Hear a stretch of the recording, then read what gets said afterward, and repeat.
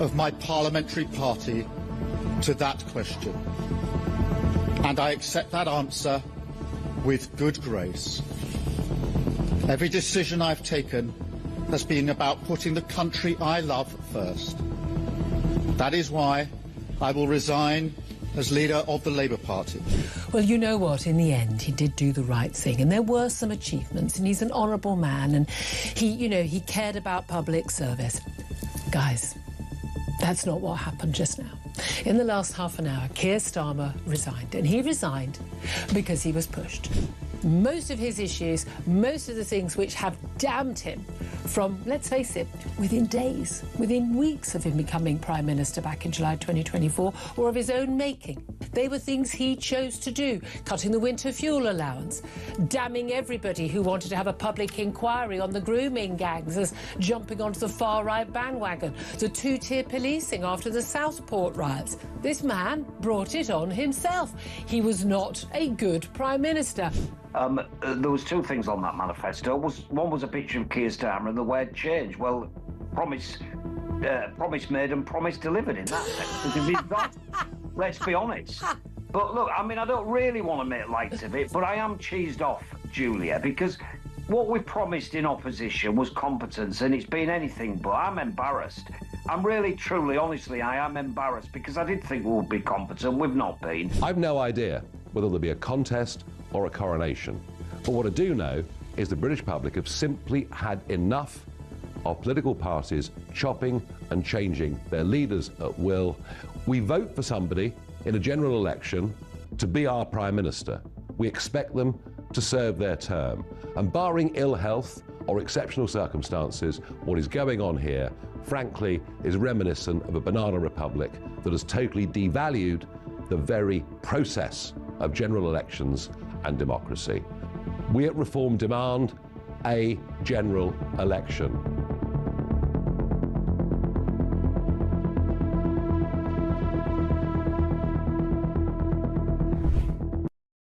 Across the UK, on DAB+, on YouTube, on your mobile, and on your side. This is Talk.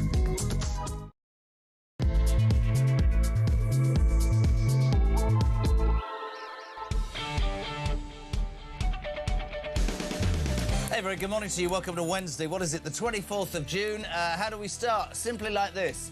It's not coming home, is it? I mean, honestly, what an hour. Sorry, I watched half an hour. Pretty uninspiring. Great headline on the front of the Sun today. Don't worry about a thing, because every little thing's gonna be... See, anyway, listen, I just respectfully would suggest, and I'll try and keep the faith, Harry Redknapp's on later. You know, it was pretty dismal, wasn't it? And everybody was jumping up and down after Croatia's now going, oh, it's a bit turgid, it's a bit England, but we'll see. And, of course, the Great British Bunk-Off, Wednesday the 24th of June. Today and tomorrow, this heat dome is supposed to be the hottest it's ever been in this country. I spend my time saying to this lot here, well, this is how it went this morning, you're all soft. We had a heat...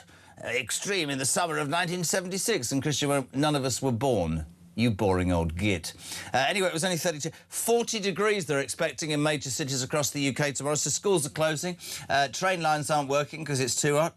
Buses aren't working. Everything's gone wrong. Are you staying at home? How hot is it where you are? Let me know. I mean, is it affecting alarm clock Brits? You're out grafting, aren't you? Not some of these pitiful people who goes, we're not coming to work. Also, here's the thing. This happened. Christian, who's taken on the role of grumpy bugger this morning, people are arriving in shorts for work. I said I might well wear shorts tomorrow. It's quite hot. Nobody, he said, should wear shorts to work. I don't want to see anybody's legs or feet. Banned on The Breakfast Show from wearing shorts. I'm going to HR. Starmer. I love what you've written here. Starmer had frosty talks with Andy Burnham. I'd like to have been in that, not because I like either of them, but because it would have been frosty. Team Burnham, it seems, are flapping with panic because Starmer, this emerged yesterday, he sort of said, I'll be gone by July, and they wanted him to stay till September. It's about the only thing I could possibly respect about Starmer, although Charlie, your hair's fine. There's also a huge row. Charlie Rose doing his hair at the side. It's quite interesting. There's also a huge row. Starmer wants to publish his spending plans. You know, the little money that he wanted to give to defence, which is why Healy resigned. He wants to get that in to presumably put pressure on incoming Andy Burnham. And we've got to a point straight away. Andy Burnham, everybody's going, is the next Prime Minister? No contest. That's an extraordinary coup. Lots of people getting their knickers in a twist about Ed Miliband. He could be the next Chancellor. Quite possibly, most MPs with a brain cell and certainly businesses are going, no, he's a net zero zealot. The man's a complete nightmare. He put this before the British people in 2015 and lost. No, no, no, no, no. They're all jockeying for jobs. Did you see old Ange yesterday? She made a speech. They're all hoping that they're going to get a job and that they will be the person that Andy Burnham has trust in. But one thing we can exclusively reveal, we're not saying it's true, and I'm not saying it with a smile on my face, because he doesn't like me, seems that David Lammy might well be sacked. 6:05, 0344.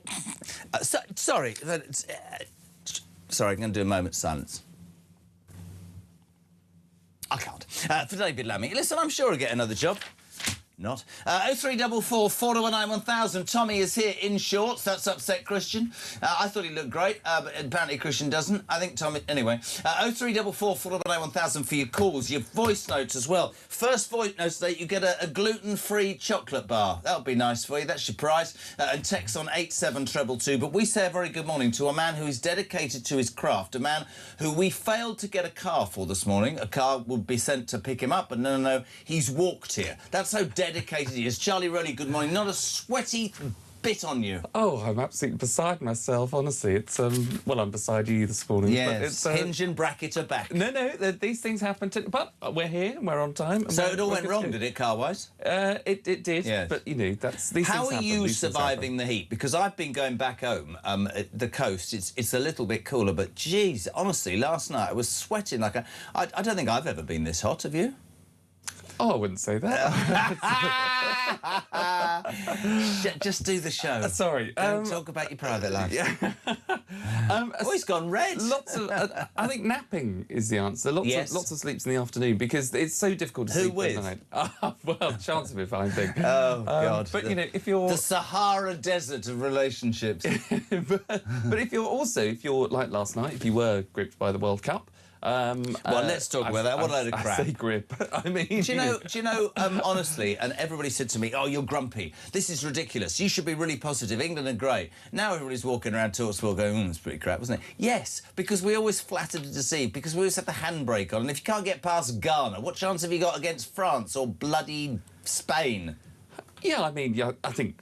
Lots of people waking up this morning who saw it last night would probably agree with that. But, you know, we've got to keep the dream alive. Why? We all have... Well, it's not coming home. Well, it's not... you know, No, I'm joking. 4 years ago, Argentina lost their opening game, I think, in Qatar. You wouldn't know And this they went on about to Charlie win. Rowley. Charlie Rowley, for everything that people might assume about him, is a massive football fan and a professional boxer. 0344. You've been battered, right? No.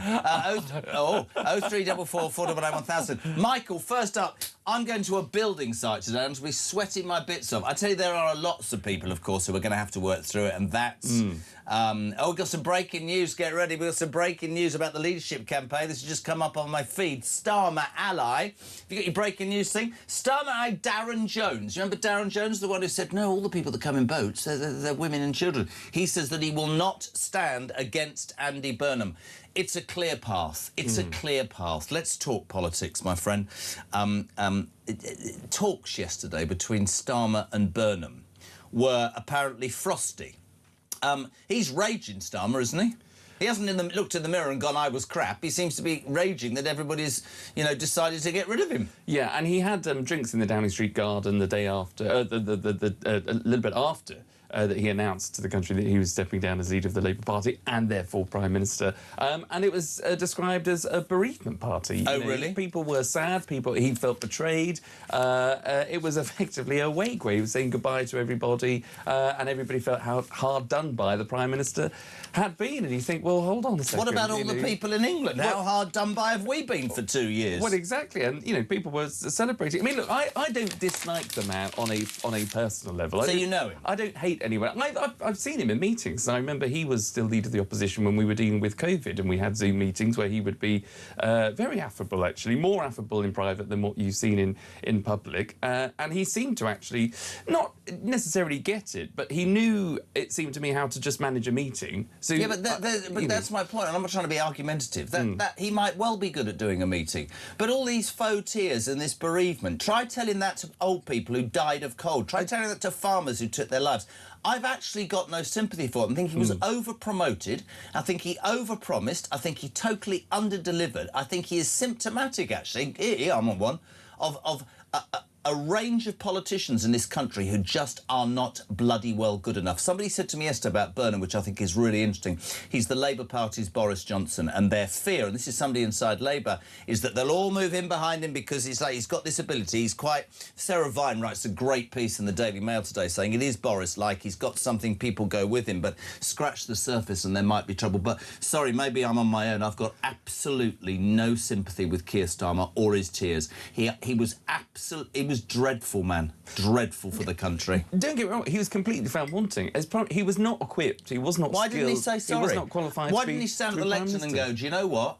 This was too much for me, this job, and I would accept. I haven't got it. I've tried my hardest. I've made some mistakes. God bless you all, and thank you.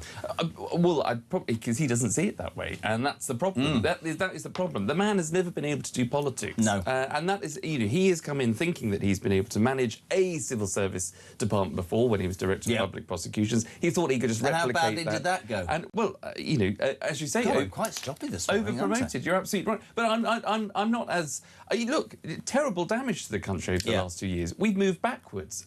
Everything that he has said... I wish him and Herman nothing but no good luck at all in their lives. I'm sorry, Herman's an absolute disgrace. Still out yesterday going on about the Chagos deal, still going, we're going to get it across the line.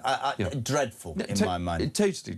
And I have a much far less sympathy than for Lord Herman losing his job than I do the Prime Minister. I just think that there comes a point where, you can only espouse so much emotion on some people where, we're going into an hour period where, as you say, a man who was, I know he'd been an MP in the past, he'd been sent around the cabinet table in the past, but has effectively just been shoehorned in as the MP for Makerfield. An MP resigned just to make the path available to Andy Burnham. He's been offered the Chief of Staff job, Josh Simmons. He's been touted for that, or in the Lords. And James Pennell, a former Cabinet Minister, the former Cabinet Minister for Culture, Media, Sport, is also touted for that role, an old Blairite, so we might know a bit more where Andy Burnham's going on this. But let's be totally upfront about it and stick to the facts.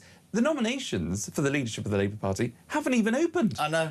And yet he's now been given access talking about foreign policy. Well, he's been given access talks by the head of the Civil Service, Antonio Romeo, to start taking security briefings. He is just literally an MP for Makerfield at this moment in time. The nominations for the Labour Party leadership haven't opened. Is that true? He's already getting briefings from the Civil Service, like it's a done job. I'm sure it is a done job. Yeah.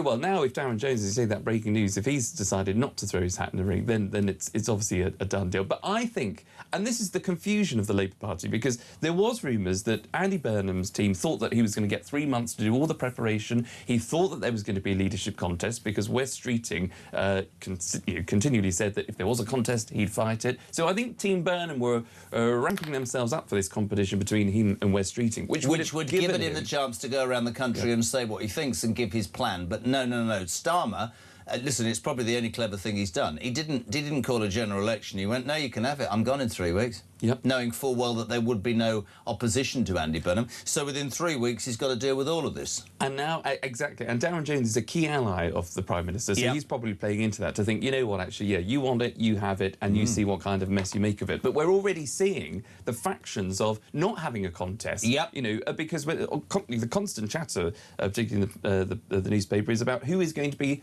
the Chancellor. And you've got divisions over whether it's Ed Miliband, someone that's seen as he was a former advisor to Gordon Brown in the Treasury. He was... Well, let's just look at the front of the Mail today. Don't put economy at the mercy of Red Ed. Growing alarm amongst city leaders over the prospect of Burnham installing left-wing net zero zealot Ed Miliband as Chancellor. He's been using his spads. Do you know this? No. Do you not know this? Burnham's, for the last month, has been using Ed Miliband's spads to get everything going. So they've all done their bit to try and get a job. Yeah. How do you pay it back? We were talking about the makeup of the cabinet yesterday. Just going back to Starmer, apparently there's a massive row brewing over the defence plans. This is really interesting because the defence review that Starmer, 10 billion, which is 18 billion shy of what we need, right, caused John Healey and Al Carnes to say you don't care about the security of your country and to do one, and yet he wants to publish that. Other people are saying he wants to publish it because it's going to screw Andy Burnham, that actually Starmer's turned into a bit of a I don't know what. Well, the criticism of Keir Starmer, aside from all the things that you talked about, the winter fuel payments, the inheritance tax on farmers... the Chagos Islands. I mean, where do you want me to go? Waspy women? What about our armed forces? Bloody disgusting. All of that. National inquiry into the rape gang scandal, failing to do that. Absolutely. But one of his other criticisms was obviously never hear Keir. He preferred the international stage. He preferred all the foreign trips, dealing with foreign leaders. He's now got to go... I mean, you said you wouldn't mourn the loss of David Lammy. You probably won't get another job. But the Prime Minister, will be the former Prime Minister in only a matter of weeks, will want to get another job. And I can only imagine it will want to be one on the global stage, probably part of NATO, maybe part of an EU regrouping, reloving, if that's a word. So if that appeared in front of me for a job interview, I'd say the following. So you ran the United Kingdom into the ground. You stood there and you lied and you gaslighted and you said the economy's stronger and wages are rising and taxes are down and we're more secure.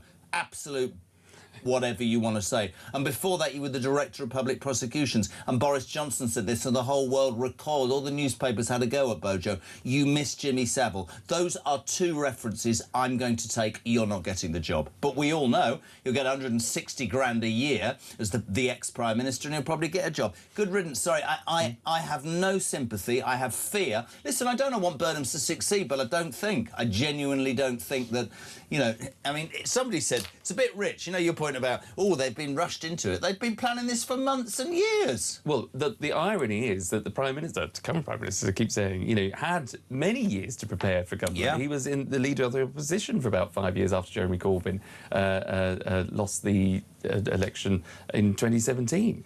So Keir Starmer had plenty of time and plenty of people around him to prepare for government and turned up with a sheet of blank paper. Andy Burnham, you would have thought, who has always actually been courting the leadership. He made a huge song and dance about it at the last Labour conference, where he sort of came down, was angry, jumping at the bit, chuntering from the sidelines about some of the issues in the Labour Party, and everybody thought, Andy, that's a bit sort of out of touch, give the Prime Minister a bit of a chance, and he retreated back to the north.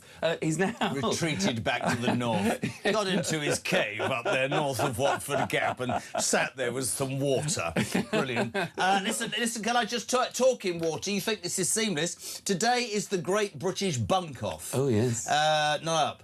Workers and people staying home. 40-degree heat wave looms. Where are you? How hot is it? What are you doing, Jane? Good morning. Morning, JK. 6 o'clock.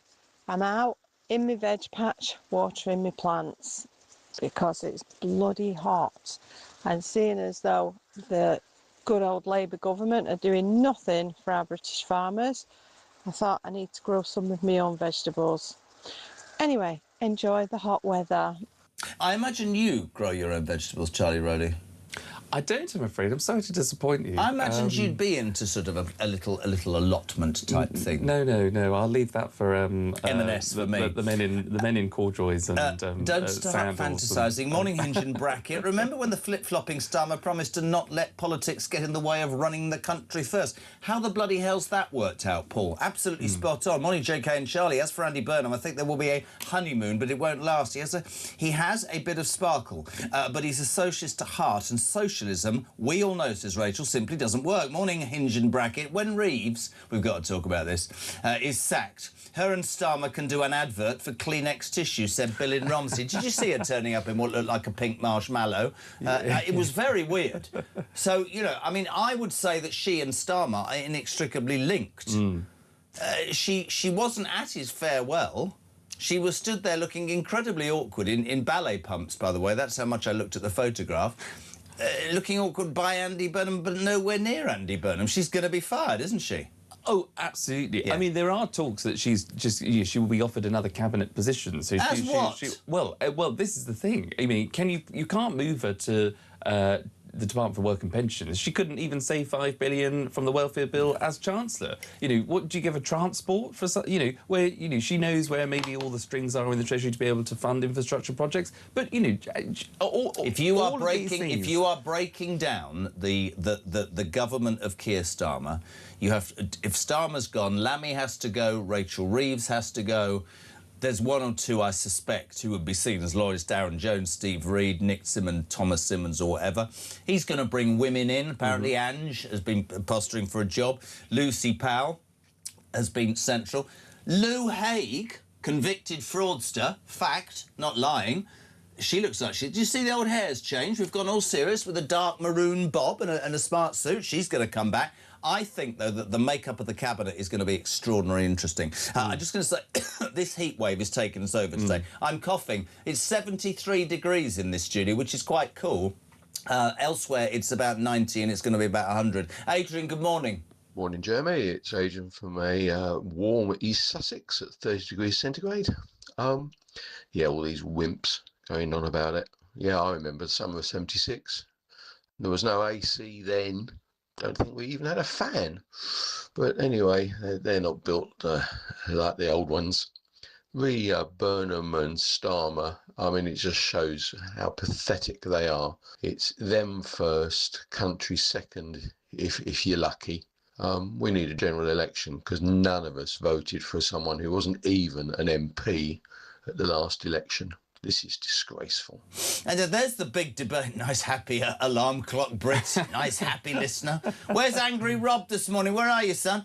Listen, to be fair, the makeup of the cabinet I want to talk about, and I also want to talk about a general election. We'll go to a quick ad break. Very quickly, Sean in Gloucester. Keith Starling can take his fake tears and shove them up the... Yeah, oh, good. He's only upset that he can't hug Macron and Zelensky anymore. Good morning, Charlie, and that other old bloke. This is from Gary in Bridgewater. Do you know Gary? I don't, but I'd like to. I think, depending on where this goes. Blair, Starmer, Brown walk into a pub. The landlord says, look at this bunch of useless idiots. Where's Burnham? That's a bit harsh. I'll tell you a joke about Bridgewater off air. Morning, Jezza. Already 24 in Portsmouth. Schools remain open. This is Ange. Can you get Charlie to tell you his lightning story? He's so goddamn butch. I'm not thinking that Charlie, Rowley and the word butch goes together, but you've got 30 seconds to do your lightning story. Go. Well, we had a terrible downpour, didn't we? Oh. It persisted down and it persisted down. Yeah. And I basically hid in the toilet for an hour in my flat. I was terrified. Terrified of what? Of the lightning. Why? Because it was terrifying. You're scared of lightning? It was right over the... I'm sure it was right above my... Where is the toilet?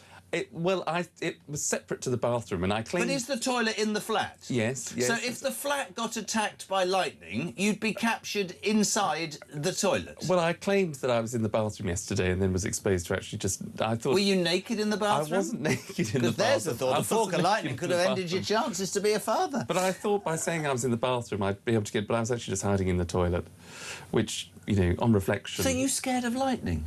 I was at 4:30 I was in in the a car. I woke up and we were trying to get I was trying to be driven through what looked like sort of a quagmire of a river. No, I was petrified because I'd watched I think it was Norway, that football match. I can't remember who they were playing now. And then I left the telly on, and so I was sort of dozing in and out. Well, that's a good idea. There's a lightning strike. Leave the telly on. That'd be good, wouldn't it? Well, and then of course that just exacerbated my. Anyway, my natural instincts kicked in and hide in the bog. And I hid in the. It reminded me of school all those years ago. Yes, I bet it did. 623 0344. You spend too much time in the toilets. 0344 499 1000. Text to 87222. We're back in 3 on Talk Breakfast.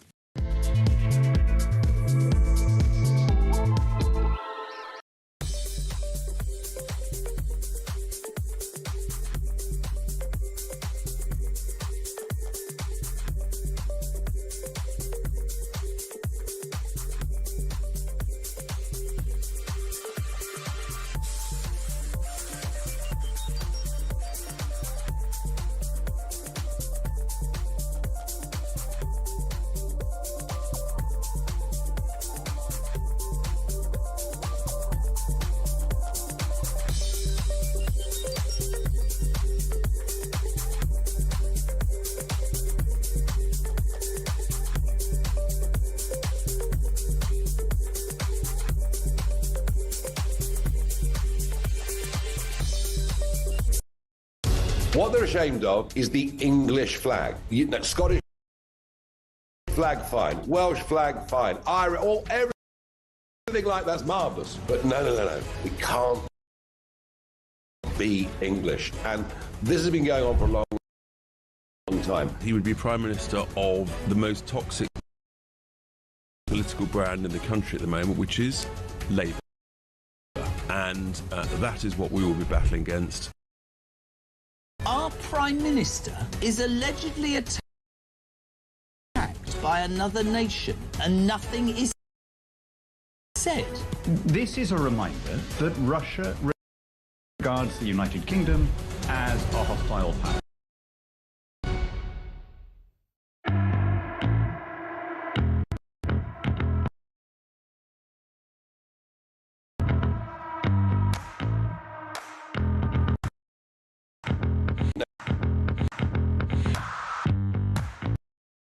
Across the UK. On DAB+. On YouTube. On your mobile. And on your side. Welcome back, 6:25. It's Wednesday morning, the 24th of June. You're with JK on the home of common sense. What are you waking up to? You're waking up to the news that, well, if you're an England football fan, that was pretty crap last night, wasn't it? 0-0 against Ghana. I love the Sun newspaper. Don't worry about a thing, because every little thing's gonna be all right. Yeah, whatever. Brilliant, Helen.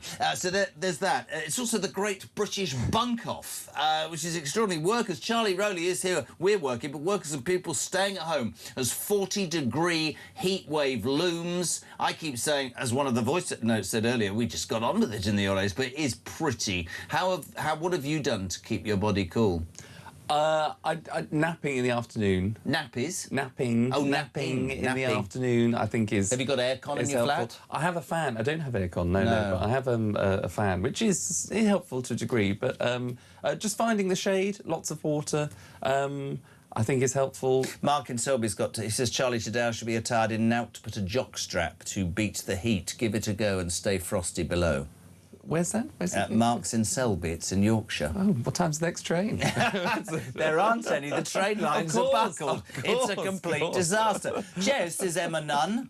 Oh, what a great name. Do you know you can kiss a nun once, kiss a nun twice, but don't get in the habit? I'm sorry, I think that's really good. Nobody through the glass has given me a moment. Jess and Charlie, I work in a care home. We still have the heating on at 28 degrees. Oh dear. Yes, I mean that's when you think. But there'll be people maybe at the height of the care home, the leadership. They're will say, amazing people, by the way. Yeah, absolutely. Can I just say I watched what they did with my old man and my old girl. Unbelievable. I don't care. Some people find this what they get paid and what they do. Jesus, respect. Absolutely, and that's why actually one of the most heartbreaking stories, which is don't want to lower the tone, but it's when you see those documentaries or you see those exposés about people abusing others in care home. That really gets me going. I know there are abuses in all kinds of course, whether it's the NHS or whether it's the police or whether it's hundreds of thousands of people who do all the graft for the older generation, which is unbelievable. They're heroes. They're the unsung. Matthew's in Swansea. Oh, lovely, is it? That's my Welsh accent this morning. I'll just leave it there. Chat in the office earlier. The only ones that will moan about this all is the snowflakes who'll probably melt. The rest of us will soldier on and keep working. Enjoy the weather, and you'd normally spend hundreds on to go abroad, says Matt in Swansea. I think he's right somehow. We do moan, don't we? Oh, it's too wet, it's too windy, it's too cold, it's too hot. It is hot. Just drink some water and stay in the shade. Yeah, but also we moan when it's just too hot, too cold, and, when there's leaves on the track or we've had a bit of rain or the country doesn't seem to be able to cope in the cold or the heat. No. But we should be able to. We've been saying this for years. So I think, and to be fair, or to be honest rather, I think the idea of bunking off or having some sort of self-imposed, again, lockdown because it gets too hot. Oh, don't start that. I think it's the worst thing you could do. Well, I thought, bringing it back to weather, I read a really interesting thing. Again, it's in the Sarah Vine article in the Mail today. I'm her biggest fan. She says, as Burnham initiated this coup, which came out of nowhere to Starmer, and not having even been an MP 2 weeks ago, he's now going to be the next Prime Minister. The weather that you were talking about that made you cower in your toilet was a message from the democracy gods saying this is not right. And I read that out because Joanna in Salisbury says, my dog and Charlie make a good pair. Sorry, I don't know what that means. I have a large pointer. Do you have a... No, I'm joking. And I have to literally hold on to her. She shakes and runs around the house, terrified of thunderstorms. Well... Would I have to have held on to you while you shook as you ran around the house? I was tempted to make the call. I really well, was. I would have come round and put your... You know that dog collar thing that you've got, which I know is also quite useful. JK and Charlie, why on earth would you have sympathy for Starmer? A day after he was elected, he found a wrecking ball and demolished our country. Good riddance, says Margaret in Birmingham, to bad rubbish. Paul, good morning. Good morning, guys. Just want to say that I don't believe there's actually one decent Labour MP in the party who is financially astute or has any dreams or aspirations to get us to a low-tax, high-growth economy. Every one of them seems to want to tax, tax and tax and try and replicate the North Korean lifestyle oppressive model. I think it's a really good point. I think we've talked endlessly about that Labour front bench. You grow businesses and the economy in its entirety by lowering taxes. This government doesn't understand that. And the point that Paul makes, which I think is so salient, is we were talking for the break, Rachel Reeves will presumably go. Who is there? Who gives you know, when I talk to politicians like Ian Duncan Smith, right, you go, God, that's gravitas. He served his country, knows what he's talking about. He makes sense, right? A man who should have been, in my opinion, Prime Minister. You don't see that gravitas, and certainly now they're all rushing around trying to get jobs. How do you see the Cabinet filling out? Do you think Shabana Mahmood stays at the Home Office? Because there's rumours today that he might try to water down her immigration reforms to buy the left off.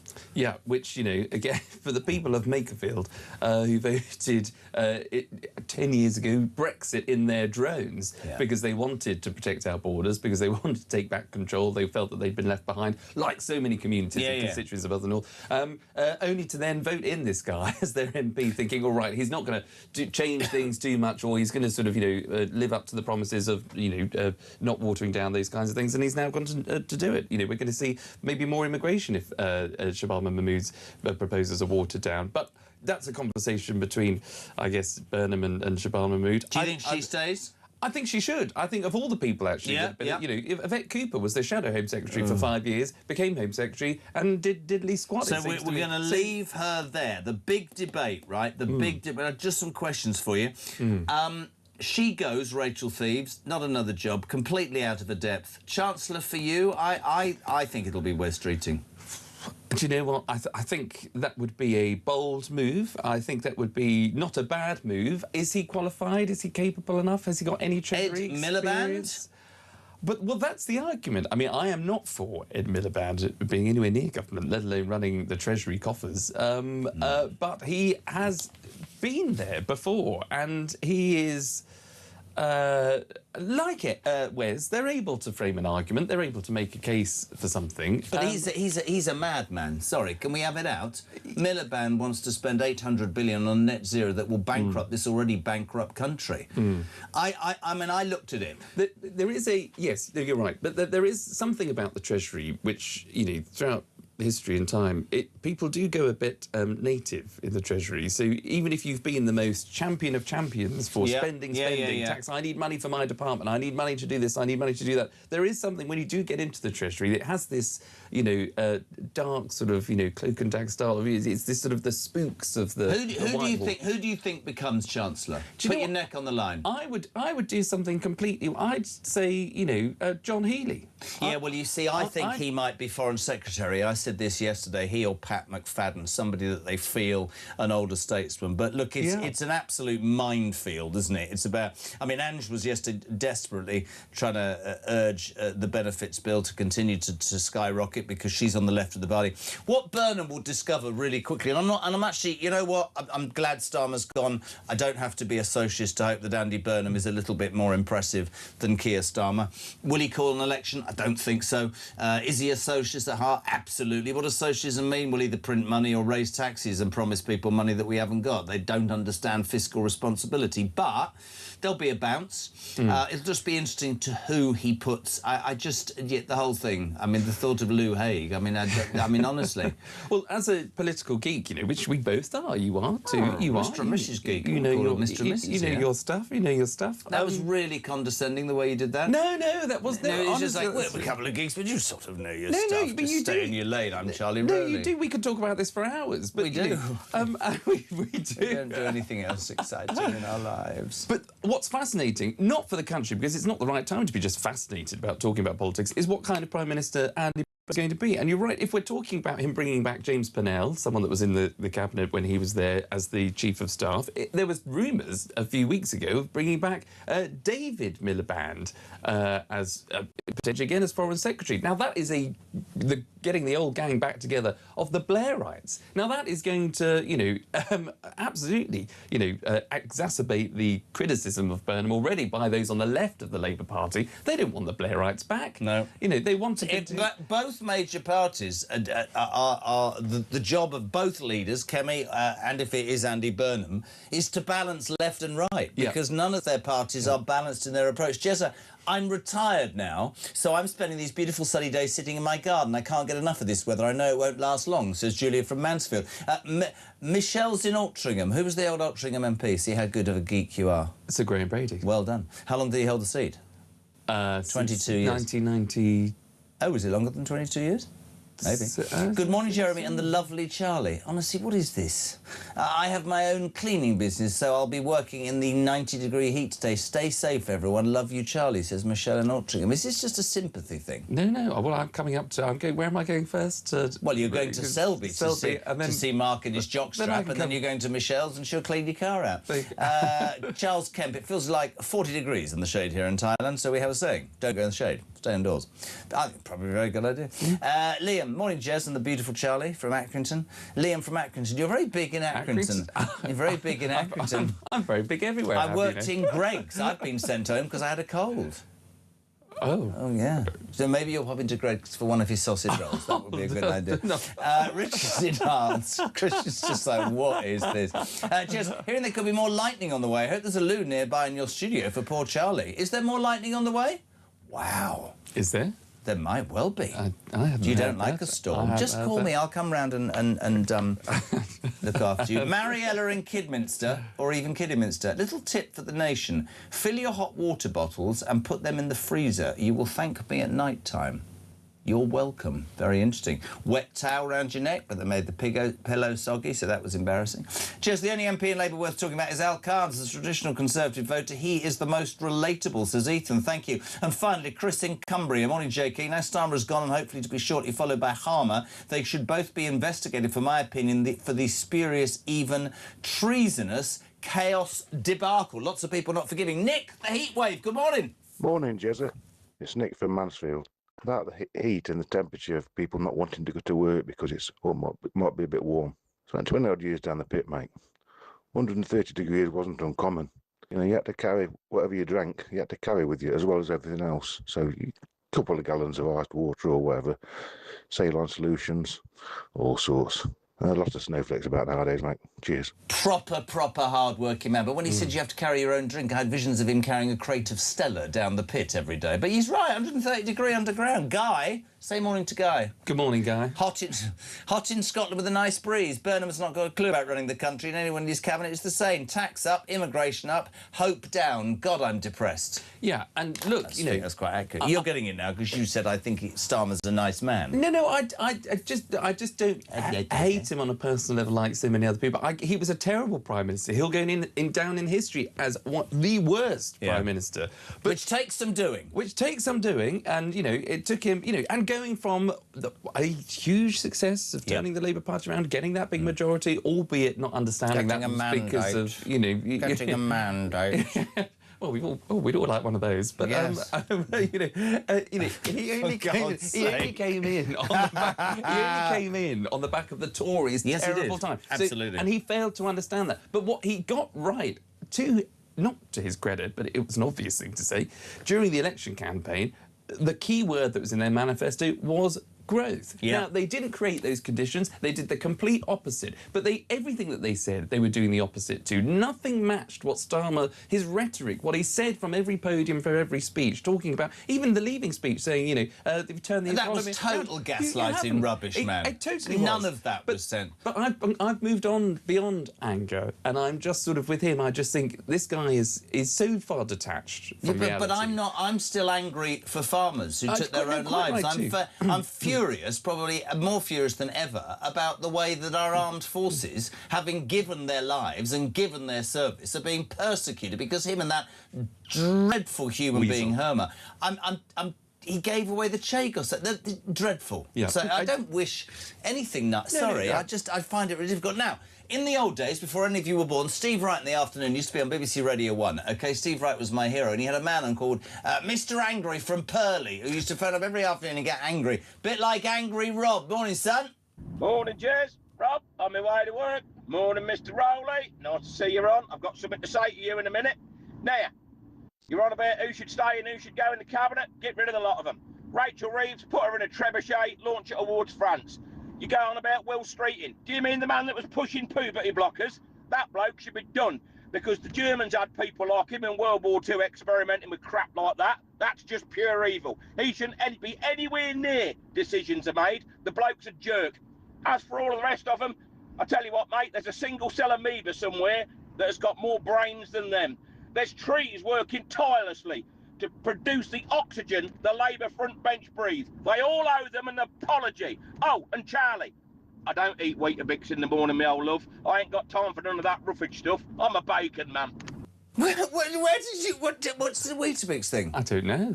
I don't eat Weetabix. Do you not? No. I think you're more of a muesli man. Unless I think Rob was just saying there a second. Maybe people have their Weetabix in the morning to get them fired up, but he likes bacon, and so do I. I don't mind. Do you like a bit of bacon? I don't mind a bit of sausage in the morning. There's sausage or bacon. This is Talk Breakfast. 0344 499. Charlie searching for a mandate. 0344 499 1000. We're back in 3.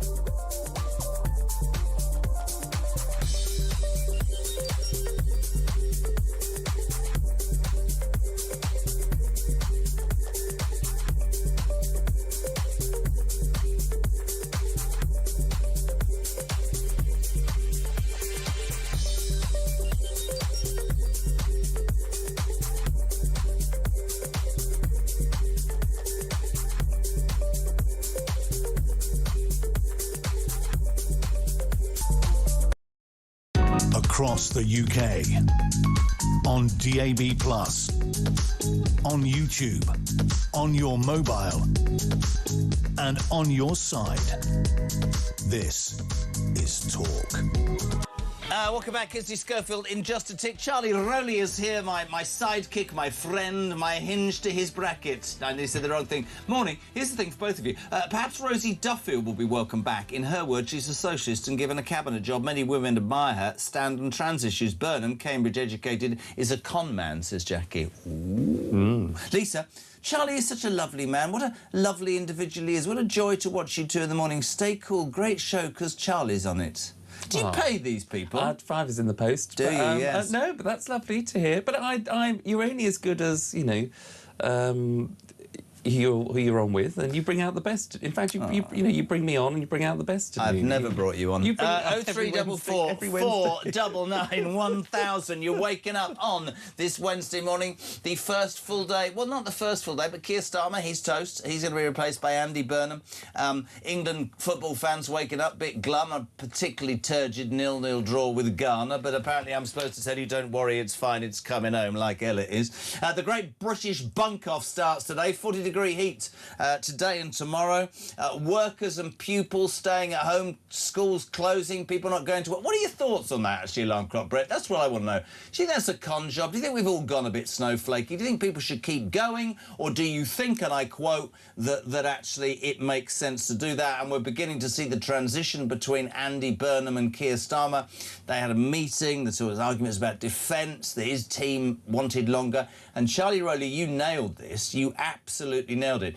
The nominations haven't even opened to be the Labour leader, and he's getting briefings from the civil service, Andy Burnham. Yeah, I mean, I think it's a scandal, actually. I mean, it is because what, you be scandaled then? Well, because this is a total stitch-up, and you know, people have asked about the question: should there be a general election? I'm actually one of those people that think, look, when a government comes in, when you elect a party, it should serve out its term, and I do believe that. Not if you change it. I think the Tories were complicit in this as well. I think it's fundamentally wrong. You can talk to me about the constitutional pros and cons, but Boris Johnson was the lead man, not Rishi Sunak and not Liz Truss. Yeah, but you know, Boris did eventually call it an election, and the title was Get Brexit Done. People argue whether we got that done in the end or not. And to be fair, even though it went wrong for her, Theresa May, she did, having said she wasn't going to call it an election after taking over from David Cameron, she did about 8 months later. Now, it went horribly wrong for her. She was 20 points ahead in the polls and obviously ended up losing seats. So it was a bit of a disaster. So Andy Burnham has a choice to make whether he thinks he's not going to call an election. Well, I don't think he will, and I can't see it. But what is the scandal for me? Because I do think, actually, in terms of this hand movement this morning, if you're watching. But he has literally just been parachuted. This is to save the Labour Party. That's all that this is being given for. This has nothing to do with the country.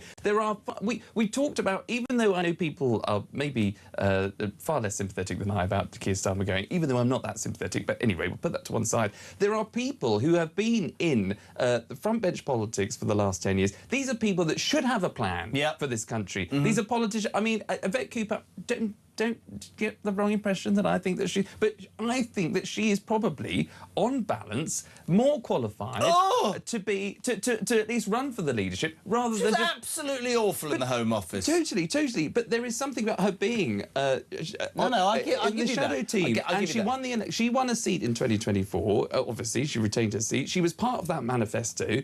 She has been around long enough. She should be able enough to step up to the top job. Not have someone that's just been a mayor of Manchester. I think you are dead right. And all the goodies. This is about the Labour Party. They will not win the next election. This is damage limitation and Burnham having his hands on the wheels of power for 3 years. It's 6:45. We're live across the UK and it's that time in the morning. There might be a heat wave in England, but somebody who is particularly cool in sunny California. Kinsey Schofield, good morning, sweetheart. Love all of the Charlie fan club messages we're getting because I don't think he's properly celebrated as much as he should be. I'm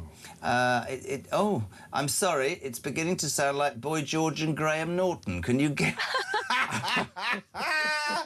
Oh, JB, we'll stop. Right, listen, Kins, can I just explain something, please? To ask you something, because I'm desperate to do this. There's real sort of debate in many papers about Harry and Meghan coming back to England for the Invictus Games, but more than that, and I wanted to talk to you for the last couple of days. Over the weekend it came out that King Charles has offered the exiled son accommodation, potentially at Buckingham Palace, which is a massive, massive plus for, I'm sure, the Sussexes to say we're still in the fold and sell whatever tins of jam they want.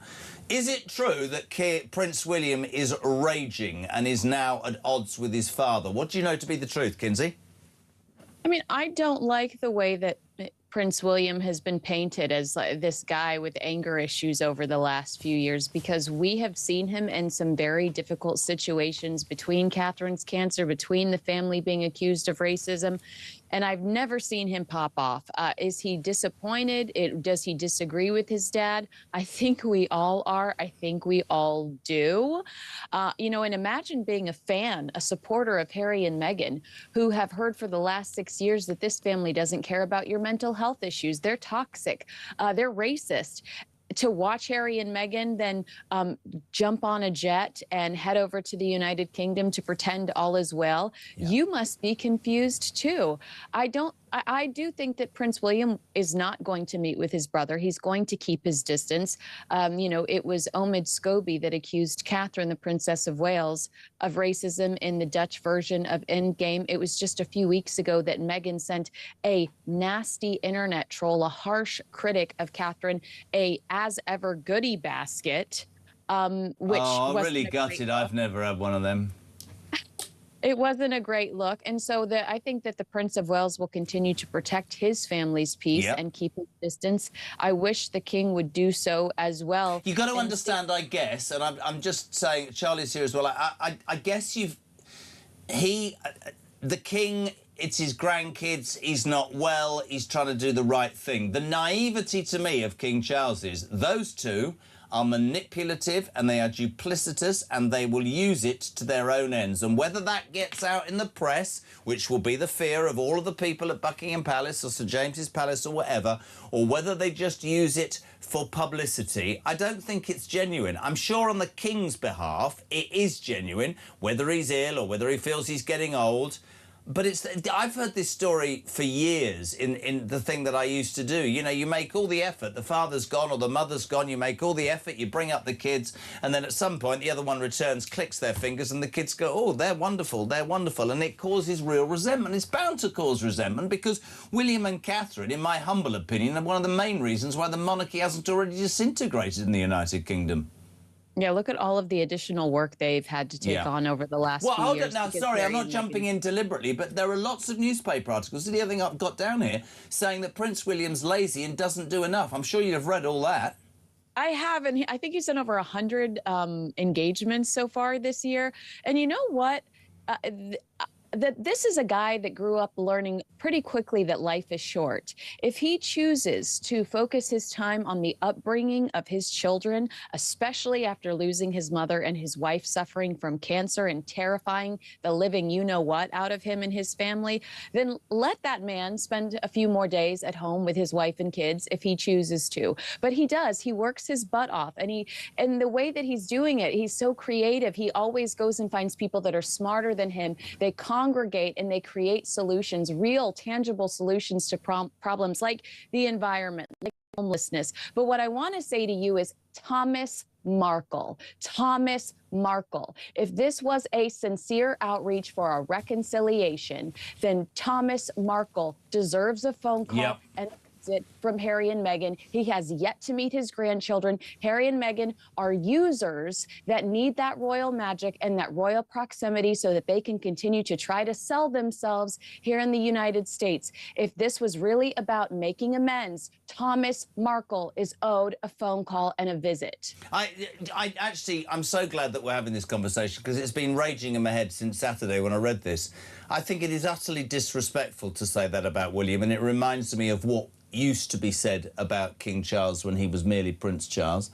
I do think that there is a degree of naivety / I understand it from King Charles. It's his they're his grandchildren, it's his son, he might be ill. But I'd be peeved if I was William, because not only would I be thinking, you've hurt this institution, you've hurt my father, you hurt my grandmother. Every time you come here, you print entirely what is said, and we have no comeback on all of that, and you're being treated, and you're going to take advantage. This isn't because you're genuine. This is for publicity, PR, and clickbait, and that is what you two are all about. I'd be raging, absolutely raging. No, I mean, if it's true that he's unhappy, I not only endorse it, but I would tell him I'm on his side. And as somebody that has fiercely defended the British royal family and screamed from the rooftops they're not racist over the last 6 years, I would have a very hard time processing King Charles meeting with Harry and Meghan and the children and the everything's hunky-dory headlines that follow from Team Sussex. The reality is these are two untrustworthy people. They're opportunists, and this is extortion. Harry has threatened his father and lied about his father's what his father's capable of security-wise over the last few years to get his way. Charlie, I'd love to bring you in on this. What's your thoughts? I mean, Kins and I are as one on this. We think they're duplicitous. No, I'm with you. And I was just sitting here thinking, you know, as sometimes often do, what would the late Queen do? And just thinking about it, she became monarch when she was 25. Yeah. King Charles became monarch when he was 73. Now, I know people think, right, what point are you making? That's obvious. But when Queen Elizabeth, late Queen, became Queen, she had, at such a young age, that sense of duty of protecting the monarchy, protecting the institutions, as well as being a grandmother. Balancing those two were incredibly difficult, and she faced, you know, issues in her time. But by the time that she got to the great Queen that we all knew her to more or less towards the end, she would have been, I think, clear-cut on this issue. She would have absolutely mourned, you know, Harry going across the States and sort of losing her grandson. But if there was any sort of door opening about them coming back, she would say, He's absolutely welcome. She is not. Because I'm protecting the monarchy, I'm protecting the institutions, I'm protecting the United Kingdom. I completely get that, and I'm going to say something, Kins, to both of you that is contentious. You know, finally he grew a pair when it came to Andrew Mountbatten Windsor, and that should have been a lot sooner. I just think he'll live to regret this. Do you think that the British public will be happy to see Harry and Meghan sat in a royal castle after all the barbs and the rubbish they've thrown at the institution that is the royal family? Analytically, there is proof that the answer to that is no. You know, all of the surveys say that the British public wants nothing to do with Harry and Meghan, that they remember being called racists in Harry and Meghan's Netflix series, Happy Anniversary to Brexit, which they tore apart in the Netflix series. And I don't think that anybody wants a dime spent on protecting these two security-wise or housing them in a nice, beautiful palace. I could not agree more. And although, as I say, because I'm the only person in this building who's a granddad, as a granddad, I know it doesn't look old enough. I completely get it, right? I completely get it, but I think it will end in trouble. Kins, just to make you feel better, this show has turned into... Listen, your show resembles the Dick Emery show whenever Charlie is on. Can he please say, "Oh, you are awful, but I do like you"? Says Mark. Well, no. you are awful, but I do like you. I genuinely want you and Charlie to do the full show together. Your chemistry is delightful, and Charlie is the sweetest thing to wake up to, says Richard. But don't feel left out. Kinsey Schofield, brilliant show as ever. It might be hot, but it's a damn sight hotter. Super hot now Kinsey's on, says Steve in Cambridge. Thank you, Steve. I'm free. I'm single, ready to mingle. Give me a call. Sorry, what has this become? He's after a mandate. You're single and ready to... When are you back in the United Kingdom? I am there for Prince Harry's return, so very quickly I will see you. You're coming over. We'll get Steve on Cambridge in. Listen, we love you. Thank you so much. Give our best to the United States of America. The brilliant Kinsey Schofield from Kinsey Schofield Unfiltered. Check it out, Charlie. Listen, it's one of those times, isn't it, where... there isn't a massive news story. We're all sitting and waiting to see how the Burnham nomination, coronation, extension to the throne, cabinet all works out. We've only got a minute. Do you think he'll be do you think he'll do a good job as Prime Minister, or do you think he's tarnished before he starts? I think it's... I mean, it can only go one of two ways. Again, the most obvious thing to say. But if he gets the... Well, if he gets a say in the defence investment plan, which I think he should, I think that's any Prime Minister incoming should be able to have a say in that. And if he just commits the money to the defence, the most obvious thing, the most low-hanging fruit you could be able to do, say, yes, give money to defence. Yeah, but do you think... All right, we haven't got long. Do you think he'll cut welfare benefits to pay for defence? No. Do you think he'll drill in the North Sea? Not if we have Chancellor Ed Miliband, no. Well, he's screwed then, isn't he? Because one of those two things need to be dealing with why we are in such a bad position. Just to remind you of that breaking news before we go, Darren Jones, Senior Minister, the Secretary of State for the Prime Minister, just revealed on Sky that he will not challenge Andy Burnham for the leadership, which means it's a clear run to number 10 from a man who 14 days ago wasn't even an MP. We love you so much indeed, Charlie Roddy. Thank you so much indeed for coming on. Sorry about the taxi. He'll be back next week. It's almost 7 o'clock. We're live across the UK. So much to do. We'll start next hour with Ben Habib. Got some great guests lined up today. 0344 499 1000. Text to 87222. And the news at 7 is next on that.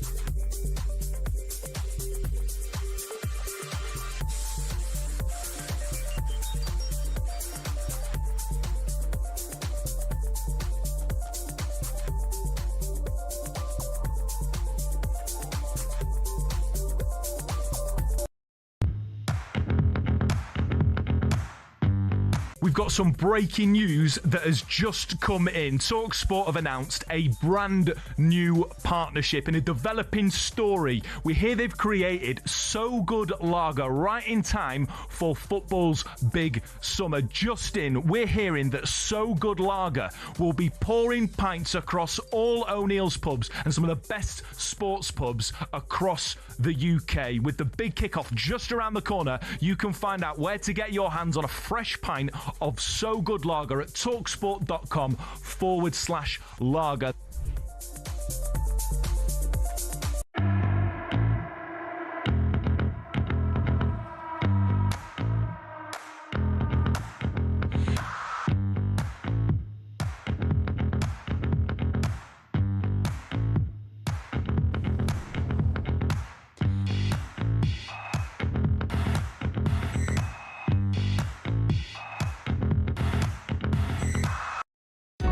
across the UK.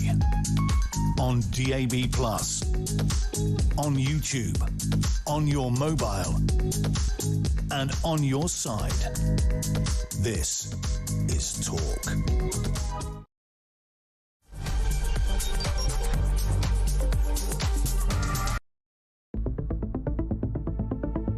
The question my party is asking now is whether I am best placed to lead us into the next general election.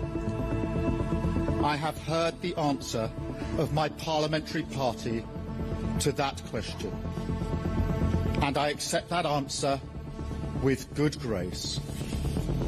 Every decision I've taken has been about putting the country I love first. That is why I will resign as leader of the Labour Party. Well, you know what? In the end, he did do the right thing, and there were some achievements, and he's an honourable man, and he cared about public service. Guys, that's not what happened just now. In the last half an hour, Keir Starmer resigned, and he resigned because he was pushed. Most of his issues, most of the things which have damned him from, let's face it, within days, within weeks of him becoming Prime Minister back in July 2024, or of his own making. They were things he chose to do, cutting the winter fuel allowance, damning everybody who wanted to have a public inquiry on the grooming gangs as jumping onto the far-right bandwagon, the two-tier policing after the Southport riots. This man brought it on himself. He was not a good Prime Minister. There was two things on that manifesto. One was a picture of Keir Starmer and the word change. Well, promise made and promise delivered in that sense. If he's not, let's be honest. But look, I mean, I don't really want to make light of it, but I am cheesed off, Julia, because what we promised in opposition was competence, and it's been anything but. I'm embarrassed. I'm really, truly, honestly, I am embarrassed, because I did think we would be competent. We've not been. I've no idea whether there'll be a contest or a coronation.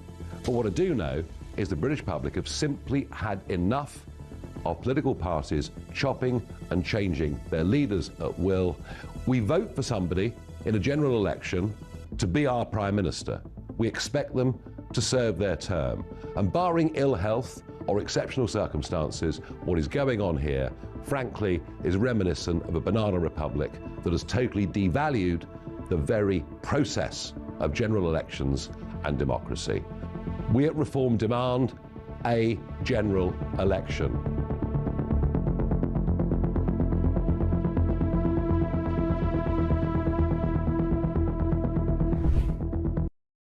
Across the UK. On DAB+, on YouTube, on your mobile, and on your side.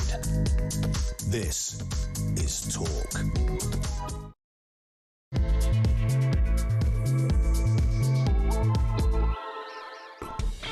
Welcome back, or welcome along. Just gone 7 o'clock on Wednesday, the 24th of June. We talk, of course, the home of common sense and where the alarm clock breaks. Those of you graft and not at home going, it's too hot. You're paying all your tax, you're doing your business. You come here and give us your views on the day's news. As ever, three ways of contacting us: 0344 499 1000.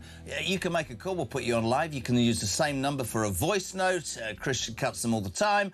And you can send a text, 87222. Start your message with the word talk. So much going on. What are you waking up to? Well, of course, England drawing with Ghana, but apparently, according to the Current, don't worry about a thing, because every little thing's gonna be all right. See what they did there? I love that. Lots going on with the football. Also, and Harry Redknapp this hour responding to that result last night. The Great British Bunk-Off, workers, schools, almost everybody is apparently going to go to work today. Now, us old-fashioned, non-snowflakey old people go, just get a move on, get a bottle of water and go to work. But apparently half the country is going to grind to a halt. So let us know where you are and whether that's something you agree with. 0344 499 1000. And, of course, the ascension of Andy Burnham, who 2 weeks ago wasn't an MP, to the most powerful job in the land, the Prime Minister gathers pace. We hear overnight that he will start... This is extraordinary. Andy Burnham will start receiving government briefings and meetings with the Cabinet Secretary as soon as possible. Can I just point something out? The nominations to be the next Labour leader have not even opened. This morning, Senior Minister Darren Jones says, I might have the numbers, I'm not challenging Andy Burnham. He's the man. That's the right-hand man of Keir Starmer. So if it's a done deal, right, why even have a contest or even open nominations? It's an extraordinary coup to think that a man who wasn't even an MP 14 days ago is already going to be getting civil service briefings from the Cabinet Secretary. Rachel Reeves... Sorry, Starmer's gone. I want her and Lammy to go on. I make no apology for that. Rachel Reeves, we are reporting from the Financial Times, is set to accept a junior cabinet position after Andy Burnham will sack her as Chancellor. Really? Would she take that? Would she be as successful as she hasn't been at being Chancellor? I have no idea. 0344 499 1000. There's a big argument going on in Westminster. Well, not just basically within the Labour Party. They're all pitching for jobs. Starmer wants to have his defence moment. Burnham wants the... It's extraordinary. Let's not forget, right, and I was super critical of the Tories at the end, as one would be. This is a party that just got, 2 years ago, the biggest post-war majority in the history of British politics, fighting cat and dog and wanting to anoint somebody. If you get a chance to read in the Mail today, read Sarah Vine's column. She says that Andy Burnham's a decent-ish man. She says he's like Boris Johnson. He has a wow factor. The group, the Labour membership will fall in behind him. There will be a honeymoon period. But she uses a phrase which is really interesting, which is, you know, what's inside, really? How much depth is there? If you cut away the lovely part, and maybe you could criticise many politicians. Listen, nothing could be worse than Starmer, but I do believe that Andy Burnham is a true socialist in what many people don't really understand, which means taxes will go up and people will be paid who probably don't deserve to get a pay rise. They could be seen as cynical. Phil, good morning. Good morning, Jeremy. Andy Burnham has got no intention of calling an election, knowing full well they'll probably get mullered and he won't be Prime Minister, which is why he went and stood in the by-election, because he wants to be Prime Minister. Therefore, why is he going to jeopardise that by calling an election? I think we are in for a rough ride, but some people might like a rough ride. Well then, good for them. And here's a big up for all the alarm clock Britain that are literally holding this country together. Sorry, was he flushing a toilet? I have no idea. Great voice note, Phil. Thanks very much. What were you doing? It was like take a gap. Matthew Nichols, will the man of the North, Andy Burnham, remember his roots when he moved south, or will the North become a distant memory? Matt's in Swansea. Tony Lewis, good morning, Jez. This is a really interesting text. He said, I've just had a terrible thought. If Andy Burnham, who up until 2 weeks ago was the Mayor of Manchester, can literally become Prime Minister of this virtual country overnight, just think, could Sadiq Khan do the same? Oh, my God. Let's say good morning to my first guest this hour, Chairman of the Great British Pack. Good man. Good man. We like him very much. Ben Habib, good morning. Welcome to the show. Good morning, Jeremy. It is, I'm going to cough because I'm so frustrated. It is an extraordinary, let's step back from how we are politically. Bloody impressive coup. 2 weeks ago, it wasn't even an MP. He's such a shoo-in, Andy Burnham will start receiving government briefings and meetings with the Cabinet Secretary as soon as possible. Bloody nominations haven't even opened, Ben. It's extraordinary. And the election that he won in order to become an MP wasn't even required. An MP stood down effectively to allow Andy Burnham to become an MP, to therefore become Prime Minister. And if anyone thinks that's democratic, they need to think again. This is a complete stitch-up by the Labour Party of the next leader of this country. And yes, I acknowledge readily and concede that we don't have a presidential system. And so perhaps there shouldn't be a general election. But we do nevertheless vote for a Prime Minister at a general election. Yeah. And as you said, Starmer got the biggest post-war majority that's happened, 175 seats, I think, by memory, in 2024. They're down to about 156 now. But he couldn't stand the test of even a couple of years.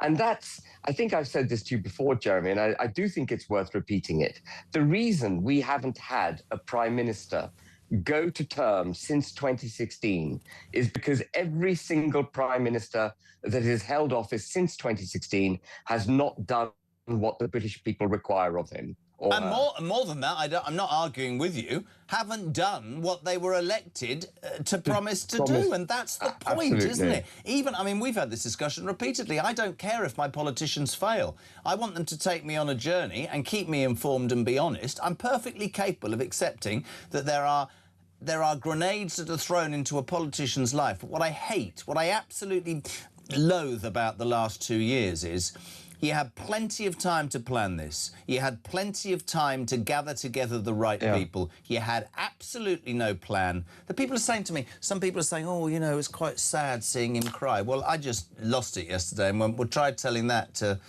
the soldiers who have been prosecuted, or the farmers who have took their own lives, their families. Try telling that to the old people who couldn't heat their homes last winter because of Keir Starmer. I've got no sympathy for him whatsoever, Ben. No, but I mean, out of his depth. Out of his depth. He's out of his depth. But what we're seeing is the manifestation of decades of the removal of power from those whom we elect, and the empowerment of the civil servants, the advisors, the institutions, the quangos, the regulatory bodies, making it virtually impossible for prime ministers, even if they had a positive intention, like Liz Truss. Liz Truss's agenda actually was the right agenda, but because she didn't have the support of all the bodies that I've just cited, they kneecapped her. She didn't follow their ideology, and the ideology, the established hard left ideology that the institutions, quangos, regulatory bodies, civil servants in this country practice, is that was bequeathed to them by Tony Blair. Borrow, spend, tax, greater state intervention. You can't trust the private sector. You can't trust elected politicians. Everything needs to be controlled by so-called bureaucrats. And that is where we are as a country. And if any incoming government that genuinely wants to change, and this country, my goodness, it needs a dramatic change. Any incoming government, its first job has got to be to tackle the constitutional mess that Tony Blair started back in 1997. Couldn't agree more. Eject that, and then eject the civil service grip and the quangos grip, and indeed the grip of international institutions and international law on this country, such as the European Convention on Human Rights. Even the EU has huge power still over the United Kingdom, which we need to get rid of. These are fundamental things that a new government will need to do if it genuinely wishes to change the way this country is governed. I never thought, right, so I've only been doing this 3 or 4 years. I've always been interested in politics, as you know. We've spoken privately. I never thought that maybe I was naive. I was brought up, I suppose, with Thatcher, who I'd call a conviction politician, who really set out her stall, didn't deviate from that stall, and if you disagreed, you get sacked. And at the end of 11 years, there were so many in the room that she'd sacked that they got rid of her. I'm being completely serious. I met a politician, I won't name them, a couple of years ago, and they said, the thing is, Jez, you can go into it with such great belief, and you did conviction, but the machinations of Westminster government, 3-line whips, whatever, a desire to be successful, you become part of the political process. I think the British people need to understand that. And it is quite frightening, is it not, to think that apparently most prime ministers are impotent and at the hands and the mercy of the civil service, as frighteningly undemocratic it is. And all the Tories are jumping up and down saying, yes, well, I mean, we might have changed Boris Johnson to Liz Truss and Liz Truss to Rishi Sunak, but let's think about it. Oh, yes, they were elected MPs and Andy Burnham wasn't. Well, listen, fine. I personally don't think, I've always said it, Ben, I can't change my mind on it. I don't think you should be able to defect without calling a by-election. I don't think you should be able to lead without calling a general election. But that isn't sour grapes. Andy Burnham, is he going to be better than Keir Starmer? What do you make of Burnham the man? Well, I think he's going to be ham-fisted as Prime Minister. There will be lots of people who do not want him as Prime Minister, who may be not revealing that at the moment because of the popularity of the man. But as you said, by the time Maggie left office, she'd fired so many people that they eventually fired her. Now, that's already happened in the Labour Party. You've got factions already built up. Andy Burnham doesn't have a British people's mandate, and that is going to make it very difficult for him over the next 3 years. He's not calling a general election. I completely agree with Phil. With a 156-seat majority, he'd be absolutely mad to call a general election. Of course he would. But he doesn't have a mandate.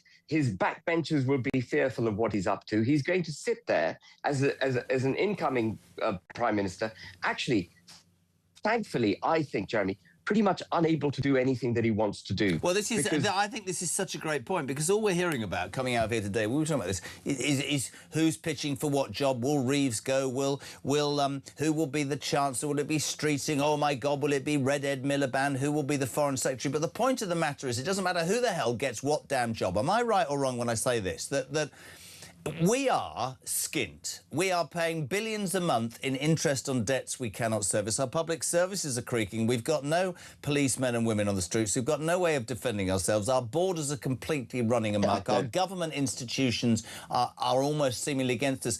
He has two really big choices, in my humble opinion. Absolutely about the regulatory bodies. The only thing that needs doing is we need to spend more money on defence and public services and look after people. The only way you can do that is by raising tax or cutting the bloody welfare benefit. Starmer couldn't even get $5 billion cut, but Andy Burnham, apparently the King of the North, they'll do the same to him. So he'll raise your taxes, because that's what socialists do, Ben. Fact. Absolutely. And they'll splash that cash up against the wall. Yeah. He'll say he's spending it on the military or whatever noble endeavor he justifies for raising our taxes, but they'll waste that money. And the reason they'll waste that money is because, again, of the regulatory and legislative structure now of the United Kingdom. Our constitution prohibits money being spent in the right way. Let me explain. So, for example, if you spend more money on the police, but the police don't understand that they should be policing crime and are instead spending their time policing tweets, you're not going to get better form of criminal justice. Unless you get rid of DEI, you won't get rid of the two-tier criminal justice system. Unless you get rid of DEI, you won't be able to hire meritocratically into the armed forces. We've been recruiting fighter pilots for the RAF based on the color of their skin. Absolutely. So you can spend as much money as you want, but if you have a constitutional architecture that defeats the spending of that money in the right way, this country will never sort itself out. We will just waste money. And we've got to get a grip of the reinstatement of aspiration, getting rid of dependency, the reinstatement of meritocracy, getting rid of victimhood and progressive discrimination, enforcing our borders, reacquainting ourselves with what it means to be a British citizen, what it means to be British, what it is we fight to protect. Who are we as a people? Why do we care about ourselves? Why does this country matter? Why is it important? These are fundamental things which we do not have the answers to. So you can spend as much money as you want. You won't sort out a thing until you've got these foundational building blocks back in place. I couldn't agree more. I think a brilliant speech, and I get it. And my point is we seem to have got to a point in this country, and I never know the best way to describe it, where perpetrators of crime treated better than victims. I don't know. The unemployed are treated better than the alarm clock Brits. The excuses reign in. I've said it repeatedly. I am all for helping those who can't help themselves, but until we accept, I think, that we've become soft and apologist, and the reason we've got an immigration problem, for me, you might disagree, is because we offer too bloody much. Because I've said it repeatedly. If I was leaving a country that was 7 countries away, A, I want to bring my wife and kids, and B, and 2, I'd stop wherever. I wasn't having bombs on me yet, but no, we'll come to Britain because Britain will wipe your backside. And I think that Starmer's been part of that, and I think the last few governments have been part of that. What I would love to say to the British people, I don't know how, I'll never be able to, but it would be really interesting to say to them, right, listen, here's the truth, a bit like Thatcher.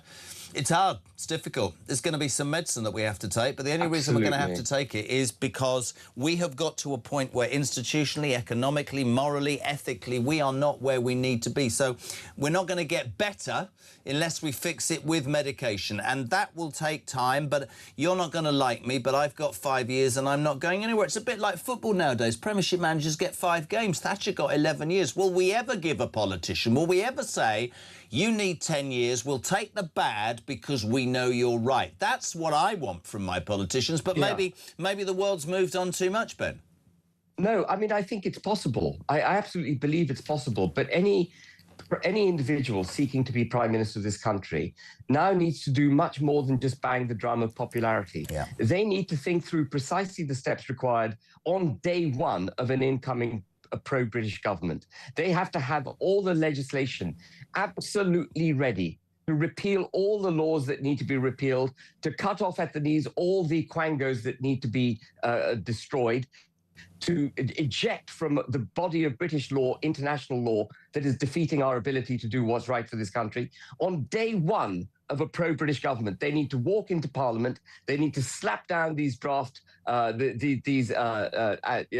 bills, bills that they want to pass, and they need to drive that through Parliament as part of their manifesto. Not allow the Lords to stop them, not allow the civil servants to stop them. I've never understood if you get a 175-seat majority. They got the Steel Act through within 24 hours. I'd just be saying it's day one, and that Trump-esque, of course, executive orders that were challenged. But just do it, man. Stop telling us you're going to do it, and do it. You now need a Trump-esque approach to governance to change the way we're governed. I completely because nothing short of complete dramatic radical change is going to deliver what we need. We need an absolute Hercules to become Prime Minister, and we need that Prime Minister to be supported by a team of Samsons. I heard Kenny Badenoch saying we want more normal people in Parliament. No, I'm sorry, we don't want normal people. We want above average people. We want the best people this country can produce in Parliament. We need to fill Parliament with absolutely the first-class British citizens who love this country, who will fight for this country, who are prepared to die for this country. That's the kind of person I want in Parliament. I don't want just Joe Bloggs. I'm sorry. I hope that doesn't come across in the wrong way. But we've got to stop appealing to the lowest common denominator. We need champions, and a champion must come forth to be Prime Minister and then surround himself similarly with equally capable people. It is absolutely critical for the future of this country that we do that. Couldn't agree more. We need braveness. Really appreciate, Ben, having you on. Like me, working on 40 degree when everybody else is allegedly bunking off. Can you believe it? Good man. Ben Habib, chairman of the Great British Pack. What is it, 7:21? Ghana last night eked out a draw with a rather turgid display by England in the World Cup. Our second qualifying game. We got Panama, of course, at the weekend. Harry Redknapp and the legend that is Mark. Actually, Max Cox, he's a legend. Harry Redknapp's a massive legend. We'll talk Sandbanks, probably. We're back in 3.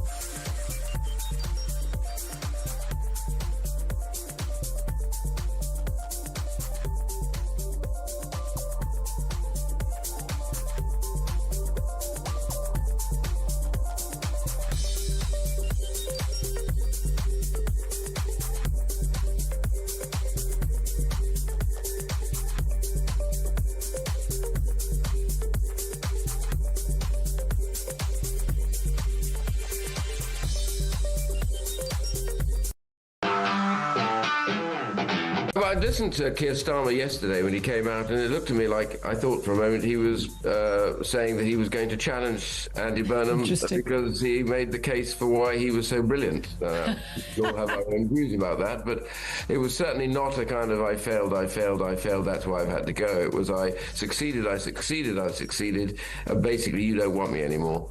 And that was that. More really. fool you, yes. Yeah.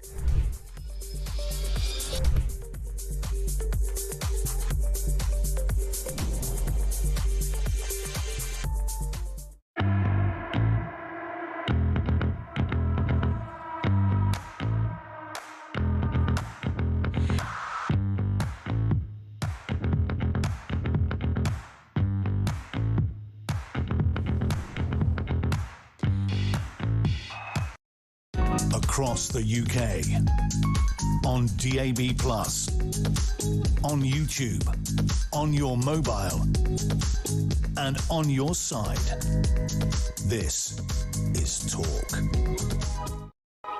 Welcome back to 7:23. We're live across the United Kingdom. Talk Breakfast is on. The home of common sense and the home of the alarm clock Britain. We all did it yesterday, didn't we? Run around, we got sorted, got the beers out, the barbecue out. I was cooking meat, I was doing my business. England, Ghana. And I know there's a lot of people that go, oh, you're such a cynical old man. Am I really? Max Scott, Harry Redknapp on the way, because he's a bit of a technophobe like me, just working it out. That, to me, sums up entirely why we will never win a World Cup. I don't expect great flowing football. I just thought it was turgid and safe, predictable, a little bit boring, and summed up where we are always at. I don't know. There was no... I don't know. It just didn't inspire me at all. You're going to tell me I'm wrong. No, well, I don't think anyone's going to sit here and tell you that that was inspiring. That it definitely was uninspiring. It was a reality check, back down to earth ever so slightly for England. But having said that, when you're playing against a side that doesn't want to score a goal, that is defending with two banks of 5, 10 men behind the ball, then it's going to be difficult. No, I get that, but the best teams in the world would have broken those 10 men behind the ball down. The best team, they are the second worst ranked team in the World Cup, Ghana, OK? All I'm saying is 4 years and that depth of talent, and we can't put Ghana away. Look, it was dreadful, but what I would say is only three, only 3 teams have won the World Cup and won every group game. OK. So it's not uncommon for a World Cup winner to lose the game. And the reason I'm trying to be a little bit more on the fence here is because I think that second-half performance against Croatia demonstrated a side to England that we haven't seen for a generation. Well, why could we not do that last night? Because there's 10 men behind the ball? Well, if Harry Kane scores a sitter from 6 yards, then we're talking about how patient England have been, we're talking about how calm they've been under pressure, etc. Now, that didn't happen. And you're right, it was uninspiring, but I don't think that it indicates that England can't win a World Cup, because Ghana defended unbelievably well, and they didn't want to score. Let's talk about the defence, because lots of people are talking about the defence, right? Gay is supposed to be great, called in for Stones. Was all right, not as good with distribution of the ball. He didn't have much to do, did he? Spence shouldn't have been on the pitch, can't even believe he was picked, just a feeling. Reece James has just played 2 90-minute games but never plays more than about 20 minutes for Chelsea 3 times a month. I just looked at it, and at the concept, I just looked at it and I'm like, 4 years of planning, really? Yeah, It smacks of that time when we had a midfield full of Scholes and Lampard and Gerrard, right? Defence, we had Terry. I don't know, mate. I don't totally uninspiring. I don't agree on the defence, because the defence isn't as good as it was with Terry, Ferdinand, etc. Well, because Thomas Tuchel hasn't picked some of the best defenders. Should he have picked what? I think he should have put Luke Shaw and Lewis Hall, who were bona fide left backs. Definitely. But because look, we need to ban. There needs to be emergency legislation put through. Oh no, you can't do that. The government don't start talking about emergency legislation. You cannot have a right-footer at left back. It didn't work with Trippier. It's not worked with Spence. As much of a great athlete as he is, he's great defending counter-attacks. Anthony Gordon's been criticised for a poor performance. I think we need to hold back on that criticism. He was never given the ball, and when he was given it slowly. So what do you do now then? Put Nico, whatever his name is? I think you have to start Nico O'Reilly at left back because he's left-footed. Lewis Hall all day. Why would nobody? Well, Lewis Hall's not in the team though. No, but why was he not picked then? Well, Thomas Tuchel obviously wasn't having him. I mean, I don't know. And he had a chance to call him up, Jeremy, when Livramento went home. And he called Chalobah. He's brought a centre-back in. Do you understand, though? You do it for a living on talkSPORT. And by the way, amazing coverage again from our sister station. Everything you want. Back of the sun as well there. I always say to myself before we start this, I'm not getting excited. Do you know what? Sod it. Then you got excited. And then I get excited in the second half display with Croatia, and I listen to all you lot walking through talkSPORT every morning, and now I'm completely depressed again, and it's having an impact on me, to be perfectly honest, as it is on every other England fan. And it's 40 degrees, and I want to drink more, but then I'll get a hangover, which will be exacerbated by the heat. Yes. So make me feel better.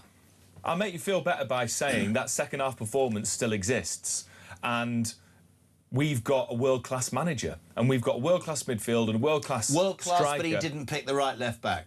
We didn't, but we can't deal with that anymore because he's not going to come. And you know, that's done. It's legitimate to have conversations about the type of squad that Thomas Tuchel has picked, and it's only going to be exacerbated by poor performances like that. But I still believe, you know, you look at the teams that you believe that England could win the World Cup? Yes, and if I'd have asked you, you'd have said the exact same thing about 12 hours ago. And we shouldn't let one performance of course, and that's why I'm annoyed from the hope. Look, talk's home of common sense. It's perfectly common sense to say, no, it is to say that England won't win this World Cup because of that performance. But I just think we should have a slightly more level head. Let's see what happens in the Panama game, and let's see what they do under pressure against in the round of 32. Because look, the last thing I'll say on this, Jeremy, the thing that this does is it fuels teams. You know, whether it's Cape Verde, as it stands, we're playing last 32. Whether it's Mexico, they'll watch that Ghana game, they'll do exactly the same. Then we need to find a way, and if the best footballers in England can't, no good. You're a top man, I know you've got to shoot. Max got TalkSport. Let me just say, our sister station is absolutely brimful of talented presenters, and all the action you need, all the experts and all the commentary and the punditry. 0344 499 1000. Let's say a very good morning to a man who I fully expect to be wearing a Sam Banks top. An amazing brand created by his son. Harry Redknapp, how are you? Jeremy, I'm good. Yeah, all fine. Is that a Sam Banks top, Harry? Where's of course, there it is. Look at it. There it is. Look at that little badge. Honest to God. They're free. I have to wear them, Jeremy. They're free, aren't they? You know. Well, yeah, it has been said. Morning, Mark. So, Harry, you're a bit close to the camera, but don't worry. I'm going to be... You're all right, because you've always told me the truth. Have I right to think that was utterly rubbish last night, or am I being cynical? It was a shocking game. I mean, at half-time, not one shot on target from either team. Now, it was so boring, that first half. It was an absolute shocker. It got a bit better late on. Obviously, we opened them up once or twice.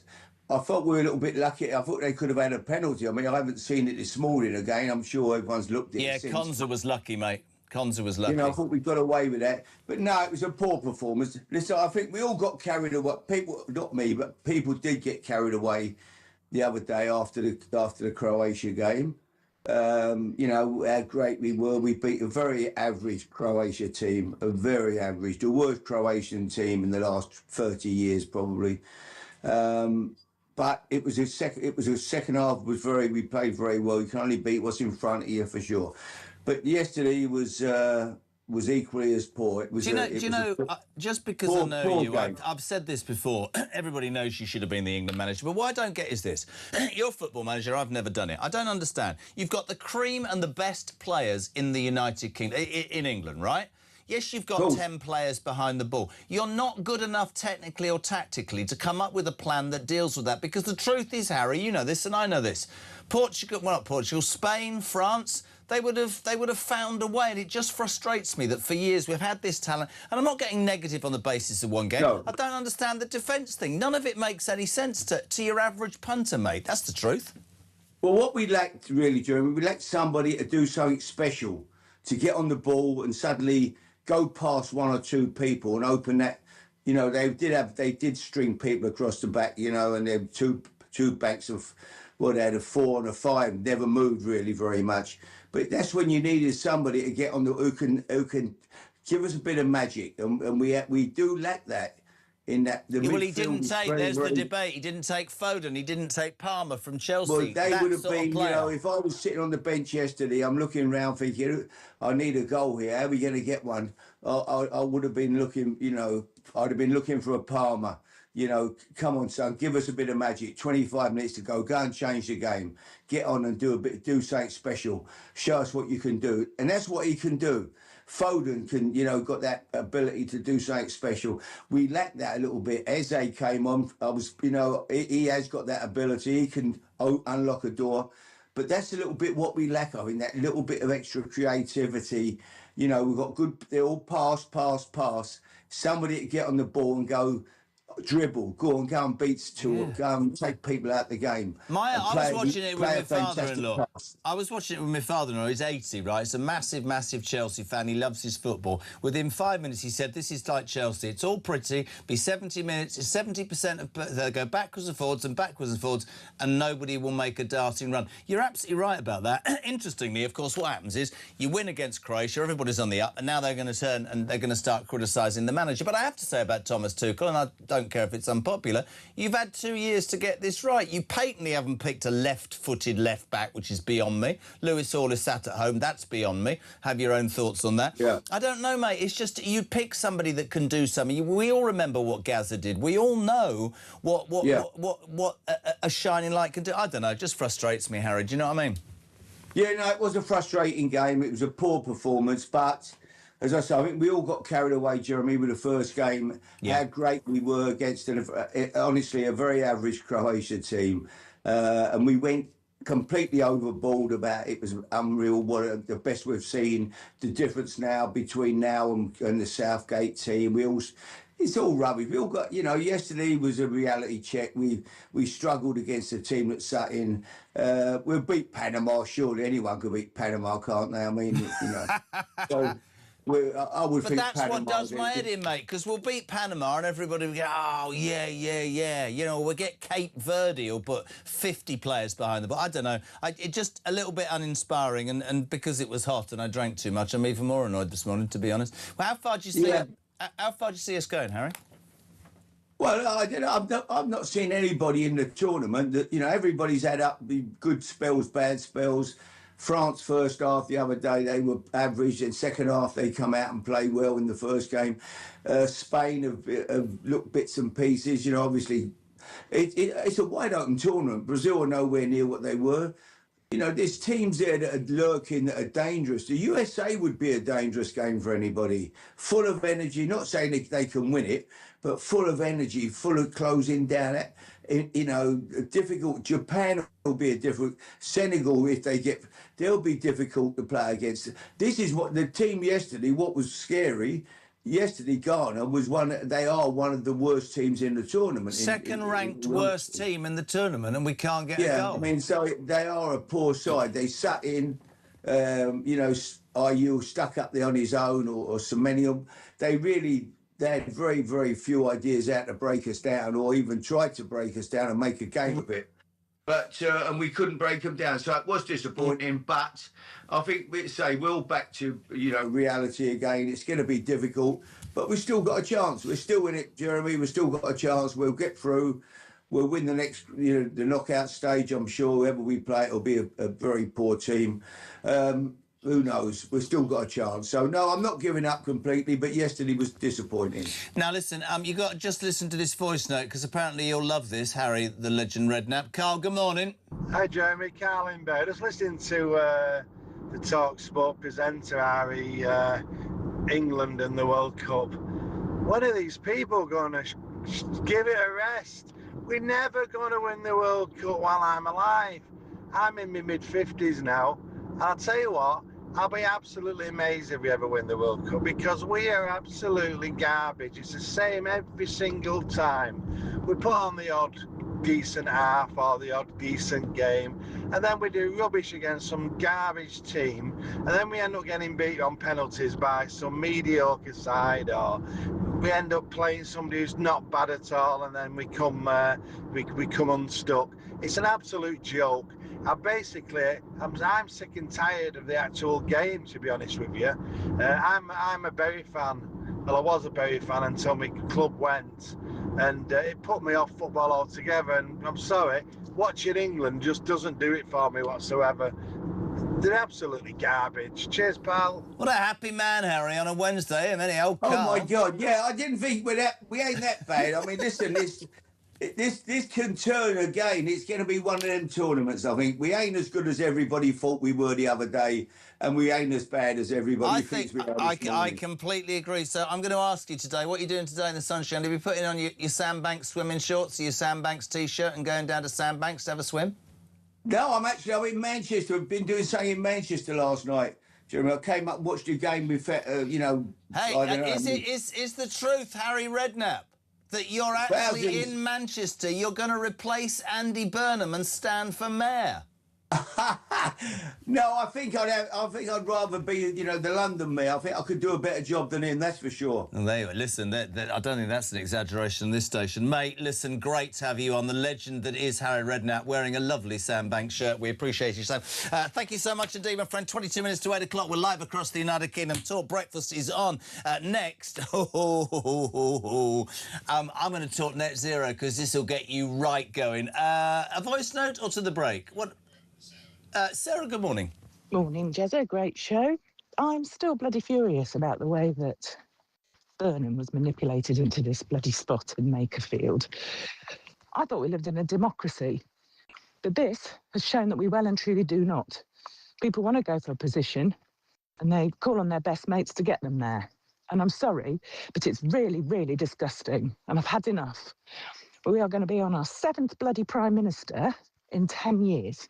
What we want is a bit of consistency in this country. It doesn't even really matter whether we like the person or not, but we need consistency.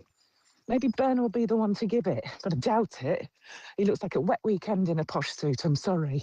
Anyway, we'll see how it goes. Sorry about the rant, just bloody furious.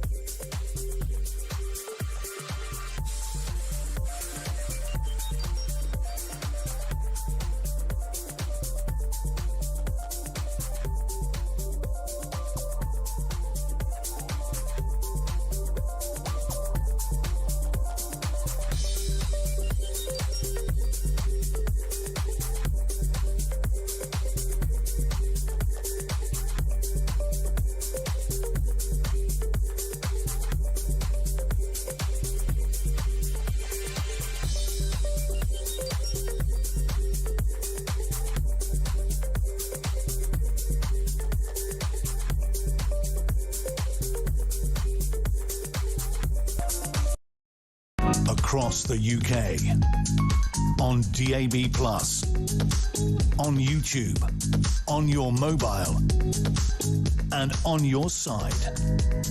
This is Talk. Welcome back, 20 minutes to 8 o'clock. Don't do that thing I've just done. Had a biscuit, no tea to drown it down. I'll start coughing. Marge, good morning. Morning, Jeremy. I wonder if the King realises he's been replaced by Andy Burnham, you know, King of the North and all that lot. I don't see him as much of a change. He's just a voice that I'll be able to actually listen to what the Prime Minister's saying instead of shouting at the TV and trying to break it. So at least that's one bonus. We can hear their scheming plans straight up from his mouth without falling asleep or smashing our TVs up. Anyway, have a wonderful day and hopefully Britain can be rescued. Woohoo! Marge, I love. Can I do my Northern Irish thing? You can tell. This is true. You can tell a Northern Irish person when they sneeze. Did you know that? They don't even have to speak. This is the greatest thing I ever heard from Michael McIntyre. Watch this. Achie. You see, it happens. It's true. 0344 499 1000. Keep those voice notes going. Jez, Labour will change for the worse. The country is doomed. Hang on to your hats. Nick in Loughborough. Jez, 40 degrees is forecast absolutely nowhere in the UK today. This is hysteria promoted by the Climate Catastrophe Society, says Nick in Loughborough. Oh, God. Jez, listening to this show is like soothing balm in the hot weather. Oh. Bill, so they briefed Mandelson. This is true. That's extraordinary. They briefed Mandelson before he became ambassador to the United States. Now they're briefing Burnham, who's not even leader yet. If you are waking up this morning, Number 10 has admitted that Andy Burnham will start receiving government briefings and meetings with the Cabinet Secretary as soon as possible. This, my friends, is before, and I quote, the nominations for who wants to stand in the Labour Party leadership have even opened. Not closed and not even open. This morning, Darren Jones, senior minister, he was the one...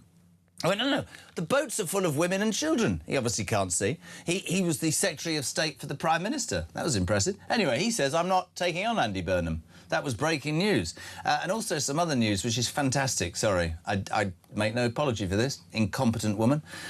Rachel from Accounts looks like she'll accept a junior cabinet position because Andy Burnham's going to sack her, because she can't add up. 0344 499 1000. Many people are asking, where is, OK, Andy Burnham's mind when it comes to the disaster that is net zero? We say a very good morning to Harry Wilkinson, Head of Policy for the Global Warming Policy Association Foundation. Hello. Good morning. Don't tell me you're going to tell me the 40-degree heats, because we all need to go and do whatever net zero rubbish, my friend. Well, what we need is air conditioning. I mean, this is crazy that in this country only 4% of properties have air conditioning. Nobody is going to give a better answer to any question throughout the next 10 years on Talk. I bloody love you. Just get some... Stop moaning about the ozone layer. Just get some AC, right? That's right. I mean, we have the ability to manage these kind of events. I mean, one does have sympathy for people who might be outside, maybe they're builders, people who are out and about. But I think for the vast majority of us who are inside, we could be in air-conditioned buildings. But we actually have building regulations at the moment which discourage the use of air conditioning, and that's something that needs to go as soon as possible. Let's talk about Andy Burnham, front page of the Mail today. Don't put economy at the mercy of Red Ed. There's a big sort of thing going on that the people on the left want to convince Andy Burnham that he should make Ed Miliband the next Chancellor of the Exchequer. Now, for a man who put a pretty madcap agenda to the British people in 2015 and got completely routed, lost the Labour leadership to Jeremy Corbyn, I think it would probably be one of the most dangerous things in the world. This is a man who wants to spend $800 billion bankrupting this country to achieve, what, 1% of, I don't know, net zero by 2030 when the rest of the world's just getting on with their lives. He's dangerous, isn't he? He is. There's been this big business reaction of people who can see just how damaging he would be as Chancellor. But it's frustrating because so much of the business community went along with net zero for so long. They went along with high energy costs. They went along with all sorts of restrictions on fundamental things like cars that people could buy, whether people could buy a gas boiler in the future. All these nannying net zero regulations, they've said nothing about. And now with the prospect of with Ed Miliband as Chancellor, they're finally speaking up and saying, God, this would be awful. No doubt he'd continue promoting net zero from the Treasury and doing lots of other bad things besides. Andy Burnham has a really critical choice here, because if he can chart a path for the country away from Ed Miliband, you know, that could really be a turning point for this country. But I couldn't agree more. I mean, we've heard rumours that Ed Miliband has been central to this coup, has lent him his spads for the last month or so. Whether that's true or not, I don't know. Those were sort of political rumours from Westminster. But Andy Burnham, if I was in Andy Burnham's ear, I would be saying, nobody likes net zero. Downgrade it massively, use that money to improve defence and attack. If you're that popular amongst your Labour backbenchers, you need to sit them down and say, I'm going to have to do something about this welfare budget and you're going to have to stomach it. But I don't believe that the Labour Party will allow that to be stomached. I could be wrong. I could be wrong. I fear you might be right. I mean, Ed Miliband, give him his due. He's a very canny operator. He's one of the most significant figures in the cabinet at the moment. He has many loyal allies. He has people that, you know, everywhere within the Labour Party, and he's probably, you know, has made many overturns to Andy Burnham and has set himself up nicely. So this would not surprise me at all. But Andy Burnham needs to have people around him who can tell him just what a bad idea that would be. Can you believe, just to finish, Harry, and it's so good to have you on, my friend, can you believe that it seems that so many people are still seduced by something, and I do say this a lot about net zero, that is of no importance to countries who are creating far more carbon emissions, right? We're 1% at most, that we are prepared to bankrupt ourselves on the altar of this crazy ideology. I still don't understand how anybody with a brain cell doesn't go, yeah, I mean, you know, that's ridiculous. It is quite shocking. There has been a sort of groupthink around climate change that has emerged, you know, at the elite levels of global governance. And I think, you know, Ed Miliband has been a part of that. And people have convinced themselves that they need to save the world.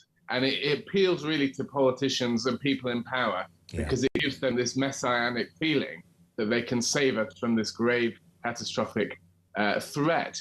But even people like Tony Blair are now seeing through they're seeing through, what a damaging policy this is. And people like Ed Miliband need to wake up and listen too.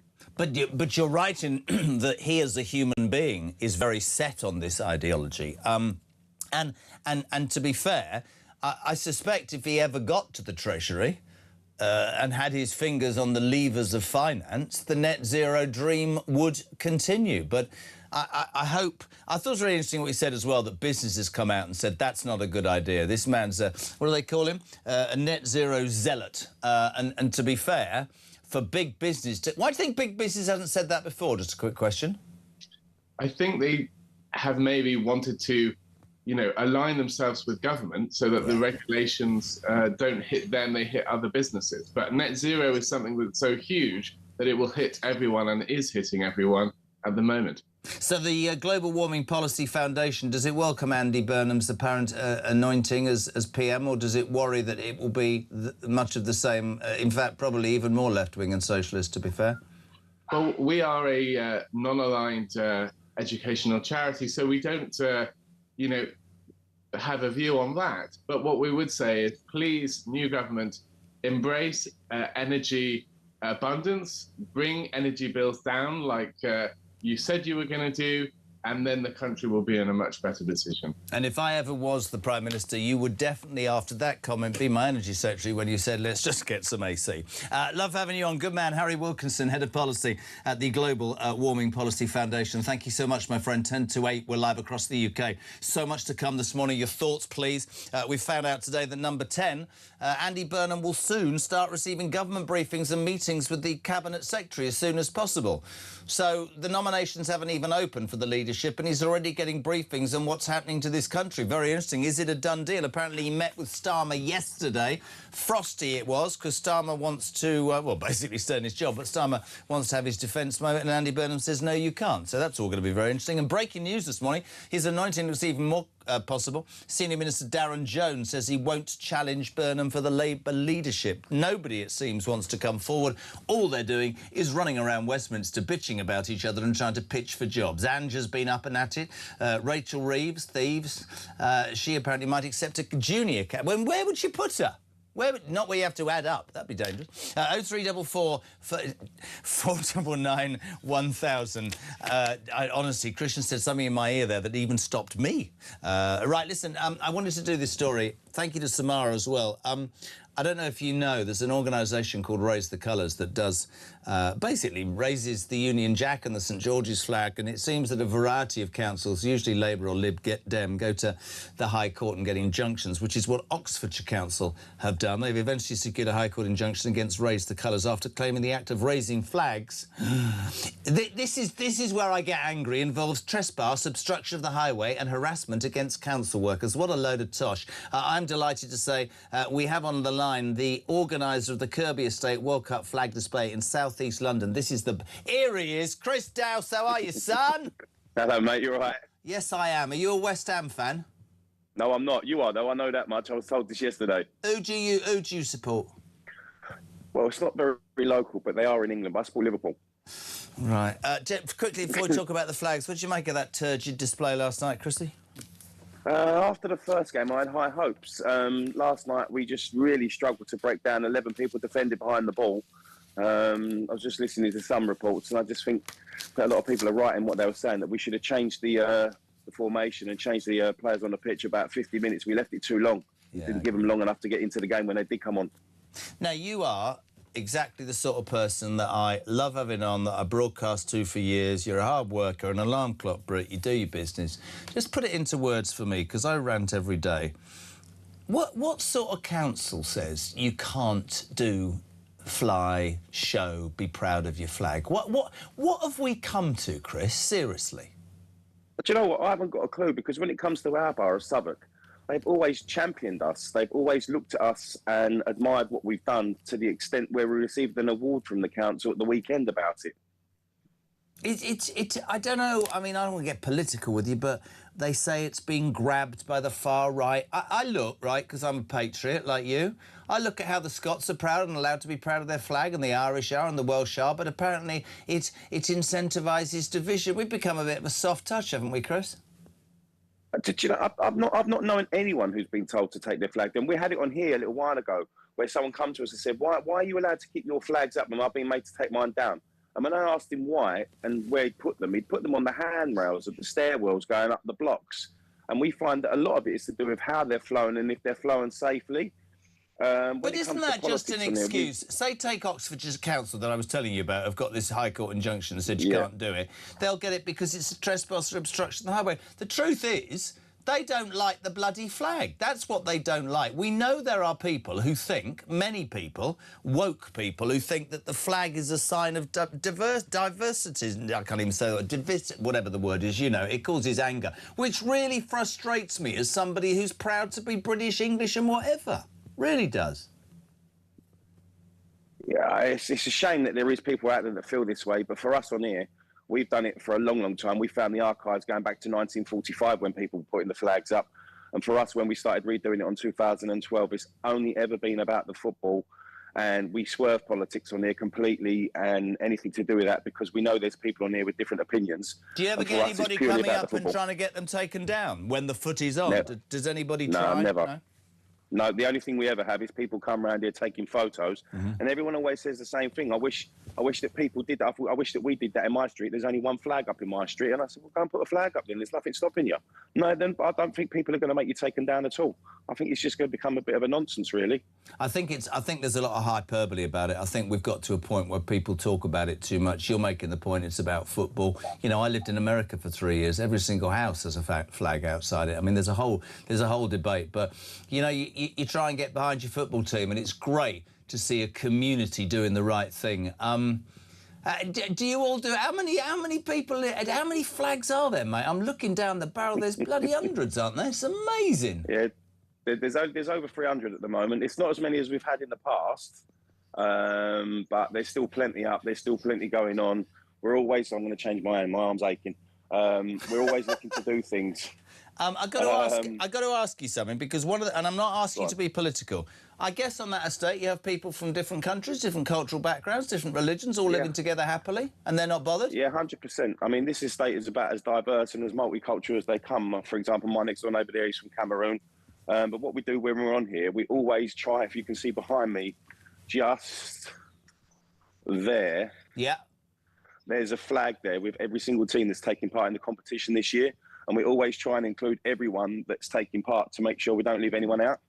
You're a top man, aren't you? It's just common sense, isn't it? Support your football team, raise your flag, be respectful to other people. That's just the way it goes. So are you working today? Are you one of those softies having the day off because it's too hot? What's happening? No, I'm off to work in about 5 minutes. And also what I'd like to I'm late, actually. Oh, I'm sorry. Blame me. Well, there's an outside pool in your street. Look, you're going skinny dipping. Have a look. Over your shoulder, son. What's that? You're more than welcome to come and join us. That's for the kids after school when they come on. I'll tell you what. Has Samara been down here yet? We should. I'm going to get down there and look at it. If we get past the last 32, I promise you I'll come down there, mate, and share a beer. But listen, please do, respect. Mate. Please do. Come down. I will, and respect you despite your football team. And good luck to Ian, and a great man. Chris Dowse, organiser of the Kirby Estate in Southall. World Cup flag display that goes everywhere across the world. Proud of his flag, and a council that understand it's OK, not like Oxfordshire Council who've got a High Court injunction because they say if you put the flag up, raise the colours, they're all racist, all far right, it's all very, very horrible. But most of all, they win the argument because it might fall on your head. What happened to us being able to deal with our own stuff? Jez, surely hotter weather, which generates high winds and thunderstorms, is exactly what Millipede wants to justify his solar farms, wind farms and replenish the vital reservoirs. So Ed needs us to burn more fossil fuels to keep the lights on. He should be thanking us every day. This man's from Wales, Gary. Oh, hello. I don't know why I did that. I'm Welsh and I was supporting England last night, but your guest is right. When you have a team that's defending in numbers like Cape Verde did to Spain for their 0-0 result, the outcome is what we saw last night. Don't you even attempt to put us in the same bracket as Spain. It's almost 8 o'clock. We're live across the United Kingdom. It's all a bit interesting at the moment. Andy Burnham seems a shoo-in to be Prime Minister. Nominations haven't haven't even opened. People aren't standing against him, and even the Cabinet Office is briefing him on international and national security issues. I don't know what's going on. Starmer wants out. Rayner wants in. Rachel Reeves is trying to stay in, but looks like she's going out. Lammy's definitely going out. That's very exciting. But what will happen to Red Ed Miliband? Could he be the Chancellor? What a dreadful thought. We will get so much next, by the way. Couldn't get him on yesterday. Dan Hodges, who started the whole debate about Keir Starmer, his thoughts on the transition. All of that, my friends, on the home of Common Sense after news at 8, which is next.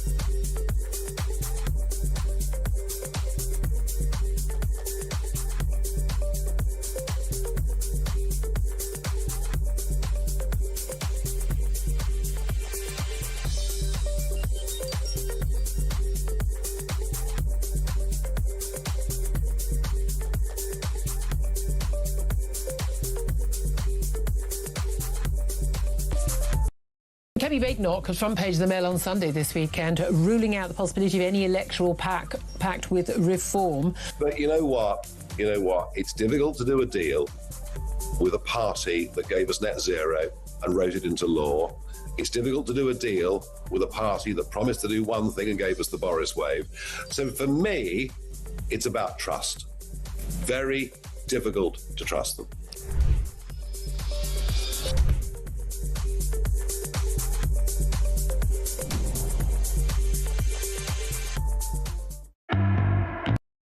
Across the UK, on DAB+, on YouTube, on your mobile, and on your side. This is Talk.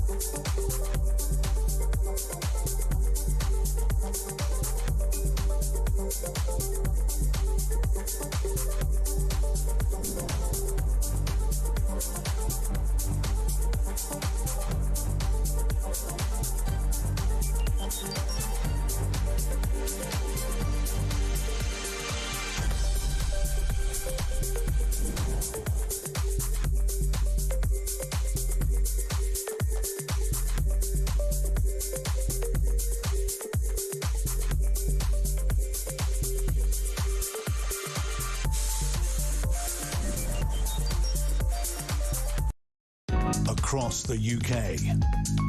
On DAB+, on YouTube, on your mobile, and on your side. This is Talk.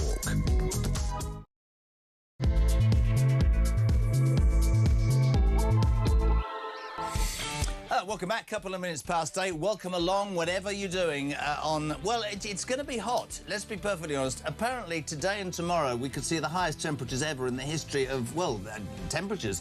The Great British Bunk-Off, front page of the Mail, has begun. Workers and people staying at home. 40 degrees. I'm old enough to remember 76, and I kept going, oh, it was very warm then. And they go, we weren't alive. 76, only 32, could be 40 degrees. We'll get a weather update. There are red, amber warnings. The trains aren't running because the things are buckling and there's no aircon. It's a nightmare. 0344 499 1000. You heard in the news, England pretty turgid display last night, drawing 0-0 with Ghana. I loved the front page of the Sun. Don't worry about a thing, because every little thing's gonna be... You're starting to, yeah. OK, gonna be all right. Politically really interesting, and can't wait to speak to my next guest. Andy Burnham, of course, who 2 weeks ago wasn't even an MP, is way further cleared this morning to number 10, Senior Minister Darren Jones. You know, the one who went, yeah, those people on the boats, 90% are women and children. He obviously can't see much. He said, I'm not standing. It is extraordinary. We've also found out this morning that number 10 says that Andy Burnham will start receiving government briefings and meetings with the Cabinet Secretary as soon as possible. The nominations haven't even opened. Yesterday, Keir Starmer and Andy Burnham met. There seems to be tension in the air. The man who will know it all. I'm so delighted to have him on the show as often as we do, because he really has been nailed on right about Starmer. With the Mail on Sunday, brilliant friend. Dan Hodges, good morning, sir. How are you? Good morning. Very well. Well, we haven't spoken to each other since the Hodges was proven correct. And let's just a little bit together if we can. What an absolutely extraordinary gaslighting attempt that resignation speech the other day by Starmer was. Unbelievable. And almost every side of the coin, people would go, fabrication. You weren't up to the job. Goodbye. Yeah, I was in Downing Street. I mean, I think obviously you'd have to be pretty hard-hearted not to have some sympathy for Keir Starmer, given the way things have transpired. But no, I think you're right. I think if anybody bothered to analyse what Keir Starmer was saying, obviously it was pretty divorced from reality. I mean, and we've seen from sort of Keir Starmer's allies in the last 24 to 48 hours this attempt to, basically rewrite history and to claim that Andy Burnham is fortunate because he is about to inherit a country in which broadly the main problems have all been solved by Keir Starmer. He claimed to have, ended the cost of living crisis. The public finances are supposedly back in a decent state. The economy's motoring ahead. Oh, no. It's, small boat. Oh, yeah, defence is going really well. That's why you lost your 2 defence ministers last week. Britain's never been stronger defence-wise, etc., and obviously, as we all know, that is complete and utter rubbish, which is why Keir Starmer has just been booted out of office. But, he's only human. This is what Afghans do in these circumstances. They try and sort of shore up their legacy. So I suppose on that level, it's only to be expected. Let's talk about Andy Burnham. You've been in the know. This morning you were reporting, which is extraordinary to me. Yesterday you reported in the Mail as well, a meeting that was described as somewhat frosty between Starmer and Burnham about the transition. We heard from Charlie that'll be an interesting thing, and you write about it today because they fully expected Camp Burnham for Starmer to stay around till September. They say that when he said there will be a leadership contest, he knew that there wouldn't be one, and that Burnham would have to almost take the job in 3 weeks, and they've done it deliberately to make it difficult for him. What are your thoughts on that, Dan? Yeah, I mean that's basically what's happened. I mean, it's having spoken to senior people around Andy Burnham for the last few weeks, they were I'd be stretching to say desperate, but they were very, very, very keen to get into a situation where there would be it was called the September plan. There would have been a handover from Keir Starmer to Andy Burnham in September, and that is what was meant by a dignified and orderly transition. Yeah. And Keir Starmer, again, I completely understand why, has basically told Andy Burnham to do one and said, no, thanks, mate. I'm not going to sit in Downing Street twiddling my thumbs until September. You wanted the job. Here it is. I'm off in 3 weeks. As I say, I can understand it from Keir Starmer's perspective. And if I was in his position, I'm sure I'd feel exactly the same. But again, we do have to contrast the way Keir Starmer has been acting with what he said in his speech. So in his speech, there was all the stuff about, everything I do will be in the national interest. Obviously, we had that line over the weekend from his supporters, everything Keir does will be in the national interest. Obviously, it wasn't. I mean, he's basically thought, right, I'm gonna kneecap Andy Burnham before he even gets into Downing Street, which is why we've had the briefings that he intends to just plough on and sort of set in stone some sort of defence spending plan. Why would you want to set that in stone when it's completely unpopular and costs you 2 defence ministers? I have to say, actually, you say kneecapping. You'll probably think I'm being a little argumentative here. I think it's the first time he stood up and gone, what's it to you all? You've shafted me. I'm not sitting around here twiddling my thumbs because technically he can't do anything. And Burnham's lot would respect you. I'm with Keir Starmer. I thought I'd say that. You wanted it. You forced me out. You bloody deal with it. I've put everything into this. I might not have been up to it. I might not have been everybody's cup of tea, but I give my all. And you lot, you wanted me out. You go and do your own thing. I don't blame him one iota, Dan. Yeah, I as I say, on a human level, I don't blame him for that, but there are just 2 practicalities. It means that obviously there is less time for Andy Burnham to prepare. It means he's going to have to be, as it were, making a lot of decisions, almost sort of learning on the job, as it were. And if as Keir Starmer clearly hopes, Andy Burnham falls flat on his face, then obviously Keir Starmer will be laughing. But as ever, the problem is if Andy Burnham falls flat on his face, it won't be Keir Starmer who pays the price. It'll be ordinary working. Well, this is what I wanted to talk. Yeah, this is what I wanted to talk to you about, because I was reading. It's quite interesting, the transition and how it all happened. And I was reading Sarah Vine, brilliant in the Mail, saying that Andy Burnham to her is a bit like Boris Johnson. He's just got something about him, some oomph, and people follow him. As to the depth and how it will pan out, she doesn't really know. Let's talk about just where we're at. This report today, which is extraordinary, Dan, right? Number 10 has admitted this morning that Andy Burnham will start receiving government briefings and meetings with the Cabinet Secretary as soon as possible. The nominations for the leadership haven't even opened. And I don't mean to be rude, but do you know how many people have texted me and gone, have they bothered to do any security vetting because they didn't on Mandelson? Just saying. Yeah, I mean, it is very unusual. I can see why there are issues there. But, I mean, the reality is Andy Burnham's going to be Prime Minister in 3 weeks. So the whole thing about the security vetting, if there are issues that we don't know about lurking in Andy Burnham's background, frankly, that's tough because, there's not the Prime Minister doesn't get vetted or vetoed in that way. No. So he's coming in, come what may. I mean, the other thing I would say just on the Keir Starmer thing, and I get your point about Keir Starmer saying, I don't just want to sit around in Downing Street twiddling my thumbs for another 12 weeks. I mean, the reality is the reason we're in this situation is because Keir Starmer's basically been sat in Downing Street twiddling his thumbs for the last 2 years. Yeah, it's true. I mean, let's face it, the man really hasn't done anything, which is why he's in this mess. So asking him to sit around, go to a couple more summits at the taxpayer's expense, have a bit of a long goodbye, get feted by his friends on the international stage. There's worse things in life than being Prime Minister for 12 weeks, So, as I say, I get it, but let's be clear why Keir Starmer's doing this.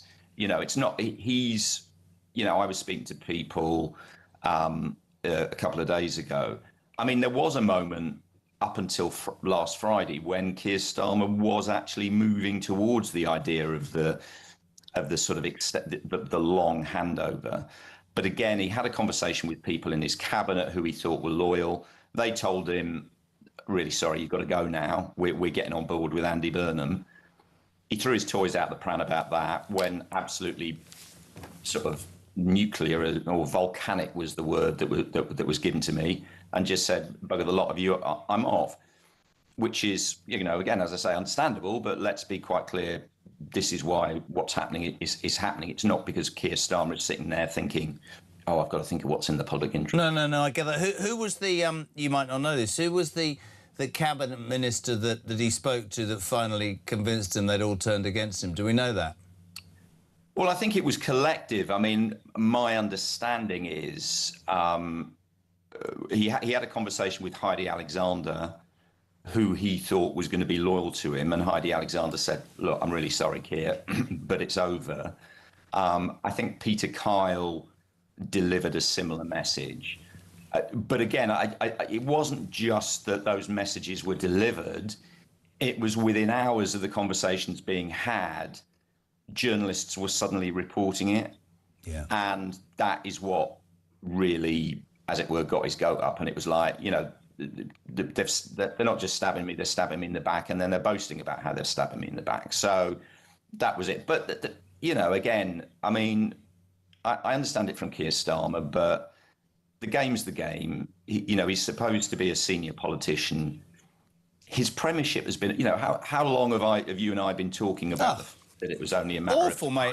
And I said this the other day, and I got a lot of support, and as usual, some people didn't agree. When he was crying, and whether people like this or not, I don't remember tears for the WASPy women and the lies to the older age pensioners. I don't remember tears to the farmers who lost their lives and their livelihoods, or our forces, or the victims of the grooming gang, the rape gangs, because no inquiry. No, I didn't buy that at all, mate. You're in the game. I'm with you. You're in the game. You were very happy with your big majority. You consigned the Tories to 10 years. You have utterly failed the mandate you were given by the British people, and I think he must universally know that he has done that, and that's probably another reason to scoot out the door. Can I talk to you about Burnham? I don't know if you know much about him. Obviously, you know a lot more than I do. I thought Sarah Vine's analogy was spot on. He's Boris. There's something about him. I want my country to be great, but he's a socialist. How do you think he's going to fare? How do you think he is going to right the wrongs? Will he be able to say, we need to cut the welfare benefit bill and get it past the backbenchers? Will he be able to find the money for defence? Because when the reality hits, how are we in any better position than we were 2 weeks ago? That's my question, I guess. Yeah, I mean, the reality is we don't know. I mean, nobody knows. I mean, you're absolutely right that the problems that are facing the country aren't magically going to go away because Andy Burnham suddenly becomes the Prime Minister. The one thing I would say, I mean, and I do know Andy a bit. I mean, we used to work together in the Labour Party, back in the sort of the Blair years. The one thing I would say to him, which I think is wrong, I've seen a lot of stuff about, he doesn't have a clue what he's going to do, he doesn't believe in anything, et cetera, et cetera. Where he's different to Keir Starmer is, as I said, I was working alongside him 30 years ago. Andy Burnham, all his life, he's worked in the Labour Party, he's worked in politics. Right, before he was Mayor of Manchester, he was a senior advisor. He was a well-respected MP. He was chief secretary of the Treasury. He was health secretary. Then he went off and became mayor. He's not someone who was just like Keir Starmer, who just woke up one day and thought, do you know what, I quite fancy being prime minister. So he's political. He's political, and he's been thinking about politics and governance and how to run the country for a long time, which sets him apart from Keir Starmer. So he has got, a basic idea of what he wants to do. He's not as I've seen other people saying, he's not some sort of crazed, hardcore, hard leftist. As I said, he cut his teeth politically in the New Labour. Let me ask you a couple of questions, if I can, very quickly, my friend, because I want to ask you about the cabinet. What are Burnham? What are Burnham's thoughts on the welfare benefit still? Does he think it can be cut and should be cut? Look, he thinks it should be cut. I'm sure he thinks it should be cut. He thinks it needs to be cut. Everybody thinks it needs to be cut.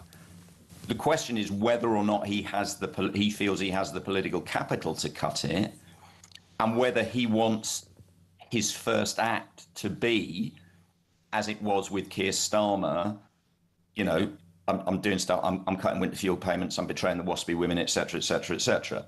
So I'm not sure Andy Burnham is going to want to stand up and have as his first act, I'm cutting welfare, but he is smart enough to know if he wants to do anything else, if he wants to, you know, he knows he's got to find more money for defence. He wants to find money for other projects. Is he brave enough to go to Miliband, the net zero zealot, as the Mail described today, and say, listen, mate, it's costing billions of pounds we haven't got.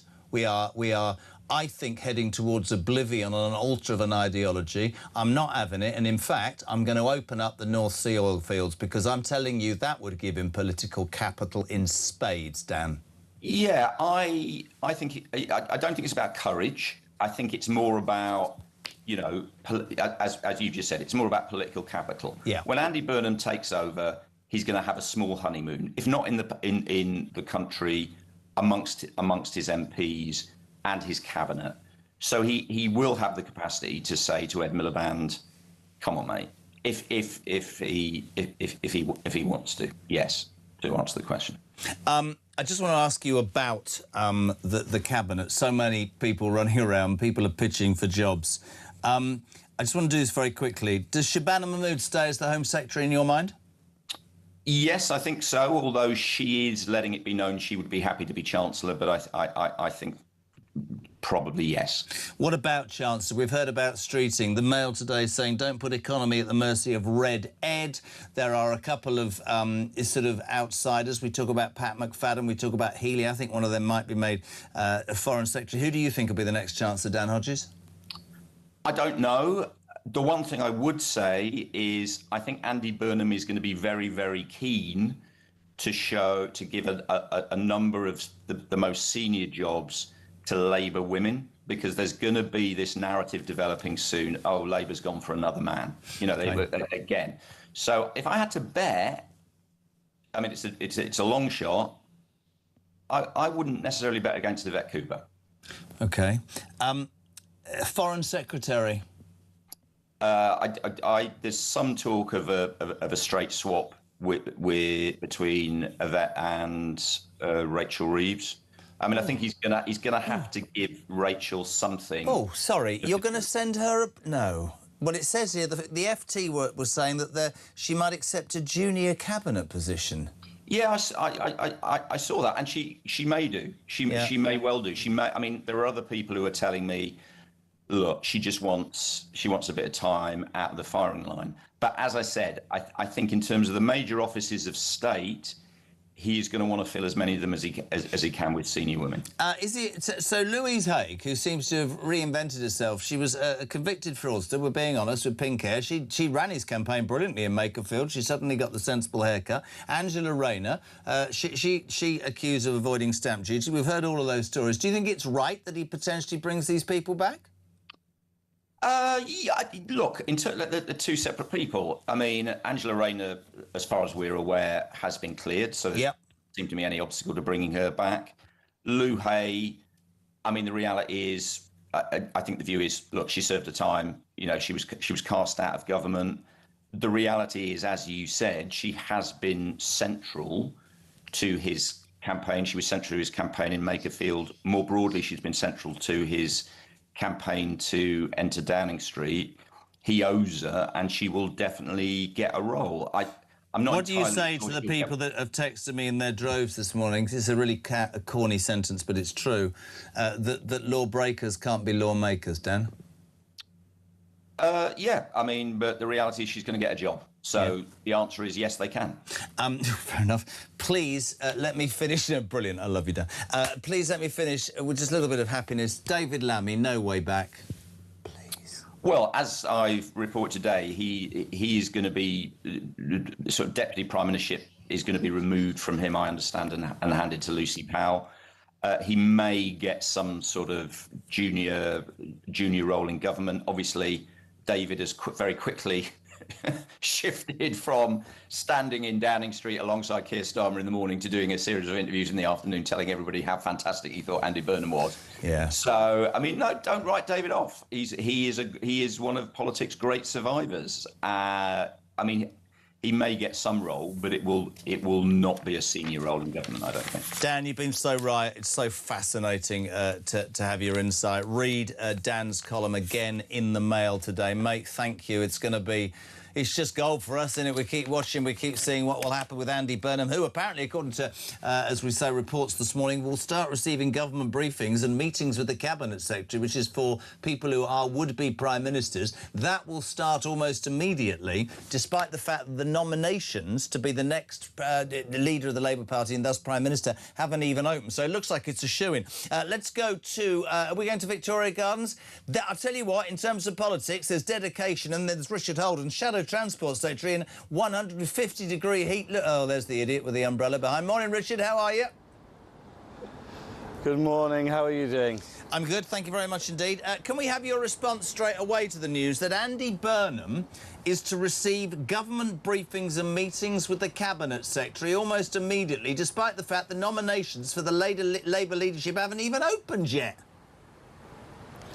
Well, I mean, it does feel like this is all being stitched up internally, doesn't it? I think the truth is, though, that what the country wants to see is there's some really big issues out there. We've seen the economy is really faltering. We've seen rising unemployment, particularly amongst young people, basically every month since the Labour government came in. We've got that defence investment plan totally stalled, and with the former Defence Secretary and his number two both resigning just a few weeks ago. There's some really big issues here facing the country. And yet we're seeing all of this sort of horse trading going on. People saying, oh, we might stand against Andy Burnham, and then, oh, well, we're not because we've had a sort of backroom deal. I mean, it's quite incredible, really, when all of there's some really big issues facing the UK, both domestically and internationally. I don't disagree with that. I don't charade is going on. I don't disagree with that at all. The problem that I guess it would be fair to say your party's got in this particular debate, because trust me, Richard, thousands of people saying, how the hell can a man who wasn't even an MP 2 weeks ago, A, be getting security briefings, and B, heading for the biggest office in the land? But you know, the Labour Party, they told me for a year, they never changed their Prime Minister. Well, they have. The Tories, and we know it's a new era under Kemi and a new team, but they did it 3 times. They haven't got a leg to stand on. I don't think, and I've said it to your leader the other week, I don't think that an MP should be able to defect without calling a by-election, and I don't morally understand how somebody can become Prime Minister without gaining his or her mandate from the British people. I just don't understand it, never have. Well, look, I think we have this constitutional system by which people vote for their MPs, and it's if you've got a majority of MPs and can command their confidence in the House of Commons, then you can change. I mean, I don't think you'd have been making that argument, you know, back in 1940 when we moved from Neville Chamberlain to Winston Churchill after the Norway debate, and he was actually not that popular amongst his own, you know, not his party's and natural choices leader. He didn't actually become Conservative Party leader until the death of Neville Chamberlain. You know, over you know, a good few months later. So I think, you know, there are circumstances in which, you know, our system is not a presidential system. It is based on the number of MPs who you can command the confidence of in the House, and we have seen this change before. You know, so, you know, I suppose on that constitutional point, that's one side of things. But I think the bigger issue facing the country now, and the things which people in my constituency are talking to me about, are the cost of living, you know, those taxes which are actually hammering businesses on the high street, stopping them employing people, you know, those hits that so many businesses are now thinking, should I invest in the UK or should I just take my money and try and invest it somewhere else? And I think those are the big issues that really need to be addressed and talked about, not who's going to get what job, which is all the Labour Party seem to be interested in talking about at the moment. Oh, listen, I completely agree. They're all running around. You can have your debate on the, you know, Starmer. I mean, he's going to go, and that puts, you know, apparently Andy Burnham's team into a tailspin and all of that. I think what I do feel quite strongly via my listeners and viewers is people are tired of it. They're tired of the horse trading. They saw the Tory party change 3 leaders. They saw, you know, this is true. They felt that the Tory government at the end had let them down. I can't believe that in little under 2 years, Keir Starmer has made the Labour Party probably even more bloody toxic than the Tories, and it took you lot 14 years, and that opens up so many different possibilities. And I know, because I had a good chat with her the other night, Kemi wants to make it about policies and stuff, but the noise, Richard, means that people might be going, yeah, you might do that and you might do that, but they're going, is this man going to save us? Where's he come from? This isn't fair.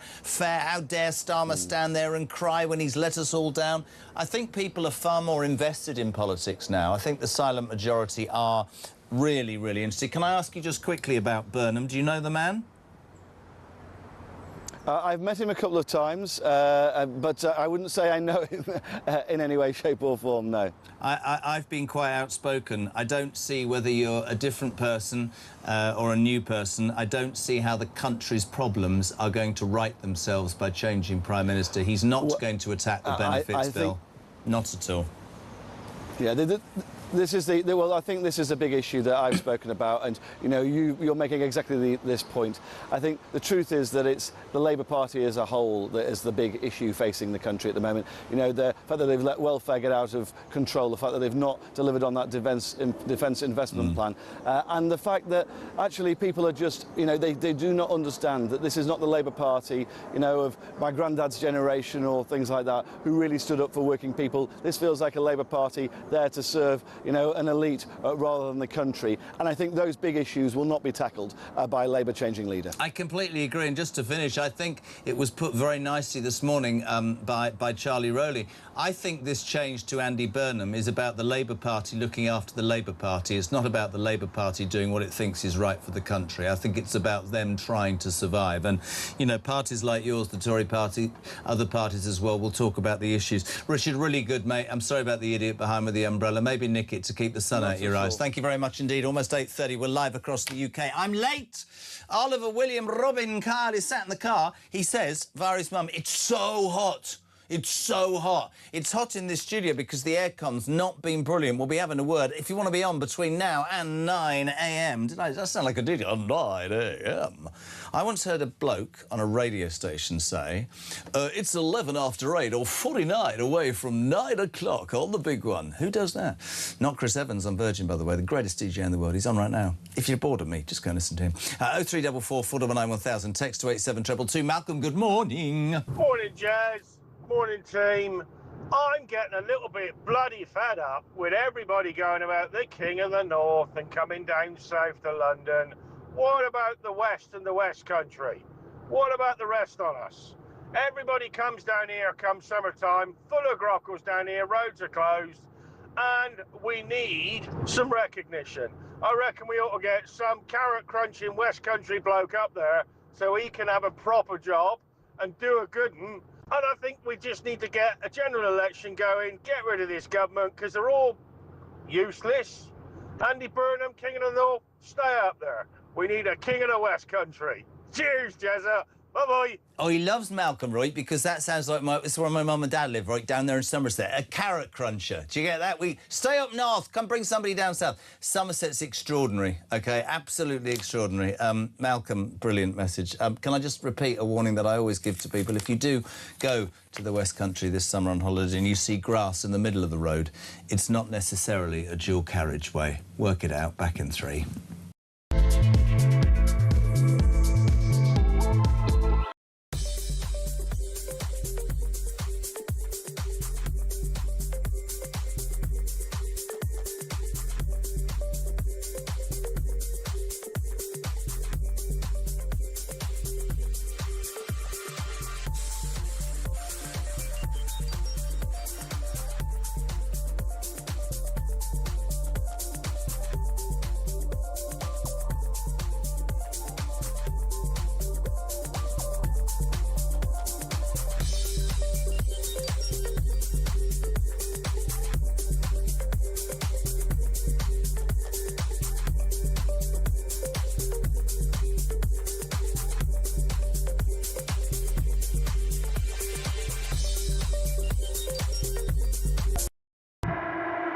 Well, I listened to Keir Starmer yesterday when he came out, and it looked to me like I thought for a moment he was saying that he was going to challenge Andy Burnham because he made the case for why he was so brilliant. We all have our own views about that, but it was certainly not a kind of I failed, that's why I've had to go. It was I succeeded, and basically you don't want me anymore.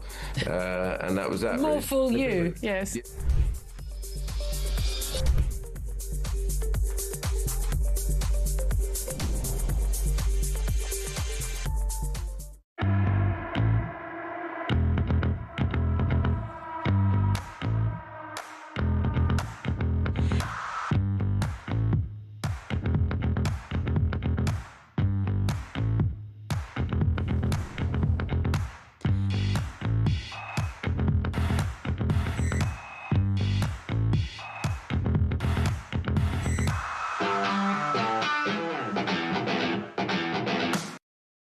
Across the UK, on DAB+, on YouTube, on your mobile, and on your side.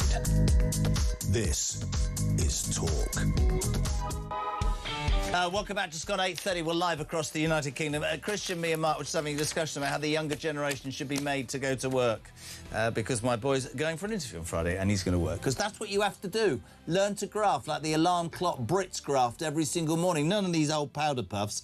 The Great British Bunk Off today. People staying at home because it's so hot. Right. I love the fact we spoke to somebody about global warming and I said, you're going to give me a lecture. He went, no, I think we should all get bloody AC. That was the highlight of my morning.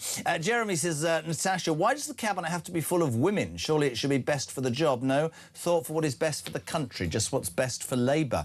This is reacting to the reports that Andy Burnham could make the four big offices of state, Home Secretary, Foreign Secretary, Defence Secretary and Chancellor, all women.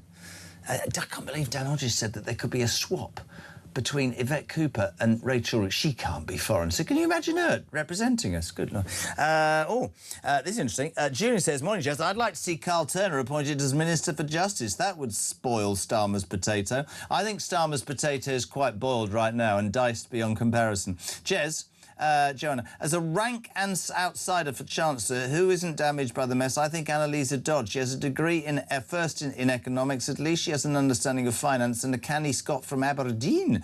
Yeah, she was jettisoned by Starmer quite quickly. We used to have her on the show a lot. Morning, Jess. I don't trust in the political process in this country, and I don't believe we are democratic or free under this government. Houston, we have a problem. Dan. Apparently we are about to break the June record of 35 degrees JK set in 1979. But what about the climate lunatics failed to say is that this heat wave now is about 4 days. 1976 was 8 weeks. Yes, it was, and it was bloody hard. It was hard in the old days. None of that lot. You must have been born in 76, Mark. How old are you? 73. See, he was a 3-year-old nipper, him. Of course you don't remember it. What was it like in the... No, I'm joking. If Burnham is getting full cabinet briefings, bear in mind he has been an MP for less than 18 hours. Has he been fully vetted or passed all the security tests? Or is this Mandy 2.0 and they're ignoring the process and the civil service? Wayne and the unfortunately named Burnham on Crouch. Burnham? No idea.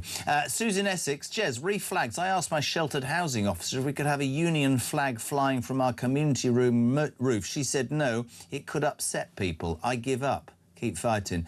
Zarina, I admire the people on the Kirby estate. Wonderful spirit of community. Morning, Jez. Claire near the Cotswolds. It's quite a big area. I mean, you say I'm near... Do you know what I mean? I'm near Stroud. But I'm near the Cotswolds. I'm actually in Aberdeen looking at the Cotswolds. Quite near. I've come to the decision that the flag hatred from the left is because our great flags remind them all of Brexit and they still haven't got over it. Have a great day and stay cool. Morning, James. Yes, good morning. Now, I'm raging this morning. I'm absolutely raging. These politicians stand there laughing and joking, welcoming Andy Burnham like he's some sort of messiah. Mate, you won one by-election and that's all you did. Big deal. There's people that save lives every day that don't get any form of recognition because they do it because it's their job and they love doing it. Do you know what? And they're all, these politicians, they're all standing there, they're laughing, they're joking, and they're taking the absolute out of us. I'm sick to death of it. None of these bastards are ever accountable. They'll go off into the sunset on their gold-plated pensions. Sod off. And thank you very much for listening to my voice note. No, it's very nice of you to send me the voice note. Thank you very much for the... Fantastic. 0344 419 1000. Let's get to it. Let's say good morning to the First Lady, or First Lady of anything that you want to know. This lady is a legend. Talks International Editor Isabel Oakeshott. Bonjour. I know what happened there. You realise that you call more than one person the First Lady, so you're going to have to just get a bit more creative, aren't you? We can't all be the First Lady. It's surprising that you're marrying Richard because you know me so well. You're absolutely spot on right there. Well done. And I'm loving the earrings today, matching the top, all looking fantastic. There you go. Look at that. I've been giving real thought as to what I'm going to get you as a wedding present. Well, I think we've been quite prescriptive, haven't we, Jezza? Yeah. And some of the options are free. We said gold, crypto, or kisses. Which are you going for? Kisses, cheaper. I thought so. Yeah, that's what I was hoping. But I'm not kissing Tice in public. Just very quickly, well, not actually very quickly. I've got all morning. I couldn't believe this morning, and I'd love your take on this. I mean, the Andy Burnham thing has been, let's just step away from our political allegiance a minute and say it has been an incredibly successfully orchestrated coup. It is almost unbelievable to think that a man who 2 weeks ago wasn't even an MP is not only on the cusp of Downing Street, but we hear this morning, Isabel, Number 10 confirms that Andy Burnham will start receiving government briefings and meetings with the Cabinet Secretary as soon as possible. The nominations haven't even opened for the contest.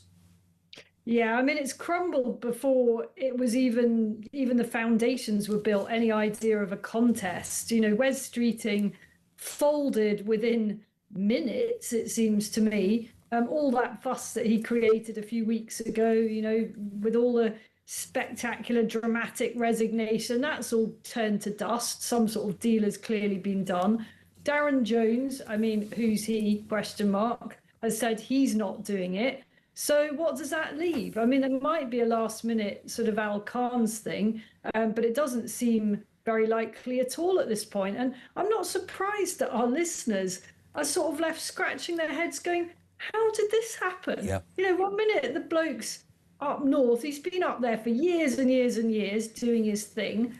The next minute, he's just being installed as Prime Minister of one of the greatest countries on earth. What the heck? Completely with you, and we'll get into a bigger discussion about that, but just let's look at the reality of what you just said.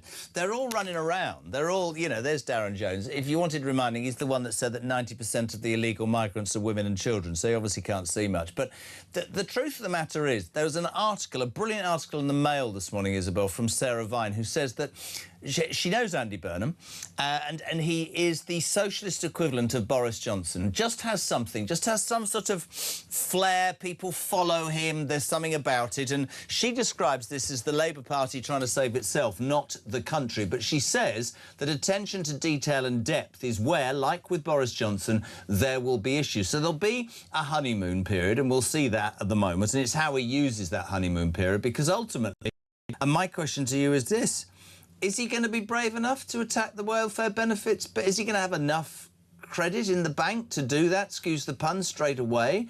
Is he going to spend more on defence?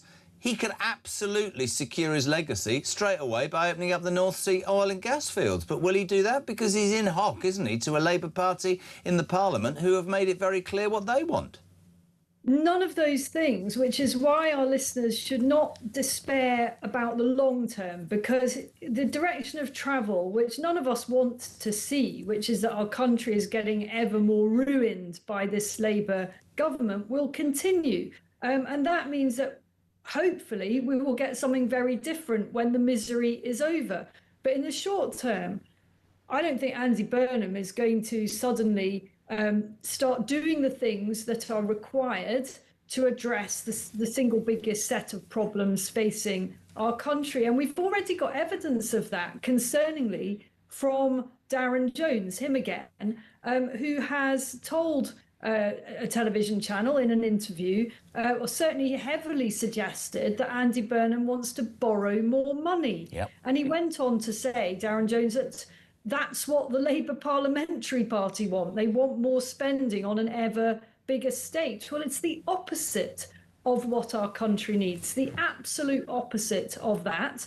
We've already seen extremely worrying signs of where Andy Burnham stands on taxation, as if Middle England isn't already being absolutely squeezed till the pips squeak. He seems to think he can come back for more, and particularly hitting the very top end. Now, a lot of our listeners and viewers may say, well, that's fine. Wealthy people can afford to pay more. To that, I would say, I'm afraid wealthy people will just leave. More wealthy people will leave. Do you know what annoys me about that argument? And I'm so with you. Is and I don't know if our listeners, the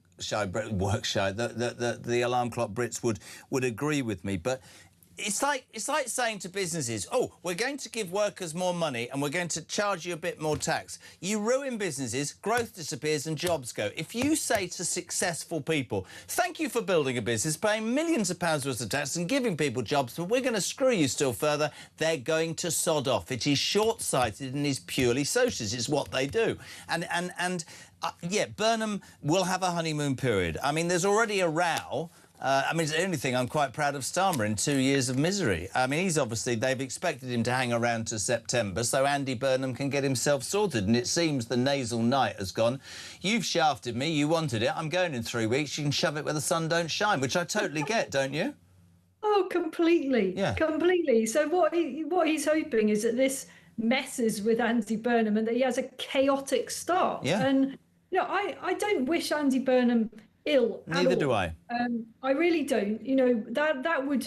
There's no point in being very party political when there's a new prime minister, because we have to hope that somehow or other it's going to be better than it has been. I fear it's not, but you're absolutely right. We have to. We're both patriots, right? Our listeners are patriots. We want our country to be better. I don't want people to not be able to pay their energy bills or not be able to afford their food or not feel safe on the streets. Or I don't want our... here's the thing. The Troubles Bill, that horrendous, the thing that disgusts me more about Starmer than anything, almost more than the Chagos Islands, which disgusts me, that servicemen and women who put on the uniform 30 years ago could be prosecuted while the IRA are getting immunity. Andy Burnham could get the veterans on his arm straight away if he does that, because that's absolute rubbish, man, and a disgrace to our country. But it's OK having political capital, but I suspect, a bit like Badenoch right now, there are so many different facets in the Labour Party that he's going to have to please all the people all the time, which Starmer managed for a few years, and then it fell apart when he got power. What he should really worry about this summer is some kind of horror of the kind that marked and permanently damaged right from the off Keir Starmer's administration. Andy Burnham and his people will be terrified of a boiling hot summer of trouble on our streets. And I hope to God that doesn't happen, because it's not what any of us want to see. But I think it's quite possible. We none of us can know what events may take place this summer. And if it does happen, if people do take to the streets in a violent and unacceptable manner, Andy Burnham's challenge is going to be, how does he handle that differently from how Keir Starmer handled it? Because the way Keir Starmer responded actually made the country more angry and more divided. And I don't think Andy Burnham will want to face that test very quickly. We had a feature on earlier about the flags, great estate in Southall, where they deck out all the flags and nobody's giving them any trouble. What Keir Starmer did, and I remember the Southport situation vividly, because I said something at the time and people looked at me like I'd landed from Mars. It was pretty obvious to anybody in the know that this wasn't an illegal migrant, and the government could have released that information, that it was the boy from Wales who'd gone wrong, but they didn't. And it didn't. It built and it built and it built, and people took to the streets, which allowed Starmer to say, you're all right, far-right thugs, and arrest everybody and try them and put them in jail within 24 hours whilst kicking out the Gucci shoe-wearing criminals to start a life of misery again. And I remember thinking, that suits your narrative. And so we've had 2 years of people saying, what? So if I challenge this government, I'm going to be called far-right. If I fly a flag, I'm going to be far-right. No, not at all. You have as much right to protest as the Palestinian mob that do it every Saturday. I think that Burnham will come under pressure with his language and his response. I completely agree with you. I think he's going to have a honeymoon period. I think there's things that he could do. But he will be hamstrung by the party. But there's something about him, Isabel, we've got to be honest, there's something about him. Well, he's got a personality which stands him aside from Keir Starmer straight away, doesn't it? Well, he's just likeable. And being likeable can carry you all the way, it seems, to the threshold of Downing Street. Yeah. He's nice. And that counts. It's not enough, nowhere near enough. Have you met him? Do you know him? Well, absolutely. And I wrote at length for The Telegraph yesterday about how being nice is not enough. I mean, I've known Andy Burnham for 20 years. Through the ups and downs of his career, I know which jobs he liked in the cabinet, which jobs he hated. So I've got a pretty good sense of the man. And I opened my article for The Telegraph by saying, Andy Burnham is a good guy. I've got nothing bad to say about his character, in brackets, yet.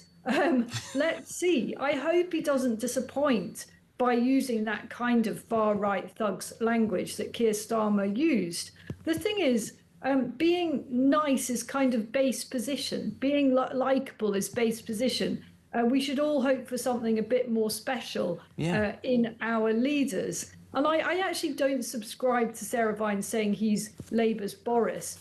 I mean, I don't want to be mean-spirited, but he isn't that charismatic. I mean, Boris is quite exceptional.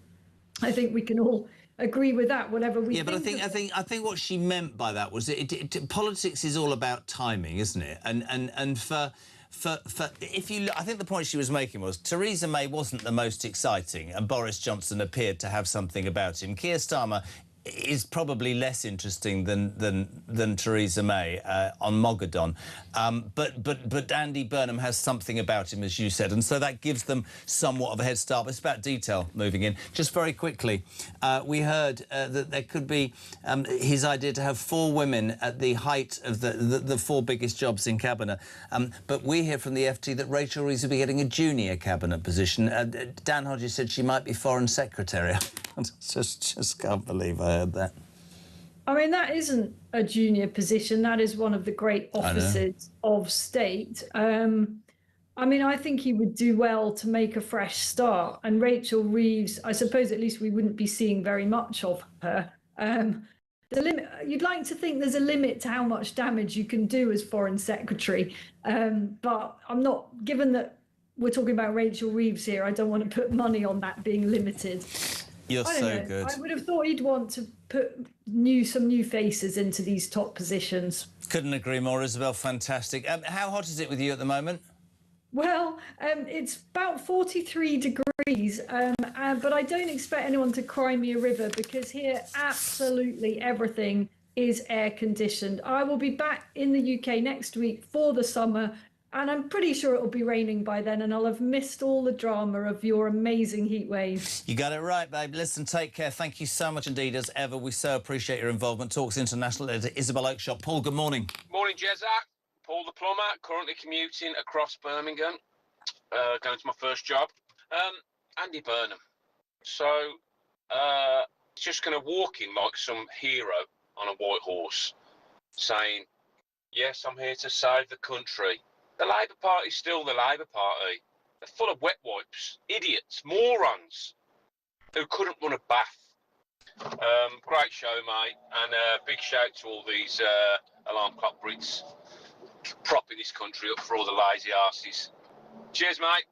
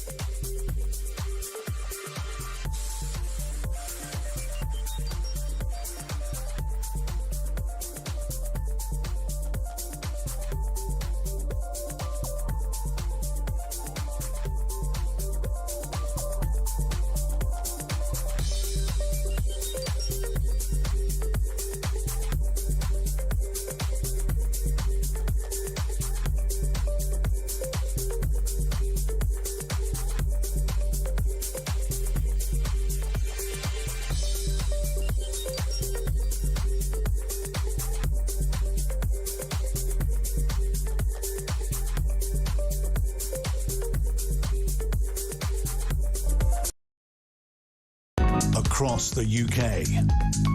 On DAB+, on YouTube, on your mobile, and on your side. This is Talk. Right, welcome back. 9 minutes to 9. So this heat wave, this heat bomb, this extraordinary information that we're going to have the hottest day ever in the history of temperature gauging. Let's get a quick one from a meteorologist of great quality. John Hammond, good morning. Welcome to the Jeremy Kyle Breakfast Show. How are you? I'm trying to stay cool, Jeremy. I found a nice shady dell here in the woods, and actually it's not too bad. It's going to get a whole lot worse. But at the moment, it's, you know, low 20s. Yeah. And I'm just going to stay here all day, I think. I went home because I live on the coast. I'm not going to moan about it because it'll be raining next week.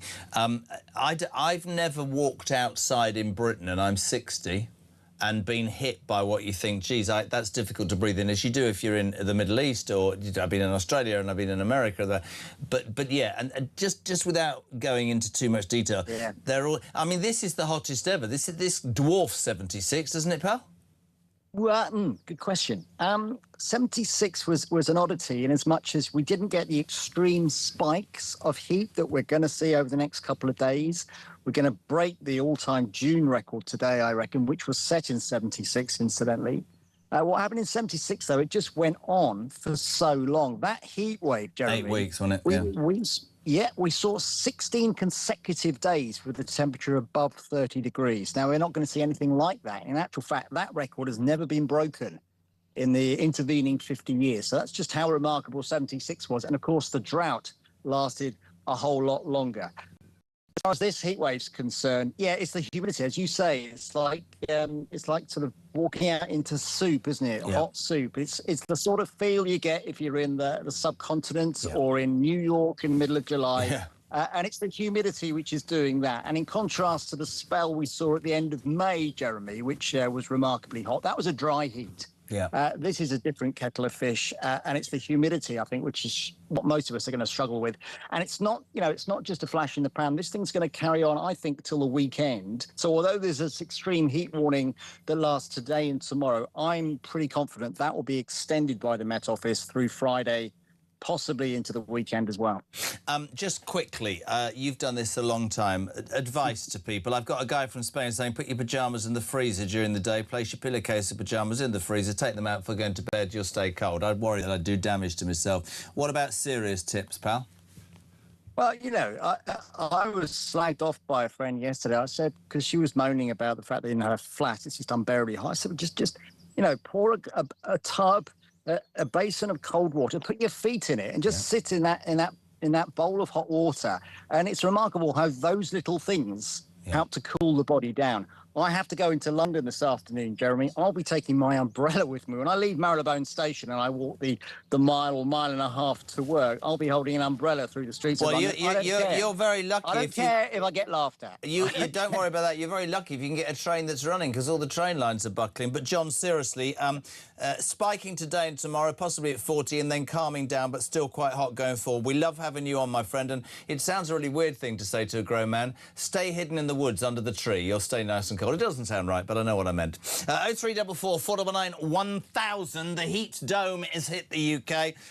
Great British Bunk Off. Let us know if you are not at work or school today because it's so hot. Oliver taking part in his swimming races. But why have I done that? Swimming gala. Let's get some sport very quickly. Push the button, Big M. 90 minutes in 90 seconds. From The Sun. Let's say a very good morning to the Sun's Gary Stonehouse. Morning, Gaz. How are you? Morning. How are you? Well, it was boring, wasn't it? Boston Zeep. I mean, it was. And I've had people on going, yeah, I had Harry on. He was honest, as he always is, Harry Redknapp. He said it was turgid. Other people are going, yeah, but they had 10 men behind the ball. And I go, yeah, and they're the second worst ranked team in the World Cup. Other people will park the bus. You have to have the ability or the talent to get through it, don't you? Yeah, exactly right. As one of the so-called favourites for the tournament, the team need to get used to that. Not everybody's going to come out and have a go at us, and we just lacked that quality, didn't we, last night to get in behind. I mean, it was a poor night for Anthony Gordon. Yeah, but he didn't get any... But I'm not sticking up for Gordon from my Newcastle connection, but he got no service whatsoever. Spence shouldn't have been on the pitch. We should have taken Lewis Hall, a left-footed left-back. I don't understand it at all. I actually agree with you. You know, last time I was on here, we were debating a couple of selections in the squad. Lewis Hall, I covered Newcastle, myself, and, you know, I was a bit surprised when he didn't get in there. There is some strange calls. Ultimately, we can't judge him, can we, till the end of the tournament? Thomas Tuchel, we'll see. He obviously has a plan, or believes he has a plan, but there is some strange calls. And last night, you know, some of those selections didn't really pay off for him, did they? Gaz, just we haven't got long. It's a reality check today. And people think I'm cynical. Everything you need on TalkSport, everything you need in the Sun. But didn't that point out last night? I don't know what it is. We're supposed to have the best talented players in the world, and yet that was turgid, man. It was, and, you know, sometimes I think it could be a good thing as well. You know, let's be honest, against Croatia in the first half, it wasn't great. Much improved second half. But people, you know, maybe getting a little bit carried away after that. Let's not forget Croatia, yeah, they've been great the last 2 World Cups, but they're an aging side, and not really does anybody fancy him to go all the way and win the tournament. Maybe this was a reality check. Good thing for the squad, good thing for the fans, and let's just hope they can bounce back in style against Panama. Good man, Gary, thank you. Only short, but the Sun, just great coverage. I love the front. Don't worry about a thing, because everything's gonna be all right. And on the back, Boston Z Party, or Z's Party. Everything you need to know on the Sun and with TalkSport on England's World Cup. Summer's 9. This is Talk Breakfast.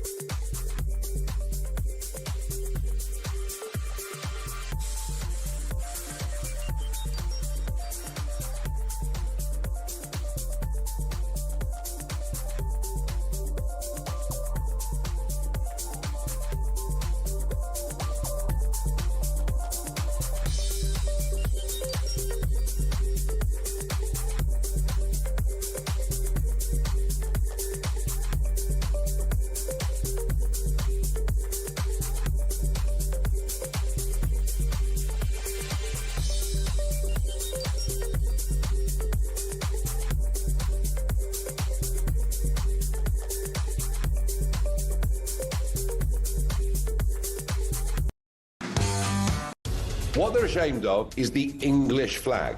Scottish flag, fine. Welsh flag, fine. Irish, everything like that's marvellous. But no. We can't be English. And this has been going on for a long, long time. He would be Prime Minister of the most toxic political brand in the country at the moment, which is Labour. And that is what we will be battling against. Our Prime Minister is allegedly attacked by another nation and nothing is said. This is a reminder that Russia regards the United Kingdom as a hostile power. Across the UK, on DAB+, on YouTube, on your mobile, and on your side. This is Talk.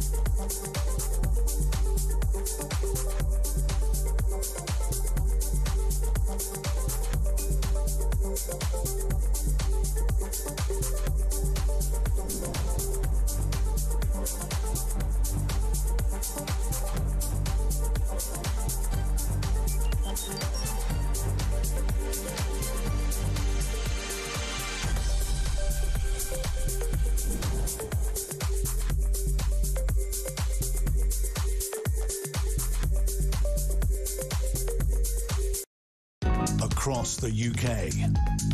On DAB+, on YouTube, on your mobile, and on your side. This is Talk.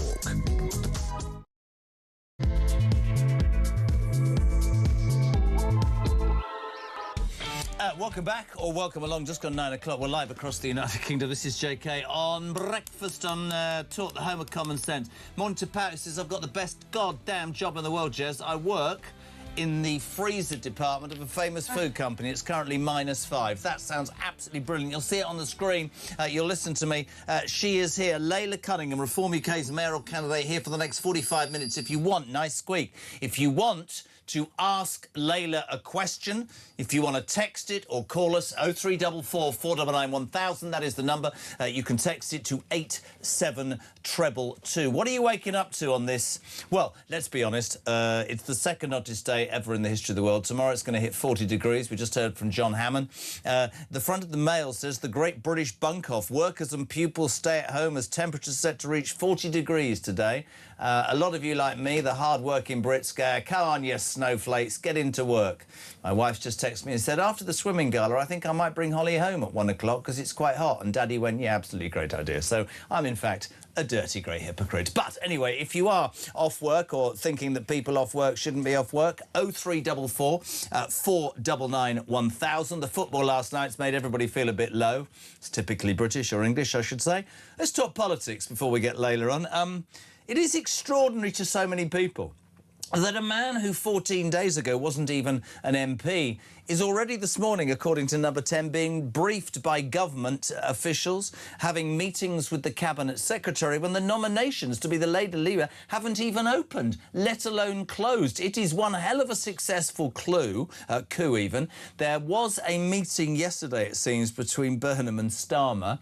It was frosty, and Starmer, they expected, Burnham's lot, that he'd last till September, and he's gone, well, you wanted the job and you wanted me out and you shafted me, so I'm going on July the 16th and you lot can swim. Morning, Sean. Morning, Jeremy. Sean and Leicester. How crap are Labour?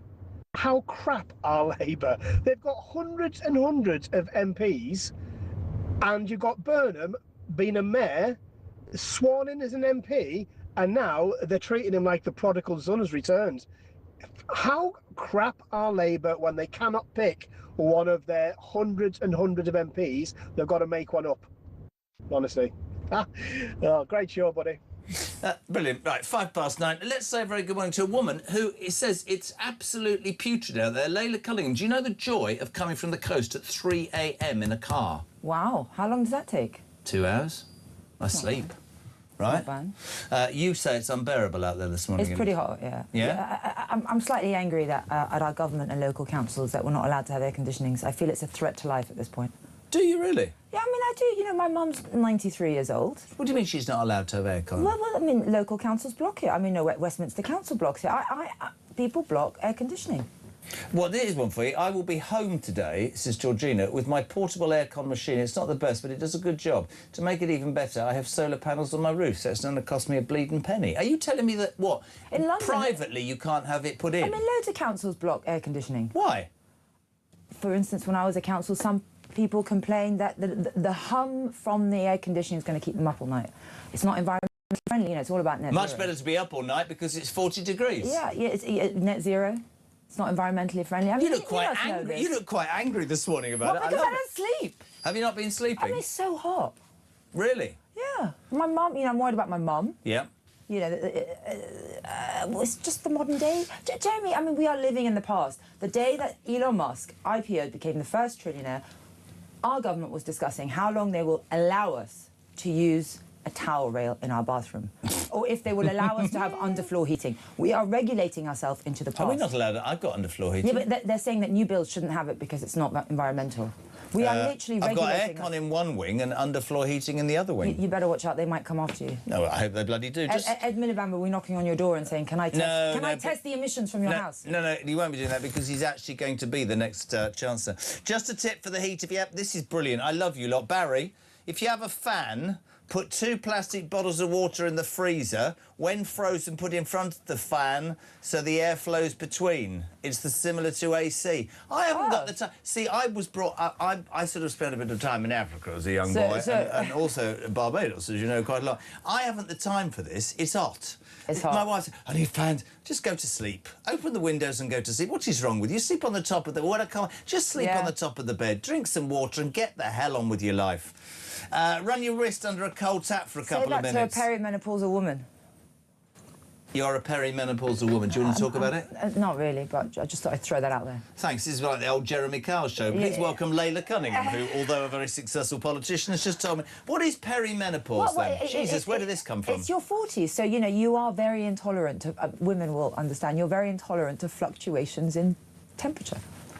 Right, OK, well, take your jacket off, then. The hot weather, it's summer, it's hot, and everyone's moaning about it. Then everyone gets on a plane to go from their holidays, and then the moment when the leaves start blowing, the rain starts thing, and it's snowing. That's the great thing about being British. It's just like our politics, all unexpected. Anything can change at any minute. Let's talk about Burnham. Even by your standards, and you've been at the forefront of so much, have you been amazed at such an incredibly well-orchestrated coup? Talk about a hatchet job. In, out, number 10. Bob's your uncle. Never seen anything like it. We had a fabricated by-election where he pretended to campaign for Makerfields. And I agree with you. The civil service seems to have chosen our Prime Minister for us, obviously. We don't have a say in it. No one does, but the civil service. He's being briefed by the government. As I understand it, he's still just an MP, you know?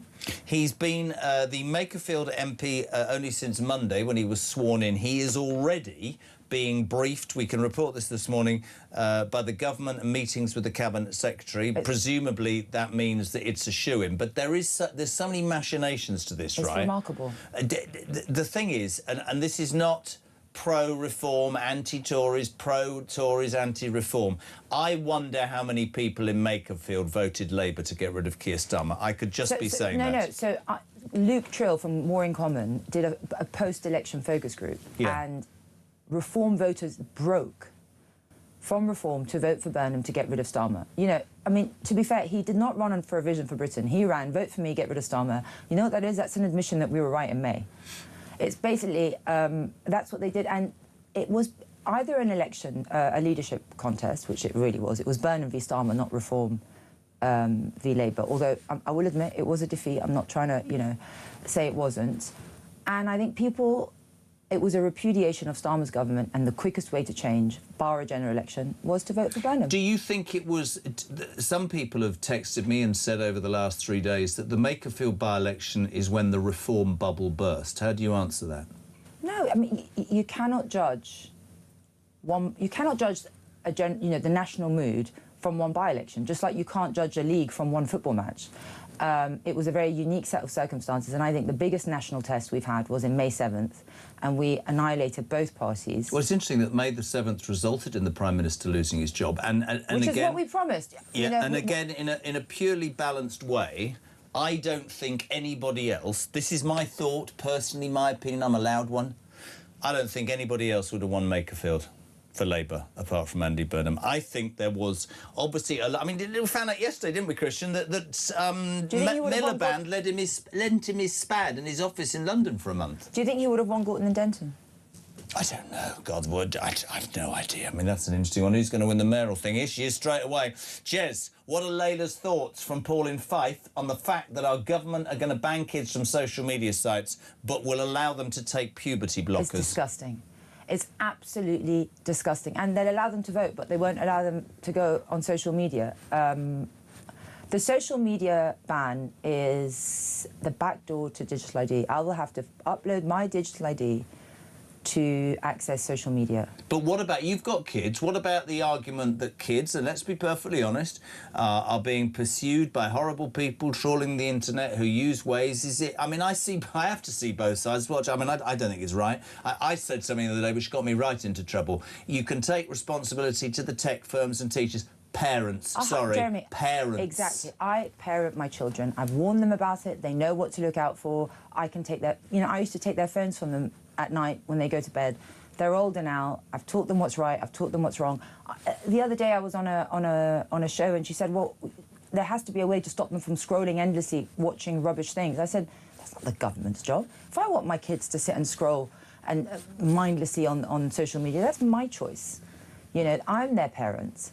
And I'm so with you it's about personal responsibility, personal accountability, and the government wants to remove that. And if we don't have personal agency, what do we have? And also, I don't know. Listen, I'm old-fashioned, but even I know about VPNs, and it Or is they very. might ban VPNs. We might become like China and Belarus. They might ban VPNs. Imagine that. They're desperate to. I've always come from the assumption that the parents, it starts at home, but I understand the challenges that But there Jeremy, are. also, social media is never going away. Tech is not going away. You don't. There could be more controls on the tech companies. Yes, I have to say that. But you and I know that come 16, they don't suddenly mature. No. In fact, it gets worse because they're allowed out more and everything. So I don't see why the cutting off point is 16. In fact, they need to get used to it so they're ready for everything they face. What in age adulthood. did yours get a phone? I'm going through this with Oliver. Mine have always had it at 11. Secondary school. It was when they were allowed to take the tube by themselves because I could monitor them. He went, 6, I want to be a YouTuber, I want a phone. You're not having one for a day. 6, YouTuber. Ridiculous. Layla, please ask her.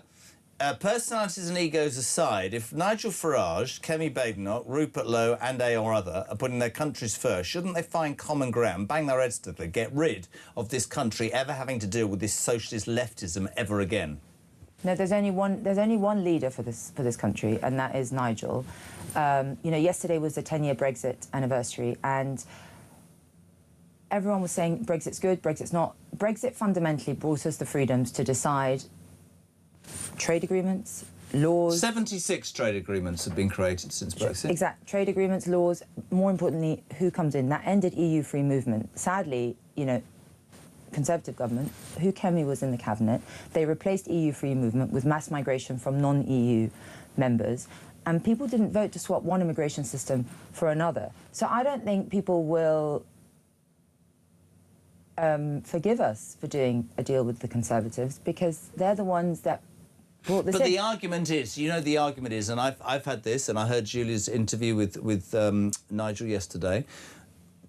To me, the Tory party has a split, and there is a right wing of the Tory party, or just actually centre-right of the Tory party, that sits better with reform than the so-called wets. The problem you've got is the right, in all of its entirety, however you dress it up, whether you think that Restore is a serious vehicle or not, or it's an online assault led by Musk, whether you think Kemi Badenoch is the right person at the wrong time because her party won't be forgiven but she's brilliant, whether you think, well, no, hear me out, whether you think Nigel has been the most consistent voice for 25 years and actually taps into what people think, which is where I'm at, right? And he's not perfect, nobody is, but faced with, and I think that question's a good one, faced with in 3 years' time, Julia asked it yesterday, are you seriously telling me that Badenoch, Farage and another, whoever, are not going to at least have a conversation if we are faced with another 5 years of this awful, awful socialism? Listen, I don't speak for Nigel. No. I'm not the leader of the party. All I can tell you is another example of the failure. One of the reasons I voted for Brexit was to free ourselves from the regulation that stifles all our innovation and growth. EU only believe in regulating companies and businesses and will never be part of the future. No. And Kemi Badenoch was the minister in charge of the bonfire of regulation. She was meant to get rid of 4,000 EU regulations. She only managed 600. And that kept us tied and having regulatory parity with the EU, and that has stifled our growth. They have failed on so many levels. And listen, it's very easy to talk tough in opposition. I have to judge them on their record when they were in power. I can't judge words. You have to judge actions. That's it. It's reported that... And you know why? I feel that the Conservatives didn't believe in Britain enough to go at it alone. I don't think any of our governments for a long time have believed in Britain. Nigel, for me, is the only leader that has always believed fundamentally in the greatness of Great Britain. And he wasn't willing to sacrifice it at the altar of global partnerships. And those global partnerships, he recognised, were not beneficial to the people of this country. Do you think that his message to the people of this country, whenever it's delivered and however it's delivered, do you think that that is diluted with the rise of, say, Restore, with the rise of with Andy Burnham taking over, with Kemi Badenoch suddenly doing well in terms of personality? Do you think it's Is it a blip? Is it just that's the way it goes and it's a long fight to the next election? What are your thoughts? No, I mean, listen, I don't think it's a sprint. Still leading in the polls by 9%? Exactly. I think it's a sprint. It's a marathon, not a sprint. You know? Nigel's got the receipts. He's always believed in this country. He's always fought for its sovereignty and its freedoms. And I don't think any leader right now comes close. Yeah, they've jumped on the bandwagon, but Nigel's always been the conductor. This is really interesting. It's just been reported, love your response to this, that Andy Burnham is considering watering down Shabana Mahmood's immigration reforms. This includes ditching the retrospective reform for Boris Wave migrants to wait 10, not 5 years for permanent residence. Angela Rayner said in March, of course, it was un-British to apply the changes retrospectively. It's remarkable, but it's not un-British to tax British people to the max and bankrupt the country for people who've just arrived. I find that un-British. A fundamental principle of British government is to serve the people that voted you in, not those that just arrived. And that's what we're focused on. You know, it is unaffordable. It is unfair to ask the British people to work so hard and sometimes be put at the bottom of the queue for social housing or social welfare, and then to ask them to pay for the very people that have superseded them in priorities, and then to look down on them in disdain if they complain. That's un-British. I've never understood, whatever your politics, I've never understood that you say, I mean, I started this show some time ago, and one of the first days was a call from a lady in Bury, and she'd worked 50 years, all of her life. Husband had died, she's a widow. It was just when the government announced the fuel cuts. And she said, do you know what, Jez, I would be called far right, and I'm far from that. She said, but I've worked 50 years, and I'm getting less now than a bunch of illegal migrants who are in an HMO down the road from me, who terrify me. They're getting everything I'm not, and yet I've paid for it. That doesn't make any sense. It's not racist to say that. It's not far right to say that. It's factual to say that, right? Well, can I just give you an example? Let's say someone's just graduated from university, a top university in Oxford, right? They work for, I don't know, an advertising company in London, born and bred in London, are working, are earning about 60k, 65k, top 85% earner. After rents, after taxes, after everything, they will not have enough disposable income to save for deposit for a house. And they will delay having children until they have security of home ownership, right? And so they will delay, because they recognise that they have to afford that home to house their family, right? And when it does come to them having a family, invariably they will have to move out of London, their own city, because they can't afford to live here. Someone arrives on a boat, Jeremy, illegally. They are granted asylum. They're an asylum seeker. They're granted refugee status. They're put in a Zone 2 flat in London. They don't have any worry of rent, taxes, anything. And if they want to have a bigger house, they will apply for their dependents to be flown into the country, and the government will house them in a bigger house in London. Think about that. Someone who arrived illegally will have more security of home. I agree. Than a Londoner who's born and raised and done everything right. It's awful. Let's go to Kent. Tony, you're through to Layla Cunningham. Good morning, my friend. Yeah, good morning, Layla. Oh, hi. Can we turn it up, please? What, me? Yeah, speak up a little bit, pal. Sorry, it's a little bit quiet. All right, sorry, I'm sorry, just got up. I work nights. I'm a black cab driver. Hi. Oh, bless you. I live outside of London. I was born and brought up in London, but obviously, like, the mayorship affects our industry. I was just wondering, Layla, would it, when you're in, and I believe you will be in... Thank you. Will you do something about the 20-mile-an-hour zones? The cycle lanes? The amount of pedicabs that are on our streets in London, it looks like a third world country. Yep. So, go on. No, sorry, go on. Carry on. What about the 20 miles per hour? 100%. I will do an audit of all the roads. Listen, in a residential street, by schools, perhaps. But on big roads like Bayswater Road, Park Lane, it is... Embankment this morning, no cars, 20 miles an hour. The thing is, good policy, right, protects people. Bad policy punishes people, and that's what it's doing. And this policy is not catching reckless drivers. It is just catching drivers. That's it. You know, I used to prosecute traffic court, and it's the only time I saw grown men cry because they get their licence removed for doing 23 miles per hour 4 times. Saw a It bloke is the abhorrent. other day on that embankment thing that goes all the way along that we get every morning, doing 24 and the thing flashed. And I'm sorry, this isn't going to go down well. I would rather my police were out chasing child abusers and burglars and rapists and people who injure people than saying, you've done 23. I'm sorry, I find it's ludicrous. No, I get it around schools, but it is a financial racket. That's the point, man. It's a racket, and it's punishing people, and it's not catching reckless drivers. No, it's literally catching. And when I drive at 20 miles per hour, I'm more focused on keeping the 20 miles per hour than anything else. It is ludicrous, and you're right. And in order for a successful city, you need to get it moving again. London is not moving right now. Paul, sorry, Tony, just quickly, mate. And Tony, I wanted to ask something about Tony. Oh, you actually. do? Go on then, ask him. Tony, I got into a black cab, and I noticed that you have to have the machine in it that takes payment. You know, the one that's stuck on the plastic compartment. Yeah, you have to have a fixed credit card facility in the back. But that takes 5% of the fee I pay. That's like another tax. Oh no, there's nothing that's we can actually do unbelievable. about that. That's down to TfL and their legislation. Layla, I don't approve of that. I don't think you should have to pay 5%. Yeah. No, why should we? Big companies do it. Marks and Spencers don't charge 5% when you pay for their goods. It's a tax for taxi drivers, and that's got to be reviewed. It's not right. Right. You know these pedicabs. Yeah. Is this tuk-tuks? Yeah, but they're called pedicabs here. Yeah, they.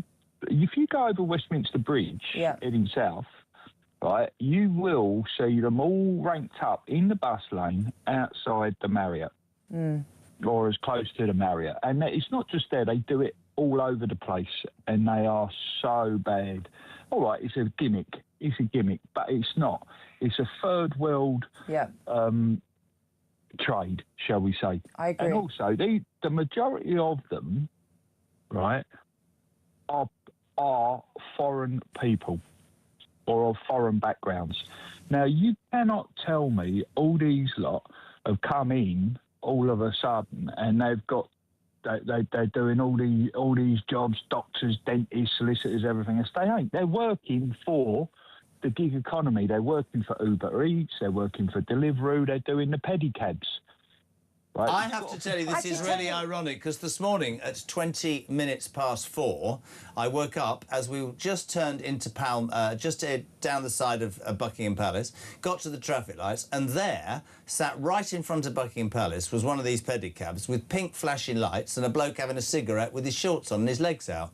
And I was like, what is that? And Ben goes, that's a pedicab. Also, it's a right. But Tony, I want to. The thing is, no one's controlling our streets, right? So you can run riot and do whatever you want. Pedicabs have. They don't. No, I'm not going one. They're open. But pedicabs are a blight on our streets, and they really fleece tourists. I don't know any Londoner who takes a pedicab, because we know they're just a racket. Another thing, Tony, I wanted to ask Tony. Oh, she's in charge. Sorry, Tony, and something I will. I was actually quite shocked to read it. And Tony, correct me if I'm wrong. For you to get a TfL licence, either I think with Uber or Black Cab, you have to show that a clean criminal record for a certain period of time. Get this, Jeremy. If you're an asylum seeker, even if your refugee status has not been declared yet or granted, you do not have to show a certificate of good standing or clean record from the country you arrived from. Am I correct, Tony? Yeah, that's right. That is... I don't understand how we've allowed that to happen. That will be stopped when I'm in. Tony, can I ask you a question? I love black cabbies. I get in the whole time, and they all say the same thing, that this mayor has destroyed their livelihoods. How did Sadiq Khan get to be in charge for so long, my friend? What would your message be to fellow Londoners? Right, I'll answer your question after I've just brought up 2 more points, if I may. They're just quick ones. Right, would Layla ban the call to prayer? I mean, the amount of times I drive up and down Oxford Street or whatever, and all I hear is all the time. What's going on with that? You don't hear Catholics, you don't hear.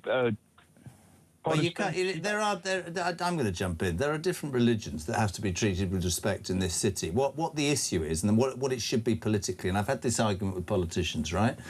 There are plenty of people who have come to this country and done jobs and earned taxes and built businesses. A guy picks me up every night. You might have heard me say this, Tony. He came from Bangladesh 40 years ago with his 2 brothers and his dad said, I'll tell you what you're going to do. You're going to integrate, you're going to appreciate, you're going to learn the language, you're going to build a business, you're going to pay tax. Exactly anybody, and I could name you one, but I won't because he'll start abusing me. Some people stand up and think that anybody like that should be sent home. I think that's utterly abhorrent. What we all should agree on is that people coming to this country who are not vetted, who have a different set of values, who treat women like pieces of meat, who think it's OK to attack people, should not be allowed to come here under the auspices of we're doing something great for the world. No, our own people are suffering, and these people are coming here unvetted, and then they're committing crimes, whether it's gangs or rapes or murders or muggings or whatever. That is what we need to deal with. And if the right is going to... Sorry, I'm on my one now. If the right is going to get itself elected in 3 years, it needs to find a differentiation between, I don't care if you come from another country, but I do care if you're unvetted and you sit on benefits and you take advantage. If you come here and you work hard and you've got a visa and you do and it, you love we should this country. Absolutely. And that differentiation needs to be made because people are getting that mixed up. Tony, the problem is that, as I've said this before, Labour have divided our city up along ethnic and religious lines, and they go to different ethnic minorities and they tell them, you've been oppressed by this country, and they foster hate of the very country that gave them everything. We need a shared identity in Britain, a British identity, shared values and shared pride and love of this nation. That's what will create unity in our nation. And I agree, it is jarring. I know the one you mean. Is that the one in Hyde Park where he blasts the call of prayer in front of the entrance of Park? Well, I've heard it in front of Hyde Park. It is jarring. I don't know if I have the power to ban that, but that will become less prevalent when you make it clear that we are a British city and British shared identity. But you can be British without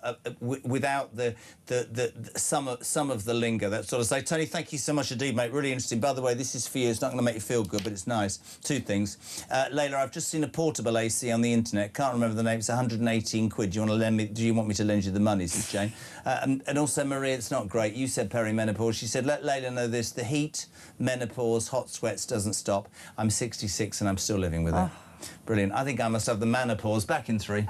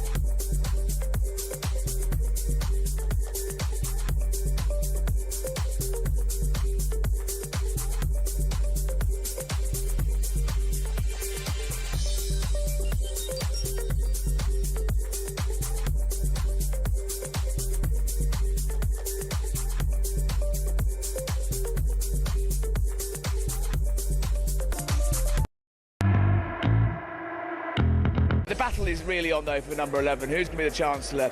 Ed Miliband, don't forget, has played an integral key role in this coup, and it is a coup because no one apart from 25,000 good people of Makerfield have voted for this guy. He is, probably the most left-wing person in the government, and he will spook the markets. He's a big spender. He's very anti-business. His net zero plans have led Britain, into a seriously, tricky waters.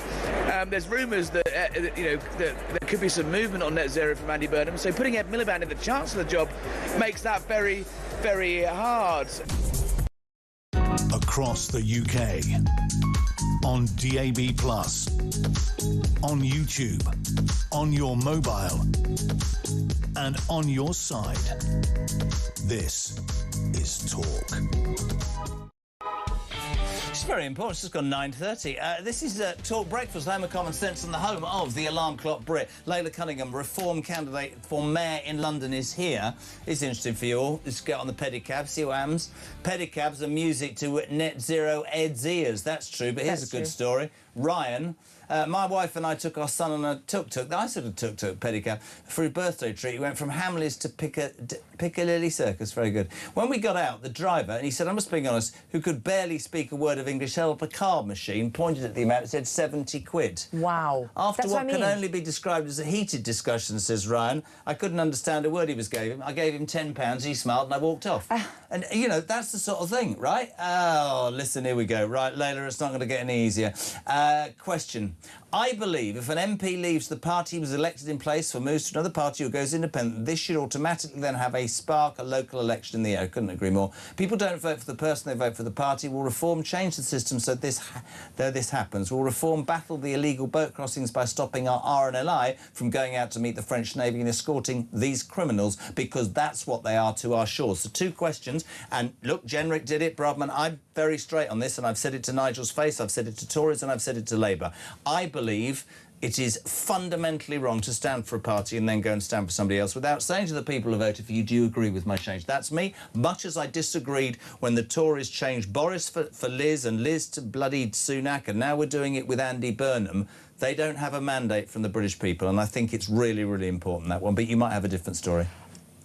It's just how it's been done. I do think there is a difference between an MP switching party in a parliamentary constituency to someone running for Prime Minister of our country. No, I get that, but mandate. why should if 30,000 people vote for me as their MP and I decide to wake up one morning and I'm not Reform, I've suddenly decided to go back to the Tory party, I am betraying the people that voted me under the banner on which I stood. So surely I have to go What again. if the people that voted for you feel betrayed by the party that they voted for you under? How can you prove that? He's been speaking. What if you hold surgeries? You've been speaking to your constituents, and they tell you why. I had this as a councillor. This is why I voted Conservative. They have not done this. They have not done that.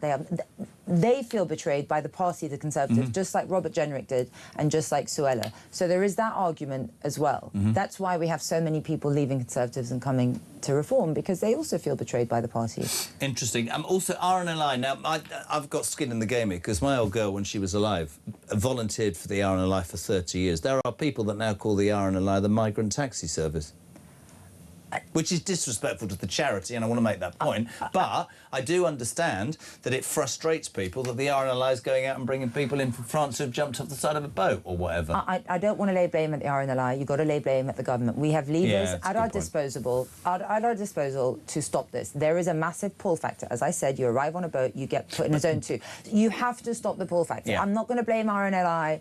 If the no, boat but you can understand they've been... The frustration, for sure. People will go, well, why are the RNLI doing that? I'm giving to a charity. Well, maybe they're being coerced. Don't give to them. Yeah, maybe they're being coerced. Maybe if you don't agree with them, don't give to them. And it's just that my mum worked for them for years and years. It's a good organisation. You just wonder, don't you? But, you know, the RNLI also saves lots of lives, so that's an interesting one. Let's go to Southampton. Paul, you through to Layla Cunningham. Good morning. Hi, Paul. Good morning, Jezza. Good morning, Layla.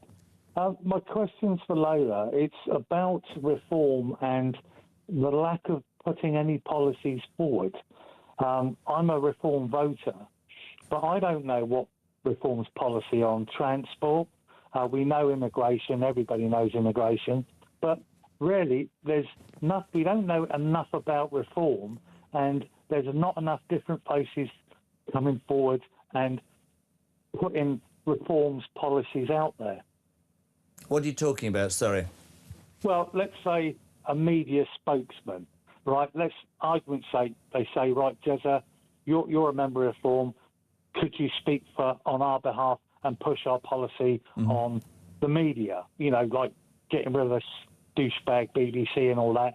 This is what we will do if we are elected. I'm here, Paul. Well, yeah, and that's what I'm not hearing anything. I mean, you've got Heidi Alexander, transport. What does she know about transport? Nothing. And I think, can I just... There's a wider point to this question, and this is me being completely... Keir Starmer won the biggest landslide election in 24, wasn't it, Chris? It was July 24, with a Ming vase policy, which means he didn't say, bugger all, let's just nail this. As it turned out, it wasn't a Ming vase policy. He didn't have a plan at all. The problem for a party like Reform, and even the Tories, who, of course, spent a year not saying anything under Badenoch while they worked it out, is the world's an ever-changing thing, and you can't really say we're going to do that until you perhaps know what the situation is. People will demand meat on the bone, and then they'll say, well, why are you telling us that? Because you're not even elected. Maybe more centralised information would be a really interesting point that he's making. Starmer won without... We didn't know who his people run for government without knowing who their cabinet is. We don't know who Burnham's cabinet is yet, so I don't think we need to announce all our transport potential. No. But what now. he's saying is, do you think that we should know more from Reform as to their policy on, say, transport, on education, on the NHS? Do you think it should be there should be more people talking about more things? It's coming. I don't think there's any point in just spouting out policy. And what we do find is that when we do put a policy, the Tories or Labour tend to copy it. And so, you know, we are slightly reticent about putting it all out. But, I mean, it's coming. I mean, we've got... We have an ever-growing policy team, some of the brightest minds in the country. Danny Kruger is obviously doing that. But also people from different think tanks, people who've been thinking about this for a very long time and are frustrated in that successive governments haven't listened to them to bring it. Is there an argument that says, hear me out, you've got Zera's home making comments at Home Affairs, Richard Tice on business. You know, for example, nobody's talking about defence. Nigel's talking about that. But I mean, Nigel's our defence spokesperson. But there are other MPs. Is a suggestion? But see, that's what we have an issue with. Just is it because of the lower number of MPs as well? I have an issue with, for instance, we're talking about Wes Streeting being the Chancellor. Yeah. What does he know about the economy? Well, many people will criticise successive governments. Look at Grant Shapps. Grant Shapps, I mean, is a nice bloke. Grant Shapps held 6 cabinet posts, 1 for 3 weeks because the government changed, 1 for 2 months. I mean, he went from defence to transport to foreign secretary to... I mean how would you know any of that? Look at Claire Coutinho. She went from net zero a minister to energy minister, you know, going against net zero. So we don't want that. If someone's going to talk about transport, we want them to know about transport. You know, it's not. So you're waiting for the right people to be elected? Yeah, it's not, or to come to find them out. You know, it's not just a tap on the shoulder and you know, you're going to be it because you supported me. We want people who are the best in class. Paul? No, like I say, I'm still, you know, I mean, I'm in the transport industry. That's why I put that forward. But you're right. It's defence, media, it's everything. And, you know, Ben Habib did slag Nigel off for being a one-man band. I don't think he's a one-man band. We've got a shadow cabinet. I'm not saying that. What I'm saying is Nigel can be a rock, but he can't be an island. And it has to be distributed out. There's more. There has to be the talent to... You see, this is such an interesting debate for me. I completely agree with that. But Nigel is... It's Burnham-esque in terms of... It's Boris-esque. It's that one person that drags everybody in. No, it's a leader. A leader... Yeah, a convicted leader. Not a convicted, but leader with conviction. Yeah. You know what I'm trying to say. It's a leader. I think people are not used to seeing a leader of a political party that the party actually back and follow. Yeah. You know, we're so used to people trying to backstab the leader, as we've seen with the Labour Party, as we've seen the Conservatives, that when they see a party united behind one leader, they tend to call that a one-man band. But great management, but great management, the other side of the argument, and we debate loads of stuff, you and me, the other side is great management is delegation. And I guess what Paul... Of course, no, he has.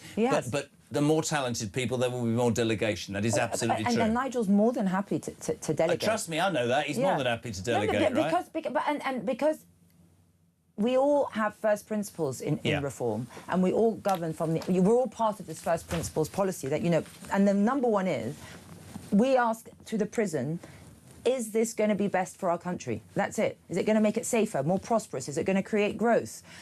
Is it going to secure our borders? These are fundamental principles that everything we do, and in terms of transport, is it going to be more efficient? For instance, in London, I'm not going to put up with unions putting this city on standstill. I'm going to automate the tube. Yes, it will take time, and yes, it will take money, but we can no longer afford to be at a standstill every few months because the unions want free tickets to Legoland. I love it. Yeah, all you union people go to Legoland. Paul, thank you very much indeed. Just to sum up, Lily, you've been amazing. Did you watch the football last night? I did. Yeah, are you a footy fan? I mean, I am when England plays. Do you think... I was sad that we didn't score. Yeah, we were rubbish, weren't we? Great British Bunk Off. Do you think people should take the day off today because it's hot? Someone told me that we are following the Italian method of World Cup, where if you equalise, you still get a point.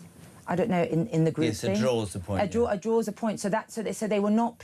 They weren't playing to school. The reason Is that true? Well, the reason that we drew last night is because Ghana just decided they didn't want to score a goal and they're going to put 10 players in front of the net and stop because they wanted a point. My argument would be we should, with our abilities and the talent that we've got, we should be able to break that down. But look, there we go.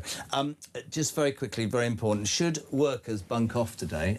Very hot. Should schools close, or have we gone a bit soft? Come on. We can't bunk off when there's snow and when it's hot. My kids tried it this morning. Did they? They're like, Mum, it's so hot, can I skip school? I'm like, no, you've got to go to school.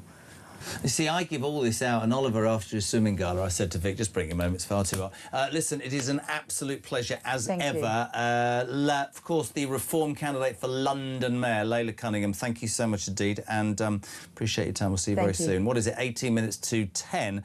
Rafe Heidel-Manku, political commentator, broadcaster, historian, and fellow at the New Culture Forum, is next. Good morning, Mike. Hello, Jezza. It's Mike here from Somerset. I've had enough of this country. Weak leadership, weak resilience. We've got kids being stopped from going to school because it's a bit hot. When I was a child, I lived in Cyprus, where we had regular temperatures above 40 degrees C. And do you know what we did? We went to school at 7 o'clock in the morning and we finished at 12:30. Why can't they just adjust the days to that? Just come back from Vietnam, where it was 38, 39, 40 every day, and life goes on. And I know they're used to it, but life goes on. When I was in the military, I served 21 years. I'm a proud veteran. We worked in all sorts of crap holes around the world where the temperature was regularly well above 38, 39, in some places closer to 50 degrees, and we still just got on with it. Come on, UK, be more resilient. Let's have some effective leadership at all levels. Thanks, Jez. Great show.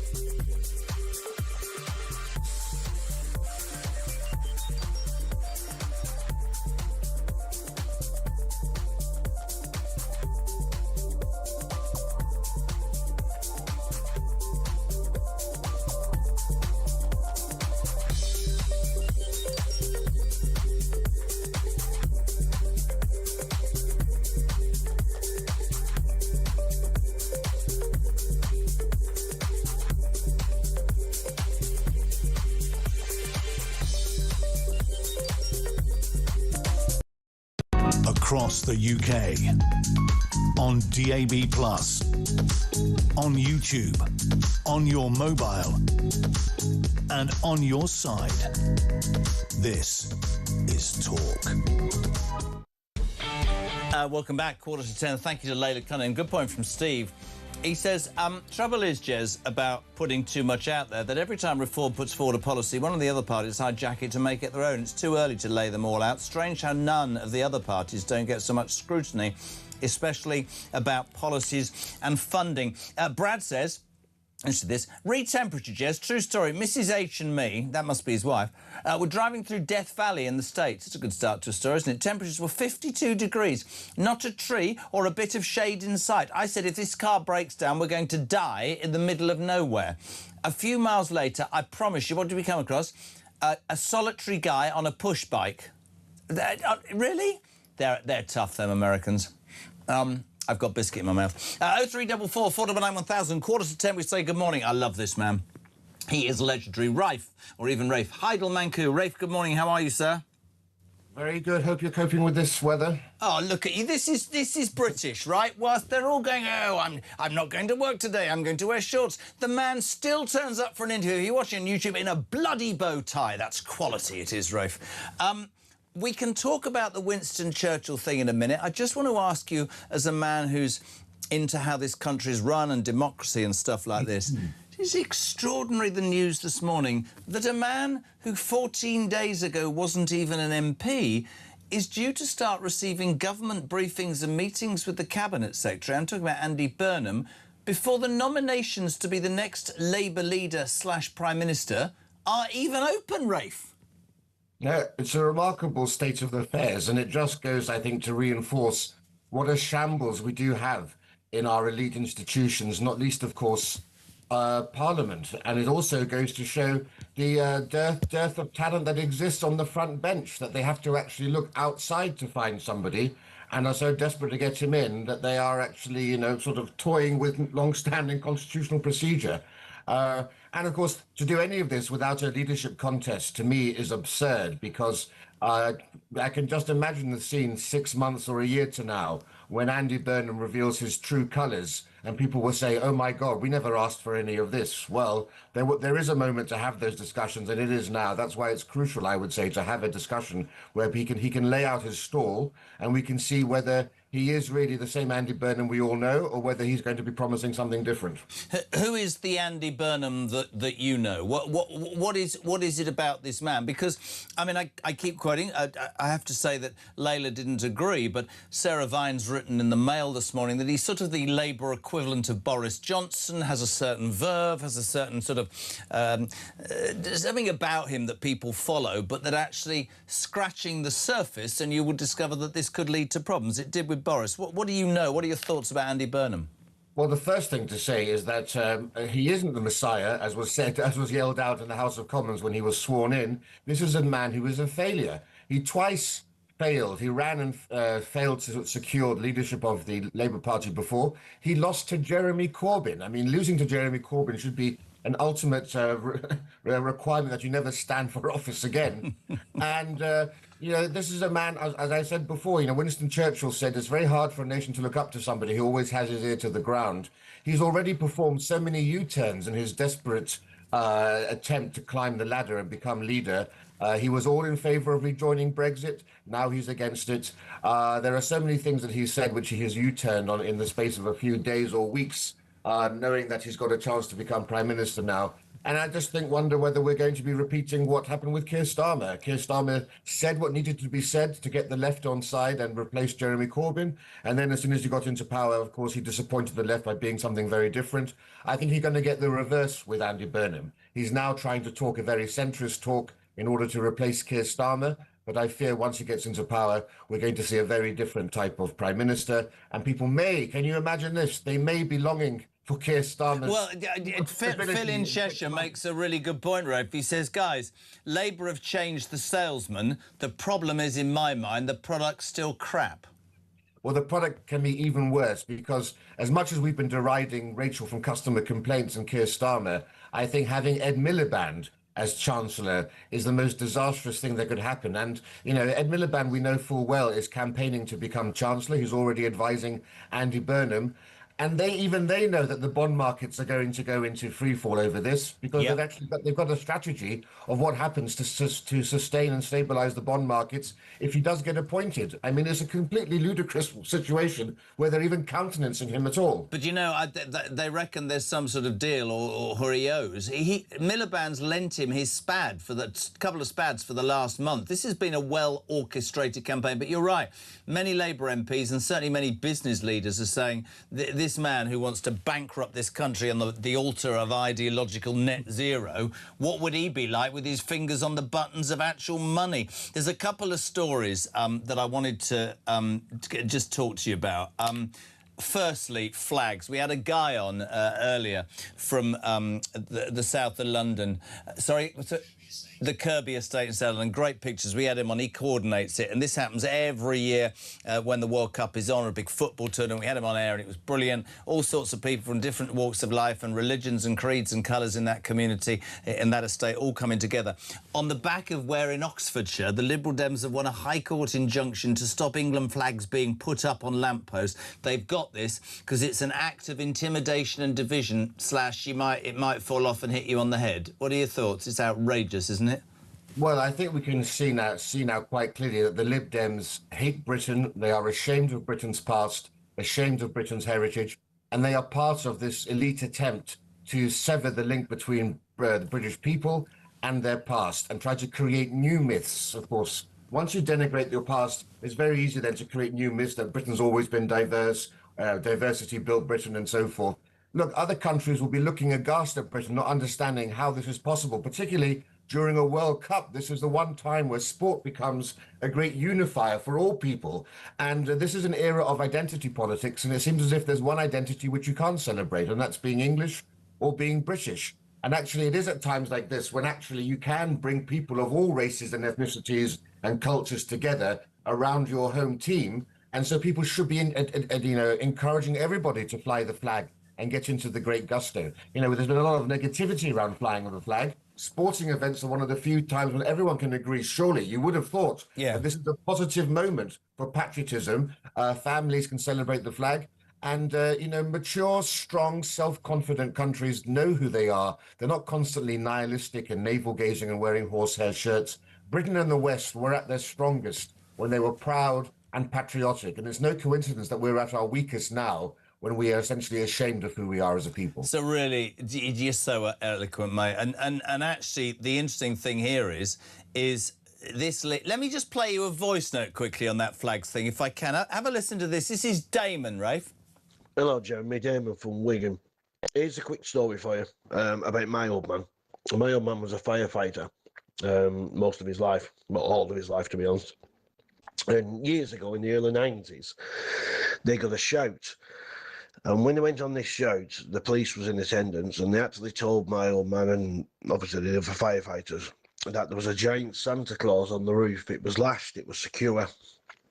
However, the neighbour next door, who was a non-English couple, didn't celebrate Christmas. And the police basically told the firefighters that if that Santa Claus didn't come down off the roof, then the guy would be charged with inciting riot. The Father Christmas was took down, and that was the end of it. But back in the 90s, somebody complained they didn't like Christmas, and therefore if that Santa Claus did not come off the roof, the neighbour would be charged with inciting riot. You could see then how this country was going to change. Thank you. Thank you. And on the back of that, Rafe, this story that I just wanted to throw at you, I haven't got the time of that. A National Portrait Gallery display about the late, great Winston Churchill has been removed following a backlash against its claim that he deliberately starved Indians.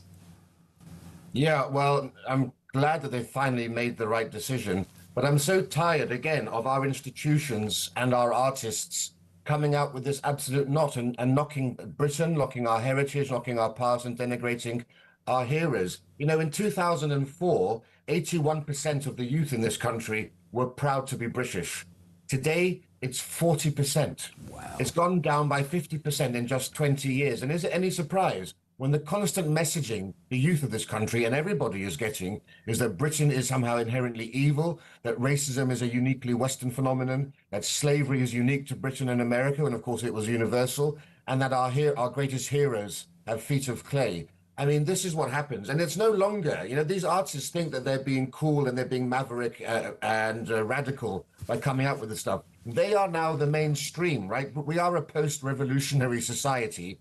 The Britain haters now control all of our institutions. The artists in this world who really want to be radical should actually be celebrating Churchill. That would be the sort of stuff that would actually make you a maverick today. Or how about doing displays about the dark side of diversity, the quadrupling of rape over the last 10 years? Who is brave enough to tackle those things? It's not brave to denigrate Churchill. It's certainly not clever, because this nincompoop of an artist has no historical learning whatsoever. She said that Churchill was deliberately starved 3 million Indians. Absolute nonsense. This theory only took traction in 2010. Before that, nobody was really talking about this. There was a ridiculous Indian journalist who wrote a book which has been completely destroyed by Amartya Sen, a Nobel Prize-winning laureate, and Thinaka Roy, one of the leading economists and experts on famine, and they've said that there is no justification for blaming Churchill for all of this.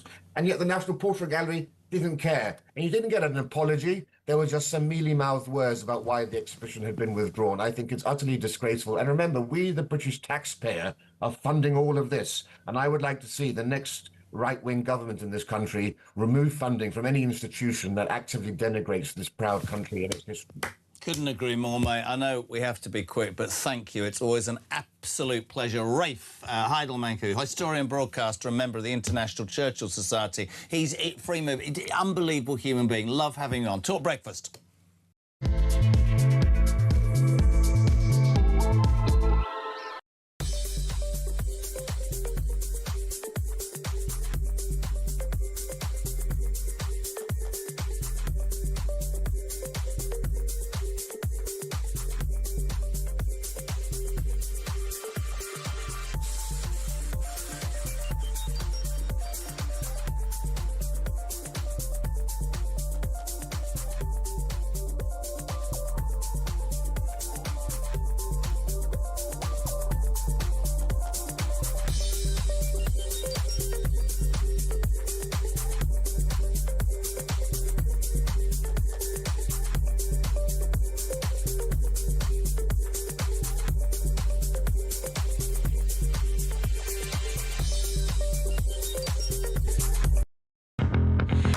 I think if Andy Burnham wants to introduce major changes to our constitution, he's talked about overhauling the House of Lords. He's also talked about overhauling our electoral system, bringing in some form of PR, moving along devolution, giving more power to municipal mayors like he still is. I think if he wants to do any of those things, he needs a mandate from the public to do them. To try and do them without calling an election, I think would be a constitutional outrage.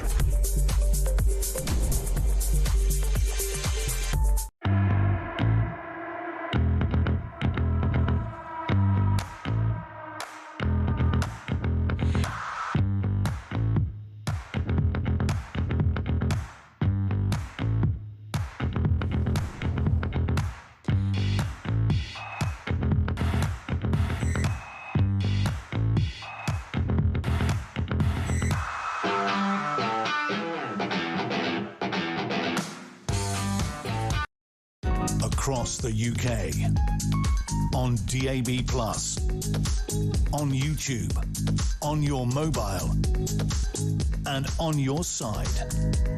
This is Talk. Welcome back. Just a minute to go at breakfast, and Julia Hartley-Brewer is here for Wednesday morning. Hello. Very, very, very good morning to you, sir. I mean, I don't know how I made it in. Apparently, Britain's shut down because of the heat wave. A load of people around my way, definitely on the tube this morning, though. I think because they, like us, have got a reasonably-ish air-conditioned office, better than home. Oh, yeah, I'm going to stay. I think I should stay in this studio. Just going to sit on the floor down here.